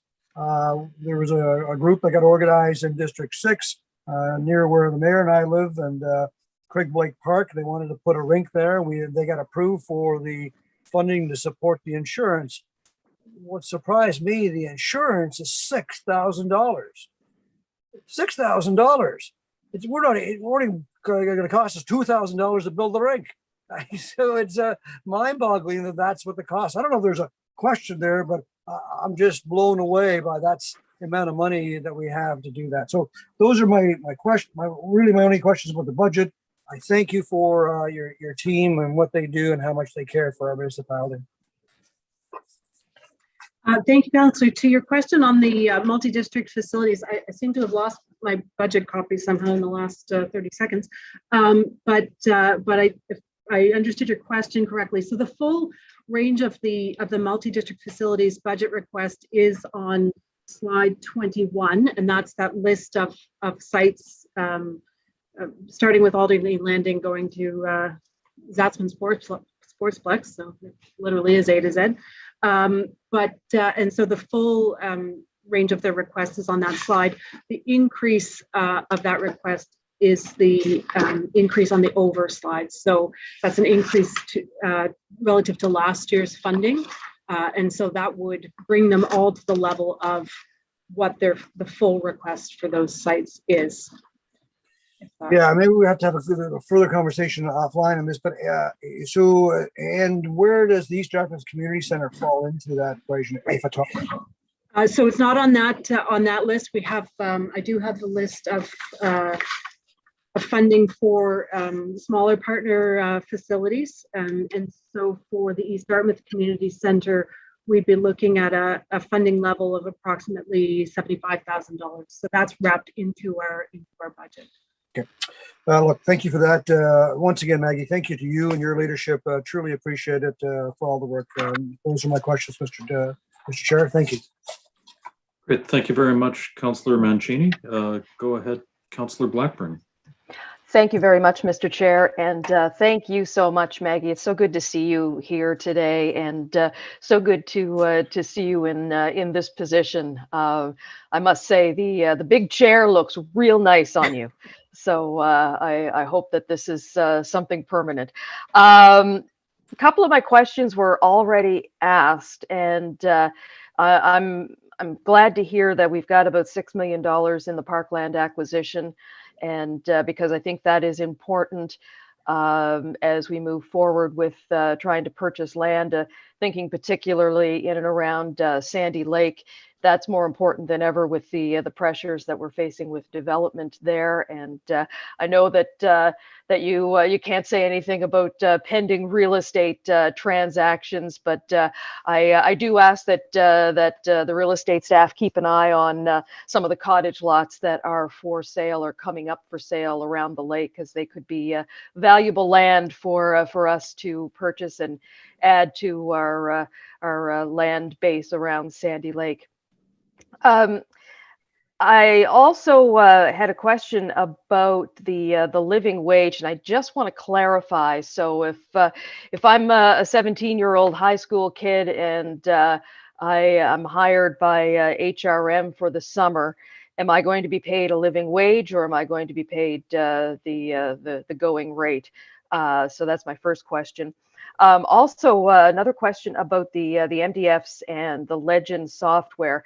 You mentioned all the biggies, the sportsplexes and the Canada Game Center, and I'm just wondering, what about some of our smaller volunteer-run facilities, the community centers, your Sackville Heights Community Center, your Beaverbank Kinsack Community Center? Are those folks going to be using Legend at some point? Or not. And also wondering as well, the Youth Advisory Committee, I'm wondering, does that rest with your shop? Do you guys have representation on that youth advisor, or do you attend the meetings, I guess is a better way to put it, at those Youth Advisory Committee meetings? And I think that was it. Thank you.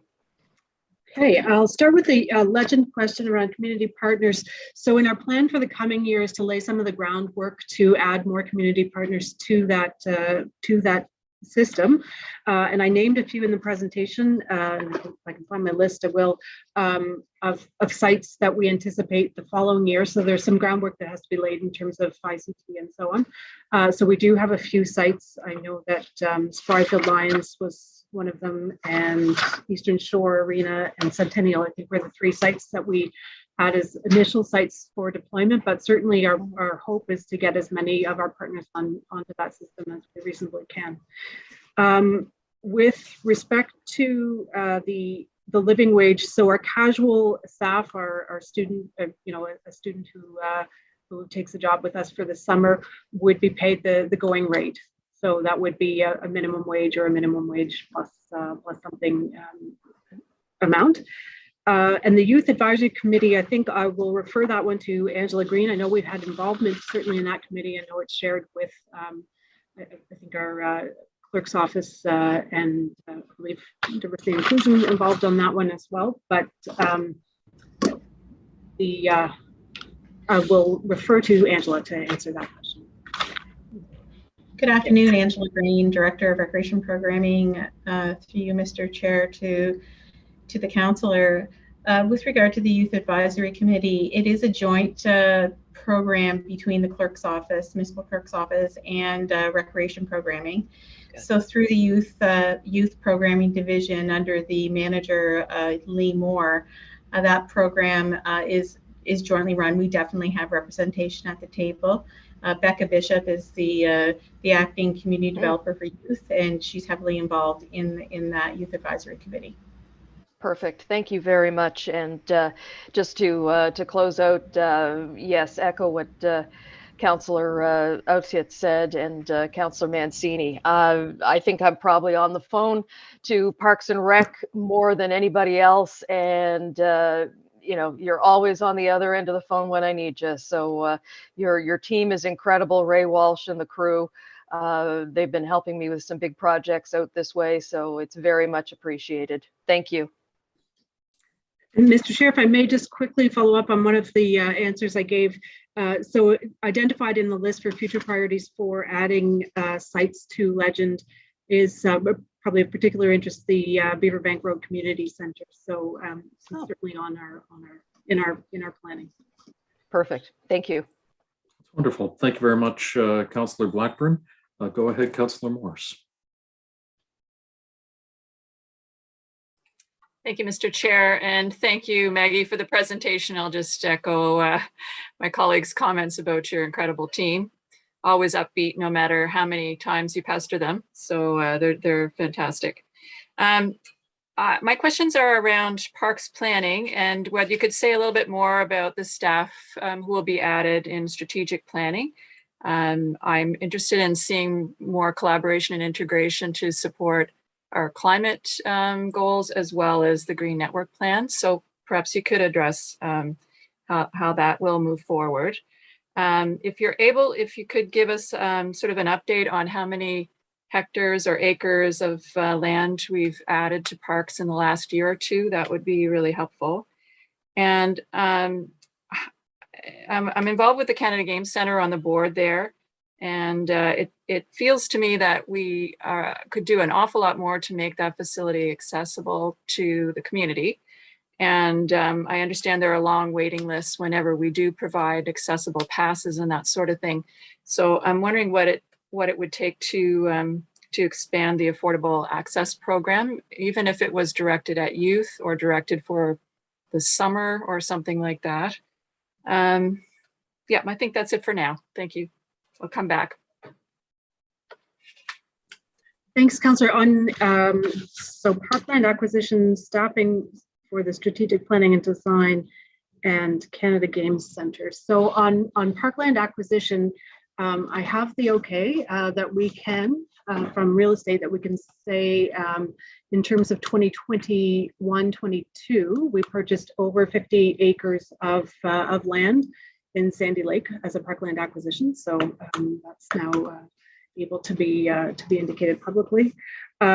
With respect, and as I mentioned earlier, certainly we we don't talk publicly about acquisitions before they happen or in negotiations, obviously, but we do have available funds in reserve that if we needed to, we can access those.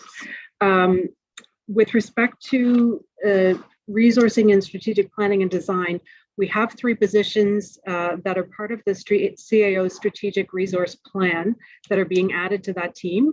And it's a team sort of within the team. So it's a policy and planning team. It's a very small group to begin with. And we've had a bit of staff turnover there. So we're really rebuilding that team. And those 3 positions include supervisor of parkland planning, landscape architecture, and supervisor for recreation policy and planning. So those 3 positions will really help us to deliver on many of the strategic plans that we have direction from council on, including some of the larger corporate plans and things like the regional plan as it evolves and so on. So that is that piece. And with respect to Canada Game Centre, yes, it's certainly in our work plan this year to not just for the Canada Game Centre, but for our partner facilities to look to see how we can expand the affordable access program. Is that just something we can roll them into fairly easily? How do we technically sort of move that forward? So that's definitely in our plan for the upcoming year. Could I follow up, Mr. Chair, with just a question on that? You still have a minute and a half. Go ahead. All right, great. So in terms of accessible access, is that something that needs to go through Legend? Is that what you mean by the technical aspects, or is it, are there other considerations? No, there is, I believe it's an administrative order with respect to the Affordable Access Program. So really, I think part of the benefit of the Affordable Access Program is that centralized intake. So we would look to see, can we sort of wrap them into that program, or is that something that we could simply just export and run sort of a similar program in parallel? So that's really what we would look at there. Okay, great. Thank you. Thank you very much, Councillor Morse. Go ahead, Councillor Cuttle. All right, thank you, Mr. Chair, and thank you, Maggie, and to everyone on the Parks and Rec team. Like my fellow councillor colleagues have said, you guys always do amazing work, and it's always great working with you. Just a comment to something that Councillor Elhead and Deputy Mayor Lovelace said about community groups taking on the contracts for mowing lawns. This is really a case of where the grass is always greener on the other side. Because I have community groups that do have contracts for mowing grass, and we still get complaints when those contracts don't get delivered in a timely manner. So I don't know if there's a perfect answer to all of that, but that is one thing that I will note. A couple of things. One is I was going to ask some questions too about the new fee bylaw and the changes to the administrative order, getting calls from not-for-profit groups. Concerned about the charges for room rentals in particular, and I'm just wondering if anyone could just speak to kind of what the basis is for the new fee structure on room rentals. That would be helpful. Also, like others have already mentioned, wondering about COVID support for our smaller facilities. In particular, I'm interested in the Purcell's Cove community. The Prospect Road Community Center and Harrietsfield, and if they will be receiving some COVID support as well, because I know that they've been hard hit, needing to close down and reopen and modify to adapt to COVID restrictions. And finally, just two quick ones. One, I see in the overs there's a line item for the Governor's Brook off-leash dog park, and I know we approved that in regional council, and that I think at the time the thought was that there was funding that already existed that could be put towards that park. I think the original budget was $2,000, and we've increased it to $40,000 to make it a true off-leash dog park. So I'm just wondering why now it's in the over list, and what the implications are if this over doesn't doesn't get approved now, does that mean that that project doesn't happen? And I would say the same thing for the multi-service youth center that was identified for Spryfield. You know, I know we have the Power Youth Center downtown. We have the Den Youth Center in Sackville. Spryfield was identified as an area in need of youth services. And again, I'm just concerned seeing that in the over list, and what happens if we do not approve that over, what happens to that program?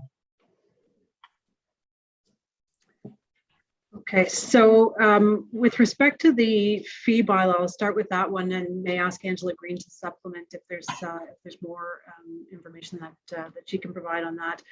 I think part of our challenge with respect to particularly not-for-profit groups is there was an extremely wide variation in how they were treated prior to the fee bylaw. And so in some instances, you had groups that has historical understandings in centers that didn't pay anything. We have built into the administrative order and bylaw a reduced rate for not-for-profits. So we could certainly talk to anyone who has some challenges, but the bylaw sort of was meant to strike a balance between ensuring that that some of the costs were associated with the services were covered, but not providing too much of a shock, I would say, to groups. So that's on the fee bylaw piece. In terms of COVID support for partners, we do have increases for built into the budget for both the Prospect Road Community Center and the other one you mentioned was Harriet's Field, so small increases associated for both of those. Some of our smaller partners, I suspect, may have some challenges. They relied heavily on federal supports in the first phases of the pandemic. So we'll certainly work with them as we go along if we don't want any of them to be facing emergency situations, but there is some funding increase built in for both of those sites into the budget. With respect to the items on the list, those were items that were the direction was approved by council, but at the time the funding was not included. In my understanding is that the time was the funding was not included in those reports. So that's why council's being asked to fund them at this time. I think we would have to relook at them if they're not approved. Are there things that we could do that would be that we could at least make advances towards? For example, on the Governor's Brook piece, can we do a modified version of that, or would it be delayed, or look for other ways to sort of incorporate that over time? So we would look to see if there are things that we could do in the interim, but the bottom line is they may be delayed. They may not be able to be done this fiscal year if they're not funded. Thank you, and I'll come back, Mr. Chair. Okay, thank you very much, Councillor Cuttle. I will add you to the list for the next time. Go ahead, Councillor Smith. Thanks, Chair, and thanks, Maggie. And as everyone said, the whole team. I can't say how much the team has always been supportive and helpful when I need them. So thank you, and I know some are watching, so appreciate all their work. So just going right down to some questions. One is related to the uptick for the Affordable Access Program. So from what we see in the report, larger uptick than we expected. So I'm wondering, do you see that because of COVID-related impacts, or we're getting the word out better, and that's why we're seeing more folks who are accessing the Affordable Access Program? I also wanted, just related to the subsidies for the NDFs, I guess a quick shout out to the form, because there's a zero. So thank you, form, for not asking for a subsidy. But when I just have specific questions around the Canada Games, because I was trying to understand their operating budget related to other MDFs in three categories that I just couldn't wrap my head around. So one was the marketing and sponsorship. they seem to be the only MDF who had that category in spending a significant amount on it. So I'm just wondering if you can talk about what that marketing sponsorship may be. The other one is there's a service operations line and then a buildings operations line. What's the difference between service operations and finance and administration? Because to me, when I read it, the service would be delivering a service, so that would fall under administration. But again, I'm not sure. So I wonder if we can provide some clarity between service operations and finance and administration, and then the building operation piece, with a significant amount of money. And there's not many other budgets that have that amount spending on building operations. So I just need a better understanding of what they're actually spending almost $2 million on to operate the building. And I won't have time to do anything else because I have to run for FCM. So I was going to put on the COVID grant over, but I'll save that hopefully when I come back in time if you're still in meeting. Okay, Councillor, through the chair to you on the Affordable Access Program, it's a great question, and I have to confess I don't know the answer. I think it's probably a combination. It's a double-edged sword. I think it's good news if we're getting word out about the program more and more people are taking advantage of the program. But sadly, I think probably part of the equation is that more people are eligible for the program as well. So that's something we can certainly take away and follow up on. With respect to the subsidy request and the specific questions about Canada Game Centre, I should have mentioned during my presentation, we do have the folks from the executive directors from the multi-district facilities watching and available, not online for questions, but available. So that may be one I have to take away and get back to you on.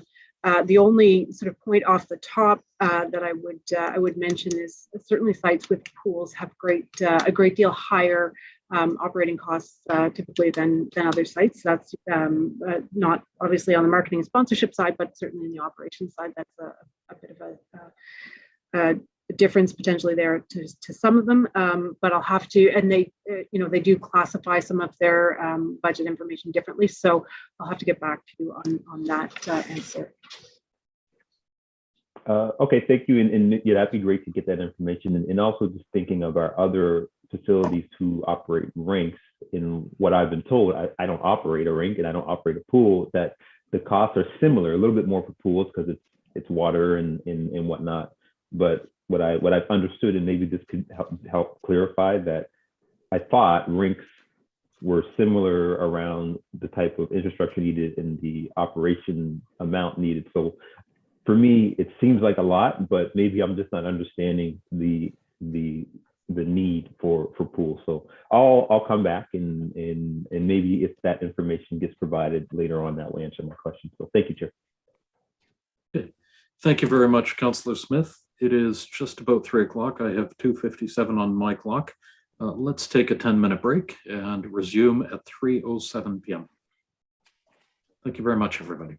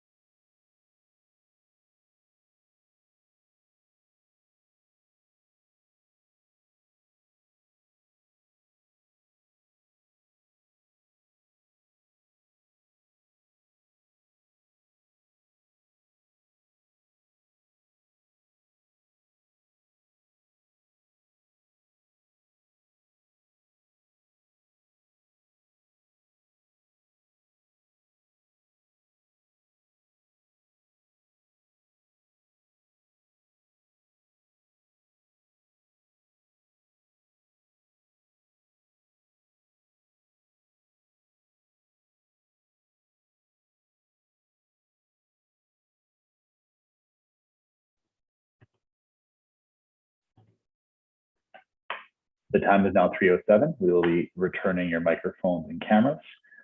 Chair Russell, you are able to start the meeting on your call.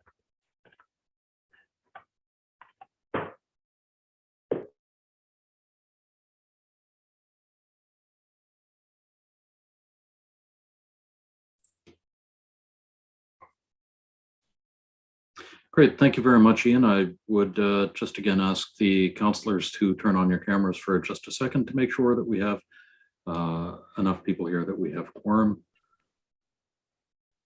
And it looks like we do. Let's go ahead. Mr. Mayor, go ahead. Thank you. Thank you, Chair. Maggie, thank you for this. Great work. Just a quick question. The big events we're expecting in the next few years, the Canoe 22, the Sailing Championships for this year, NAIG for next year, they're all on target and looking good. Through the chair to you, Mayor, yes, yeah, we anticipate that they're all going ahead as planned.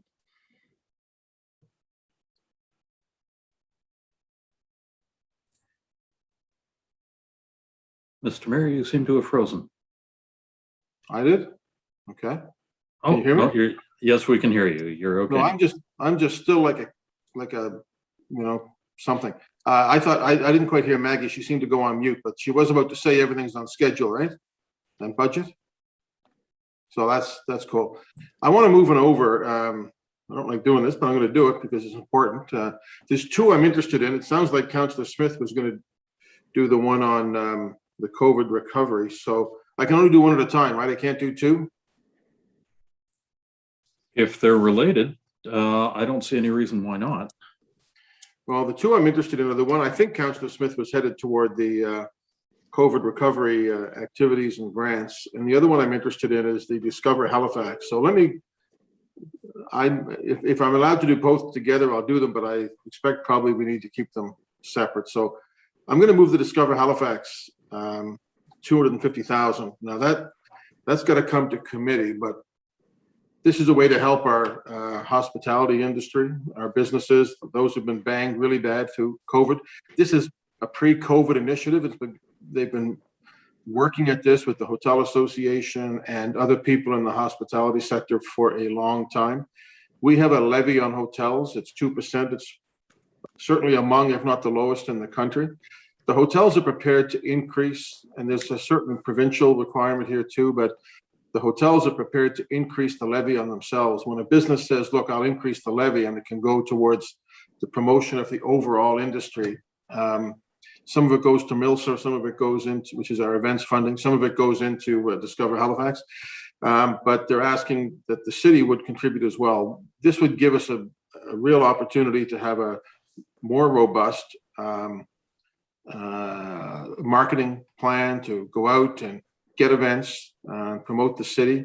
And because the hotels are prepared to increase their levy, I'm certainly prepared to support this when it comes and to put the money aside for the first year at 250,000. So I propose the over budget to put it in the ballot, come back with a briefing note on Discover Halifax, $250,000.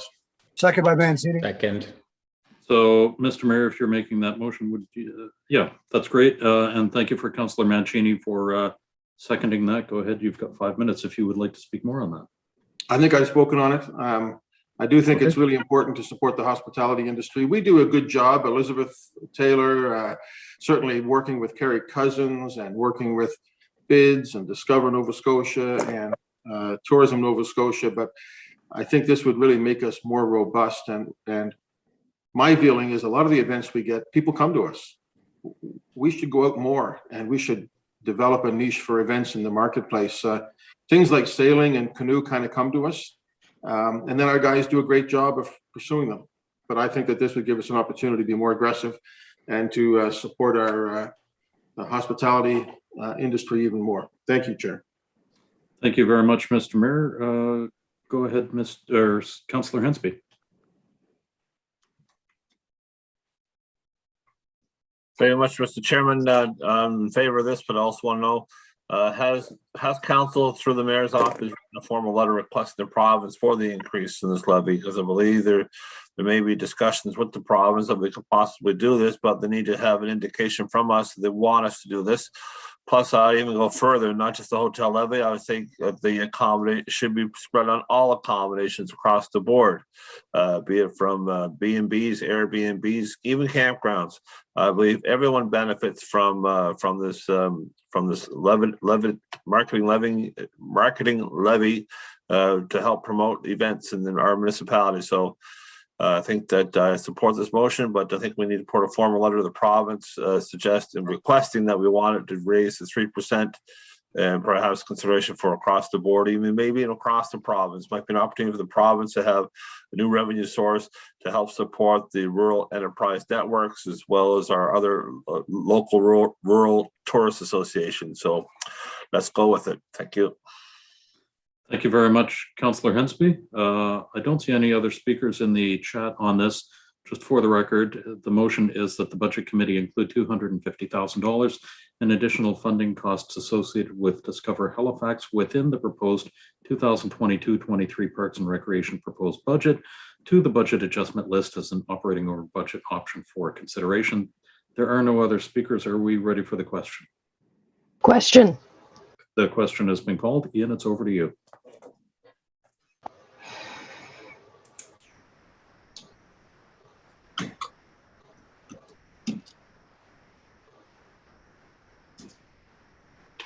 Beginning with District 9, Councillor Cleary. Yes. 10, Councillor Morse. In favor. 11, Councillor Tuttle. In favor? 12, Councillor Stoddard. In favor of the motion? 13, Deputy Mayor Lovelace. Yes. 14, Councillor Blackburn. Voting in favor of the motion. 15, Councillor Russell. In favor. 16, Councillor Oathead. Yes. Mayor Savage. In favor? 1, Councillor Daigle Gammon. Voting in favor. 2, Councillor Hensby. 3, Councillor Kent. Favor. 4, Councillor Purdy. Voting yes. 5, Councillor Austin. It is 3:14. He would have to step out at this time. 6, Councillor Mancini. Voting in favor of the motion. 7, Councillor Mason. For the motion. And 8, Councillor Smith. And he has also had to step out for another meeting. Thank you. So thank you very much, Ian. That motion has passed. We are back on the main motion. And the next speaker on my list is Councillor Mason. I'm sorry, I don't think I asked to speak. I'll pass. Okay. I thought I saw your name go in there right after the mayor. Thank you. Councillor Austin. Sam's gone. Councillor Austin's not here right now. Councillor Stoddard. Well, we're going through the list quickly. My apologies, Mr. Chair. All good. Let me see. One of the things I wanted to ask was Governor's Lake. I was currently, it's like a leftover park. There's stumps, it's not well kept. It's kind of dangerous. It's close to an area where it goes down from a hill. So I understand Parks and Rec was going to fix this up and make it into a dog park. But it's sitting, I think it now is going to sit in the parking lot. Is that correct? That motion has not been put on the floor yet. There has been some discussion about it. Maggie, would you like to? I think on the specifics of this, I'll call on Nalini Naidu, if Nalini is available. Thank you. And I'm not sure if this is a Nalini or a Ray Walsh question.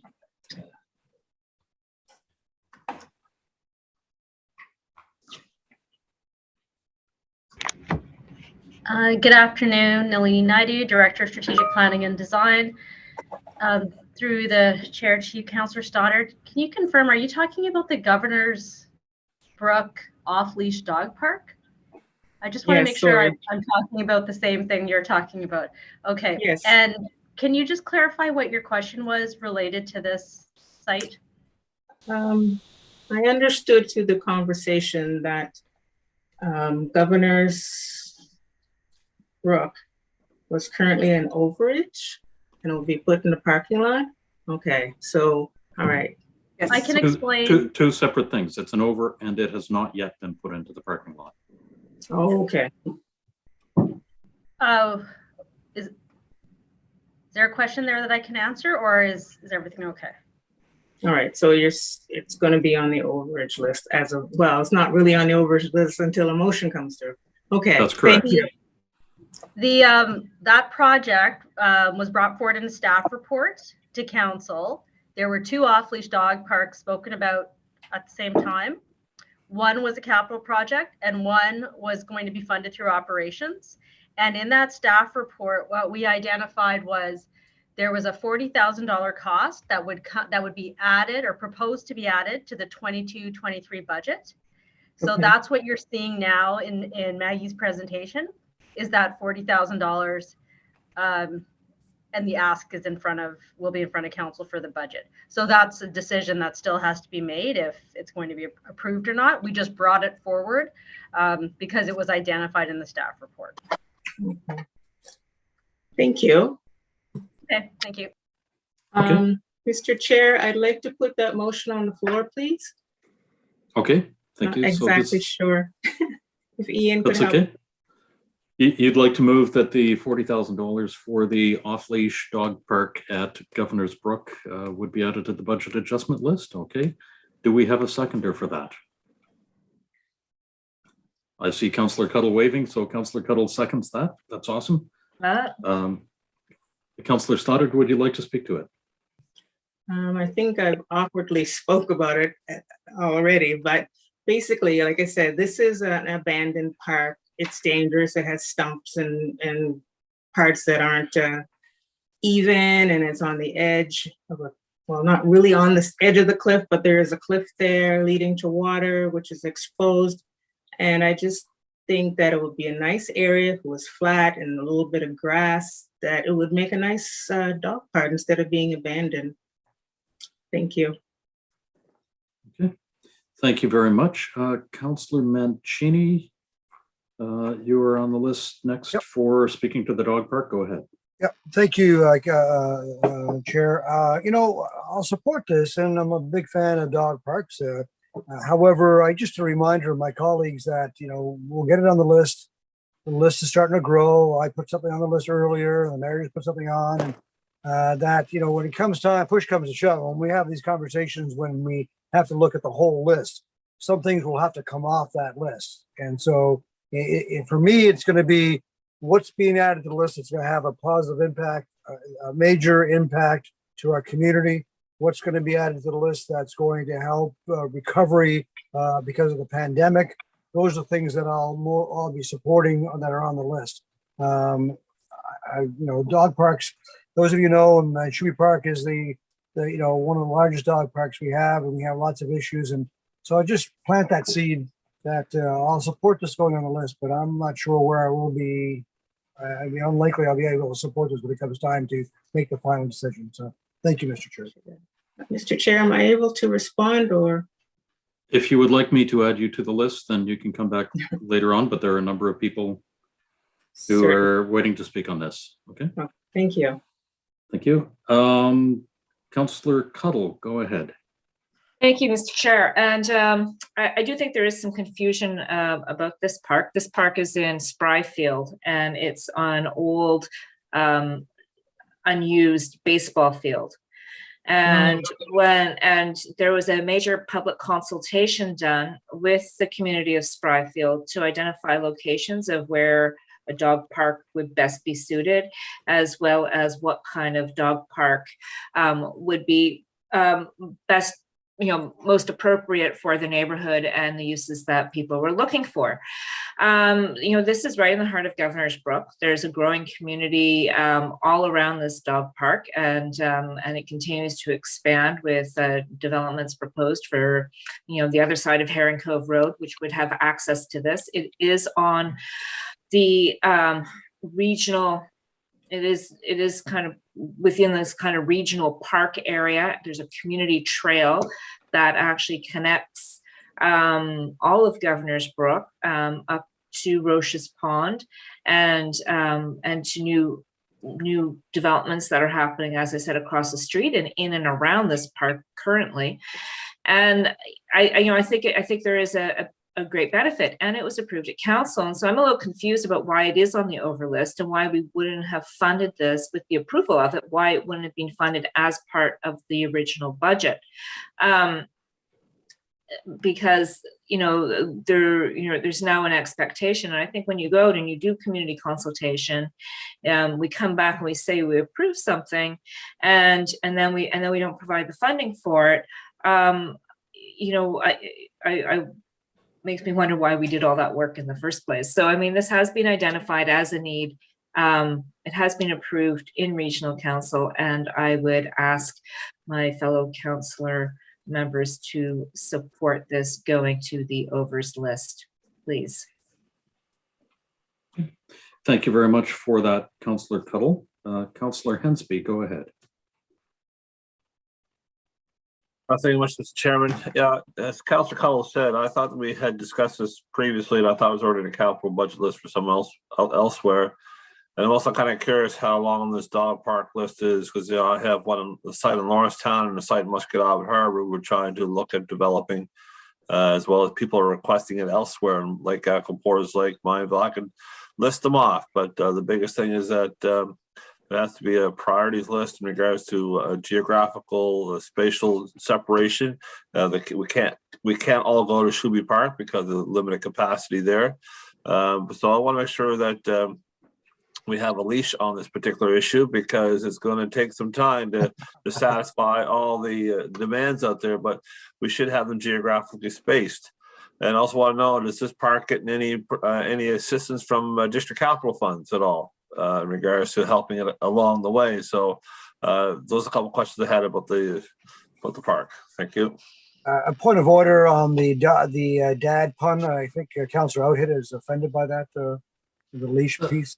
Councillor Mancini, you're one to put a muzzle on him. On that. Yeah. Thank you very much for that, Councillor Hensby. Deputy Mayor, go ahead. I think Councillor Hensby had some questions there, though, did he not? Such as, is there capital district funds going? And it's already been approved by regional council. So does staff have to respond?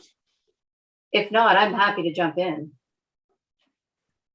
Go ahead, Maggie or Nalini, you're correct, Deputy Mayor, about the questions. I'm not sure that they would be able to answer about the district funds. Nalini Naidu, Director of Strategic Planning and Design. If Maggie's all right, I'll take this question.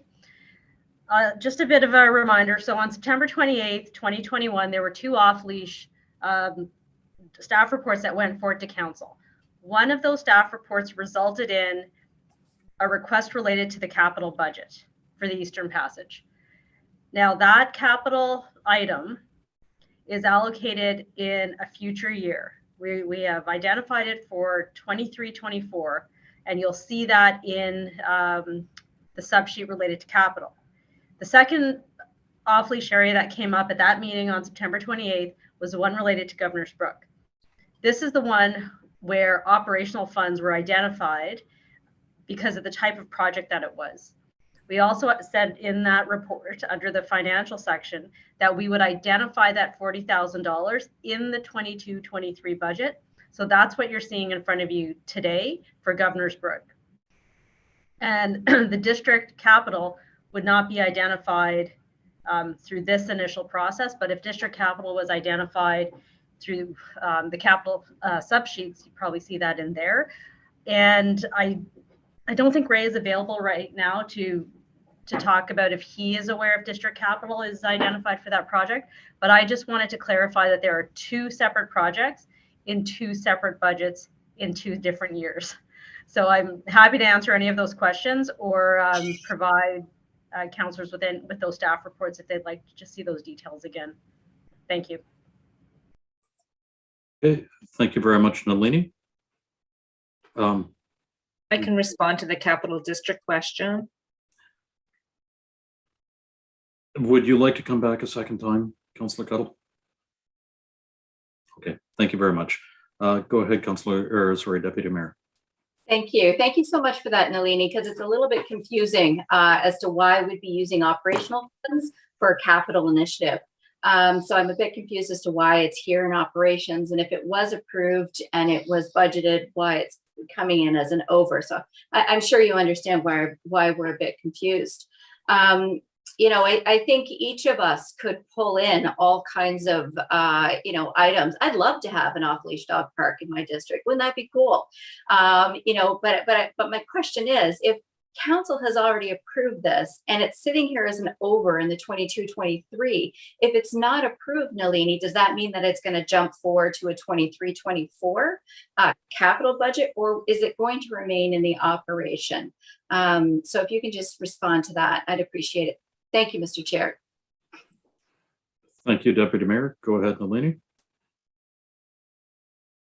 Okay, there we go. Nalini Naidu, Director of Strategic Planning and Design. Maggie, I'll take this one.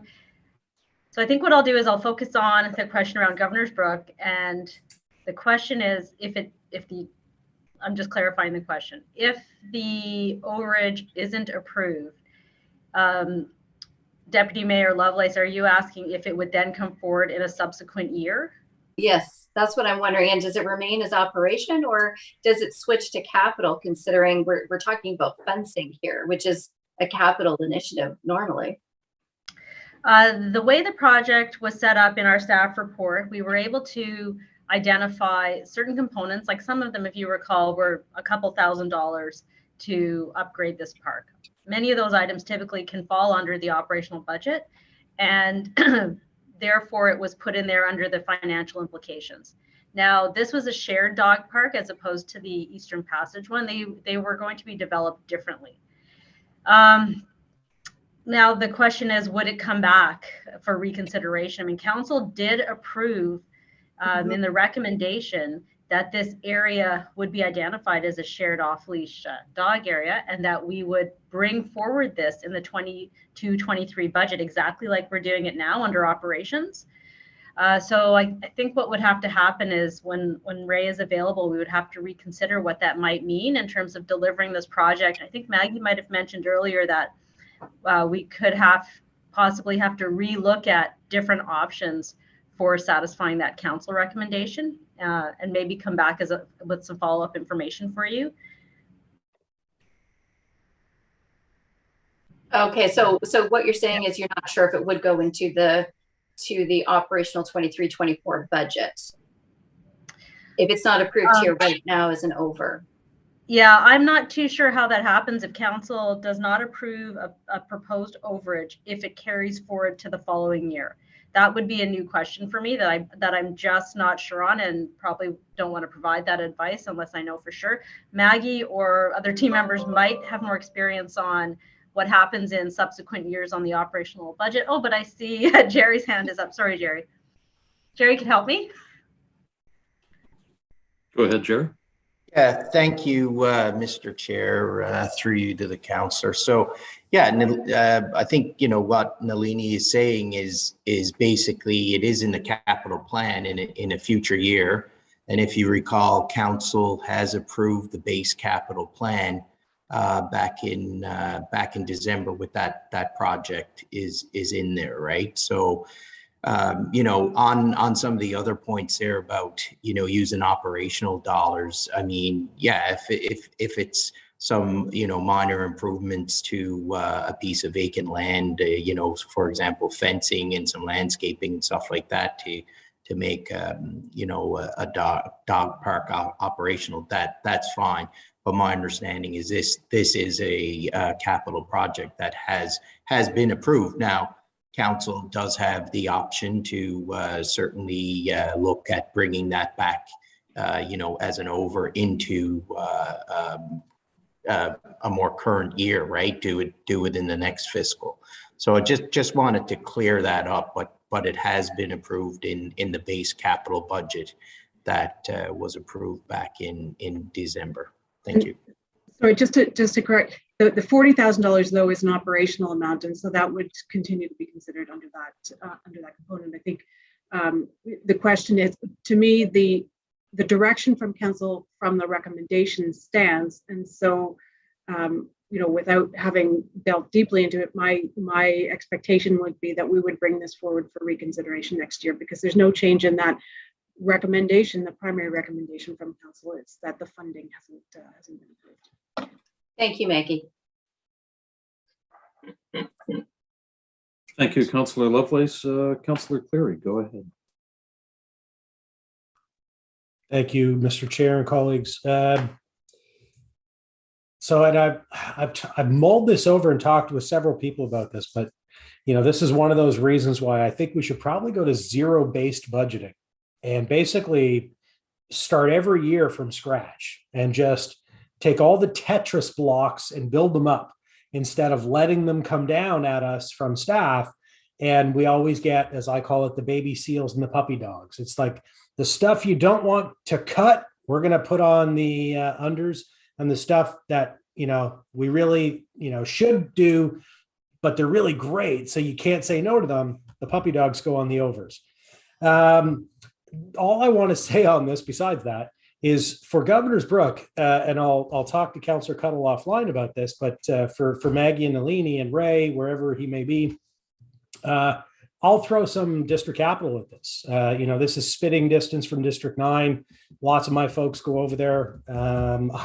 I'm in the Shaw Wilderness Park, which abuts the subdivision regularly. So, you know, and a significant amount. I'm not talking 2,000 or 3,000, 5, 10, 15, whatever. So, you know, if this passes, and I'll vote for it, maybe staff and Councillor Cuttle and myself could talk, and district capital could be apportioned to this, and maybe what comes back to council isn't the 40 grand. But anyway, I'll support this because it's necessary. But also, folks, maybe we should look at our budget process in a different way for future years. Thanks. Bye. Thank you very much, Councillor Cleary, for that. I'm going to go to Councillor Austin next. Thank you, Mr. Chair. And just a quick follow-up question to the explanation about the, you know, well, how we get to this point in budgeting. I mean, in my understanding, every department has an envelope, and there's difficult choices to be made about what goes into that and what you have to leave out. And some of the things you end up leaving out that you'd really like to do end up being here on the overlist for then council to decide, well, do you really want to leave this out or not, right? And I don't know, maybe sometimes there is some, you know, I had a funny conversation with Dave Riggy a number of years ago about the ferry, about like, well, is there a reason you left this one, the baby seal out there on that list? So, I mean, maybe you get some of that sometimes, but I mean, I do think staff, they feel the baby seals too. You know, it's a difficult process to be given an envelope that you then have to make things fit within. So my one question, just like, you know, if we, you know, I'll vote to throw it on the list for now.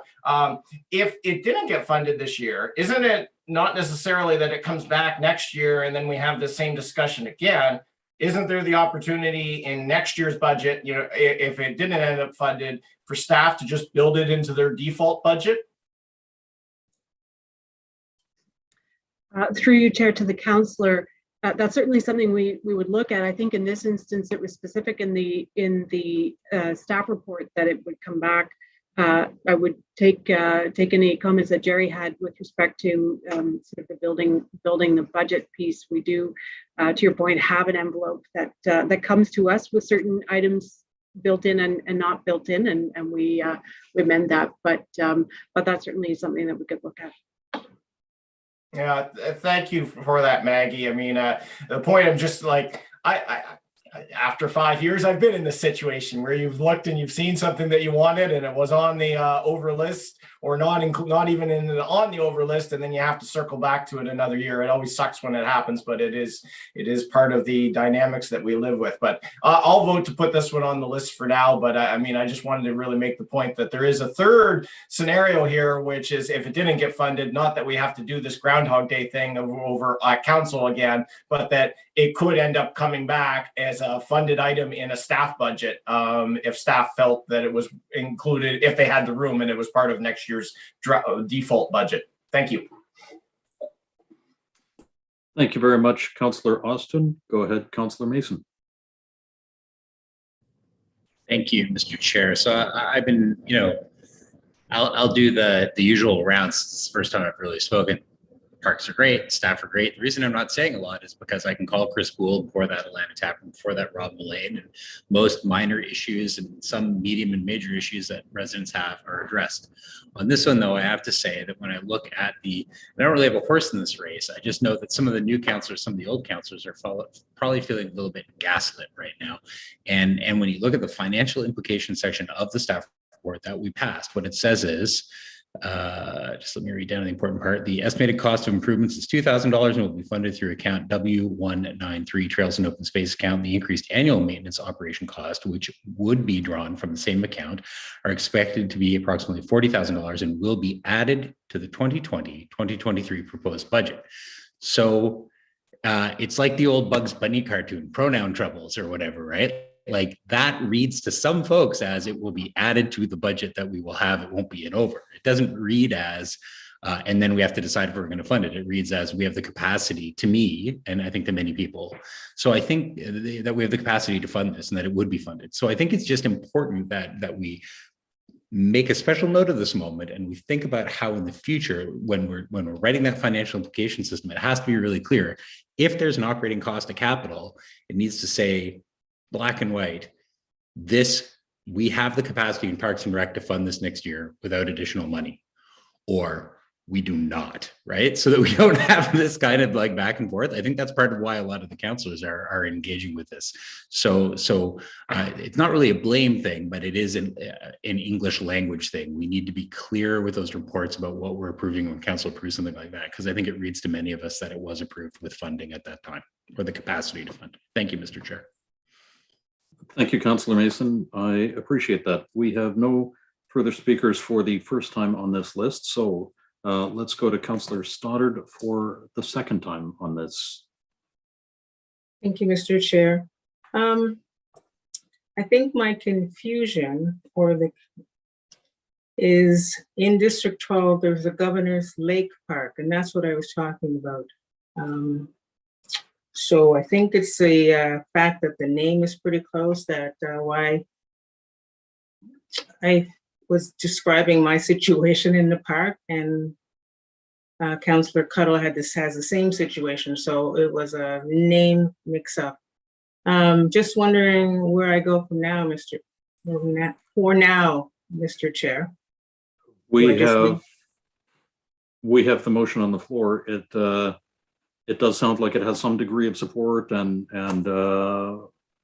it is, you have put the motion on the floor. We have a number of options available. One of them is we could leave it on the floor. One of them is you could withdraw it. I certainly have my preference. But we also have a number of people who have spoken to it, and I am certain that if you withdraw the motion, that another councillor will put it back on the floor. So the best advice that I think I could give at this point is to leave it on the floor and see where it goes. Okay, I appreciate that, Mr. Chair, and I will leave it on the floor. Thank you very much. Thank you, Councillor Cuttle. Thank you very much, Councillor Stoddard. Go ahead, Councillor Cuttle. Thank you, Mr. Chair, and thank you, Iona. It was going to end up on the floor one way or another. Also, thank you for this great discussion. You know, there's always these learning opportunities as we're going through budget, and I think to Councillor Mason's point, you know, there was some confusion about this and a bit of a surprise to see it in the overs list. So. You know, as to the question about capital district funds, it was my intention to contribute capital district funds, particularly for things like benches and picnic tables to amend the park. I think my understanding is that this money is just for fencing, and that the area is already probably 2/3 to 3/4 fenced already. It's an old baseball park with fencing just about all the way around, and it's really just a little section of fencing and some gating that's required here. But, as well, some of those things that make a dog park enjoyable for humans as well. Benching in particular was what I was looking at adding in terms of my capital district funds. So with that, I would ask for your support adding this to the over list, and thank you again for the good dialogue. Thank you very much, Councillor Cuddle. I see no further speakers on the list for this. So are we ready for the question? Question. The question has been called.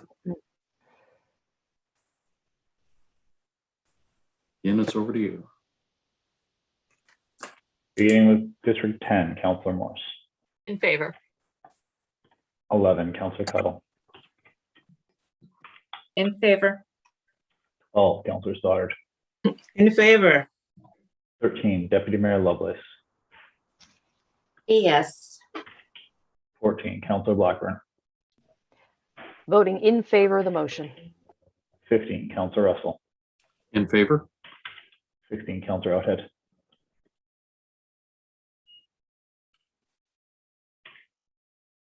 Mayor Savage. In favor.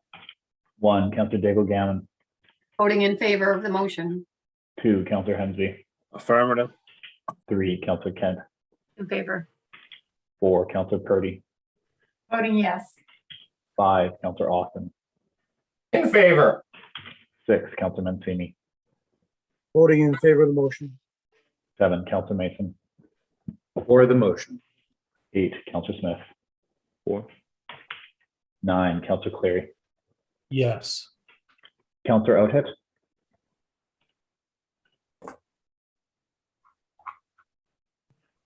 Must be walking his dog. Chair Russell, that motion. Thank you very much, Ian. That motion has passed. We are back on the main motion. Where am I with this? Councillor Austin, you're on the main motion. Go ahead. Thank you, Mr. Chair, and thank you, staff, for all the great work. Parks and Rec is always, I find everyone there pretty wonderful to work with most of the time. So I did jot a couple of questions down as we were going through. The beach analysis that's coming forward. One of the asks that, I had some conversation with staff on this earlier. There is an ask in my district where some residents are interested in reinstating Maynard Lake. It was a beach that was closed back in the day. And in talking to staff, I understand there's other requests as well beyond just that other councillors have had. And that, anything like that should be considered as part of an overall analysis. So I'm wondering, as part of that work, since it does seem to be staff initiated at this point, what would be required to look at specific sites? Because I think there's a couple out there that people are interested in having a little bit of an analysis done on. Certainly, and it is in line with the long-term aquatic strategy. I'll take a run at this, but Angela, feel free to chime in. I think that staff would be looking to reach out to have a sense to ensure they know what areas we're interested in. Those criteria that I mentioned are already included in the long-term aquatic strategy. So it is sort of an outflow, if I may, from that strategy. But Angela, did you want to add on? Sure. Thank you for that. Through you, Mr. Chair, to the councillor. Yes, it actually stemmed from numerous numerous requests that came forward from councillors looking at specific lakes in their districts, identifying them as potential supervised areas. And when we looked at, what we were pursuing as part of the long-term aquatic strategy and the criteria that were established in there, we really felt like a high level, like a structured, strategic direction need to be looked at through beach analysis in order for us to really make sure that we're, asking the right questions, asking community for their input, talking to councillors. So there is going to be a process in place that we will be, dotting our I's and crossing our T's to make sure that we've, gotten as much information as we can from the community as well as the councillors to incorporate into our analysis and our recommendations going forward. Fantastic. So you don't need a whole bunch of individual motions. We can all deal with that as a conversation, and it can feed into the work. Exactly. Perfect. The next one I had, the cultural heritage piece. I gather, I seem to recall, we were what, 2 months or 2 away from actually having the museum report? That's correct. Through you, Mr. Chair, to the councillor, we had the consultant's report in hand, and we have a draft of the staff report on that. So we're pretty close to bringing that forward. I would suggest, I'm hoping, anticipating by the end of this fiscal, actually, that we would have that in council's hands. Perfect. It's been a long, I know a new home will not be an instantaneous thing, but I think 2004 was when the old Dartmouth Museum was condemned. And so that collection has been largely warehoused ever since. So looking forward to that. Perfect. Invasive species. So along with the naturalization program, I mean, I think it's something we have to think about, because my own sense is we have a kind of this, I don't see it, right, to knotweed and multiflora rose and all these banes of our park that, the scale of the problem is quite staggering actually in some places.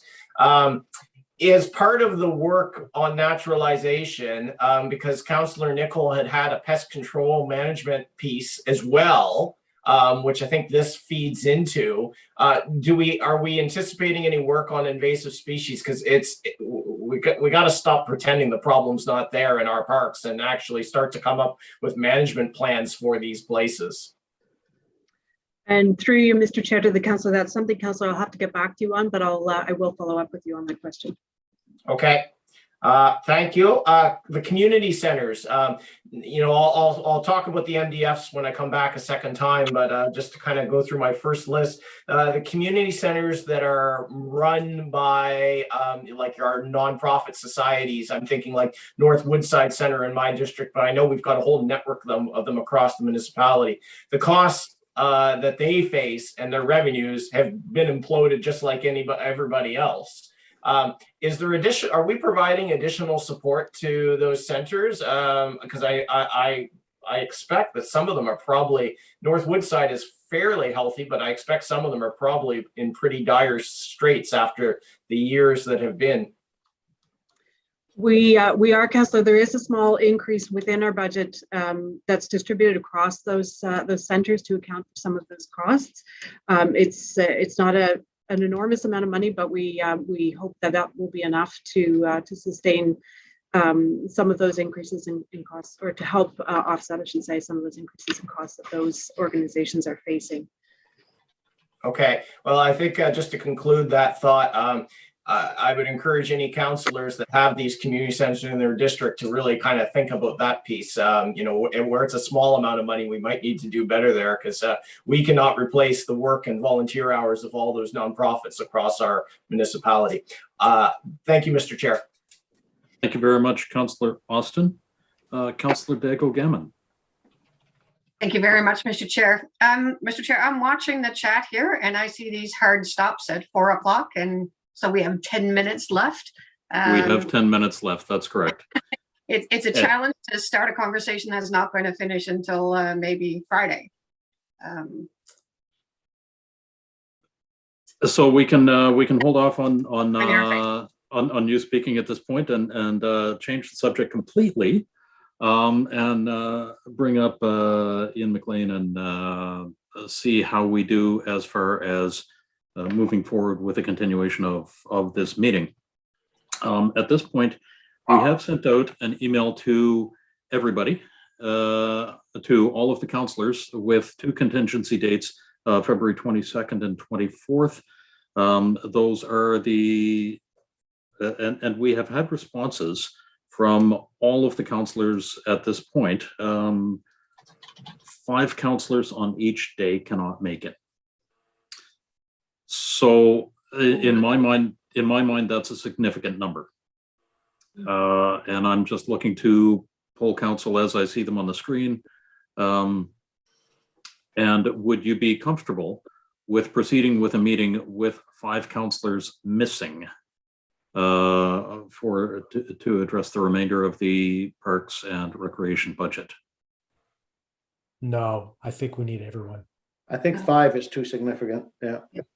Mr. Chair, if just gentle encouragement to colleagues, I mean, of all the duties in the job, this is duty number 1. If there's something in your schedule that you can move, please do it. Mr. Chair, I'd like to just offer that I totally get what Councillor Austin's saying, but there's a lot of competing priorities in our districts, and there are some meetings that I have waited and postponed and waited and postponed and continue to do that. I get that we all need to see these as priorities, but given the opportunity to say no, we should be able to say no. And the other piece of this is we are already flat out with a lot of budget meetings, and we still have some time. So does it actually have to be next week? It's the only thing I'm thinking, can we not find another date that could still be a little further out that allows us to actually accommodate it, not on such short notice? That is absolutely an option. Paul, I might have missed your comment. Well, what about the Reserve Friday next week? Did I miss your comment? Reserve Friday next week? Didn't we have a Reserve Friday next week? Yeah, next Friday was on all our calendars as a contingency date, so everybody should have it free. Next Friday is on all of our calendars as a contingency date, Yeah, but we so, I also mean, that have makes to make sense. but we also have to make sure that staff is available from this department in order to be able to answer the questions. Yeah, fair enough. Chair Russell and members of the Budget Committee, this is Ian McLean, Municipal Clerk. Hearing the conversation here, I would suggest we do have budget meetings scheduled for next week.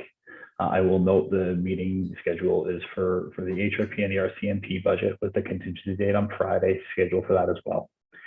Hearing the conversation today, I would like to put forward that we will go through with our team, working with members and our colleagues from finance, do a poll, find out some timelines, and provide additional information that can be brought back and brought to agenda review for confirmation and date options. I think that might be the way of doing it, and we can do that rather than in the meeting. I think that makes a fair amount of sense, Ian. Thank you very much for that. With that, it is 5-4. Councillor Daigle-Gammon, you would certainly go past 4 o'clock if you were to have a reasonable dialogue and probably bring a motion forward. Yes.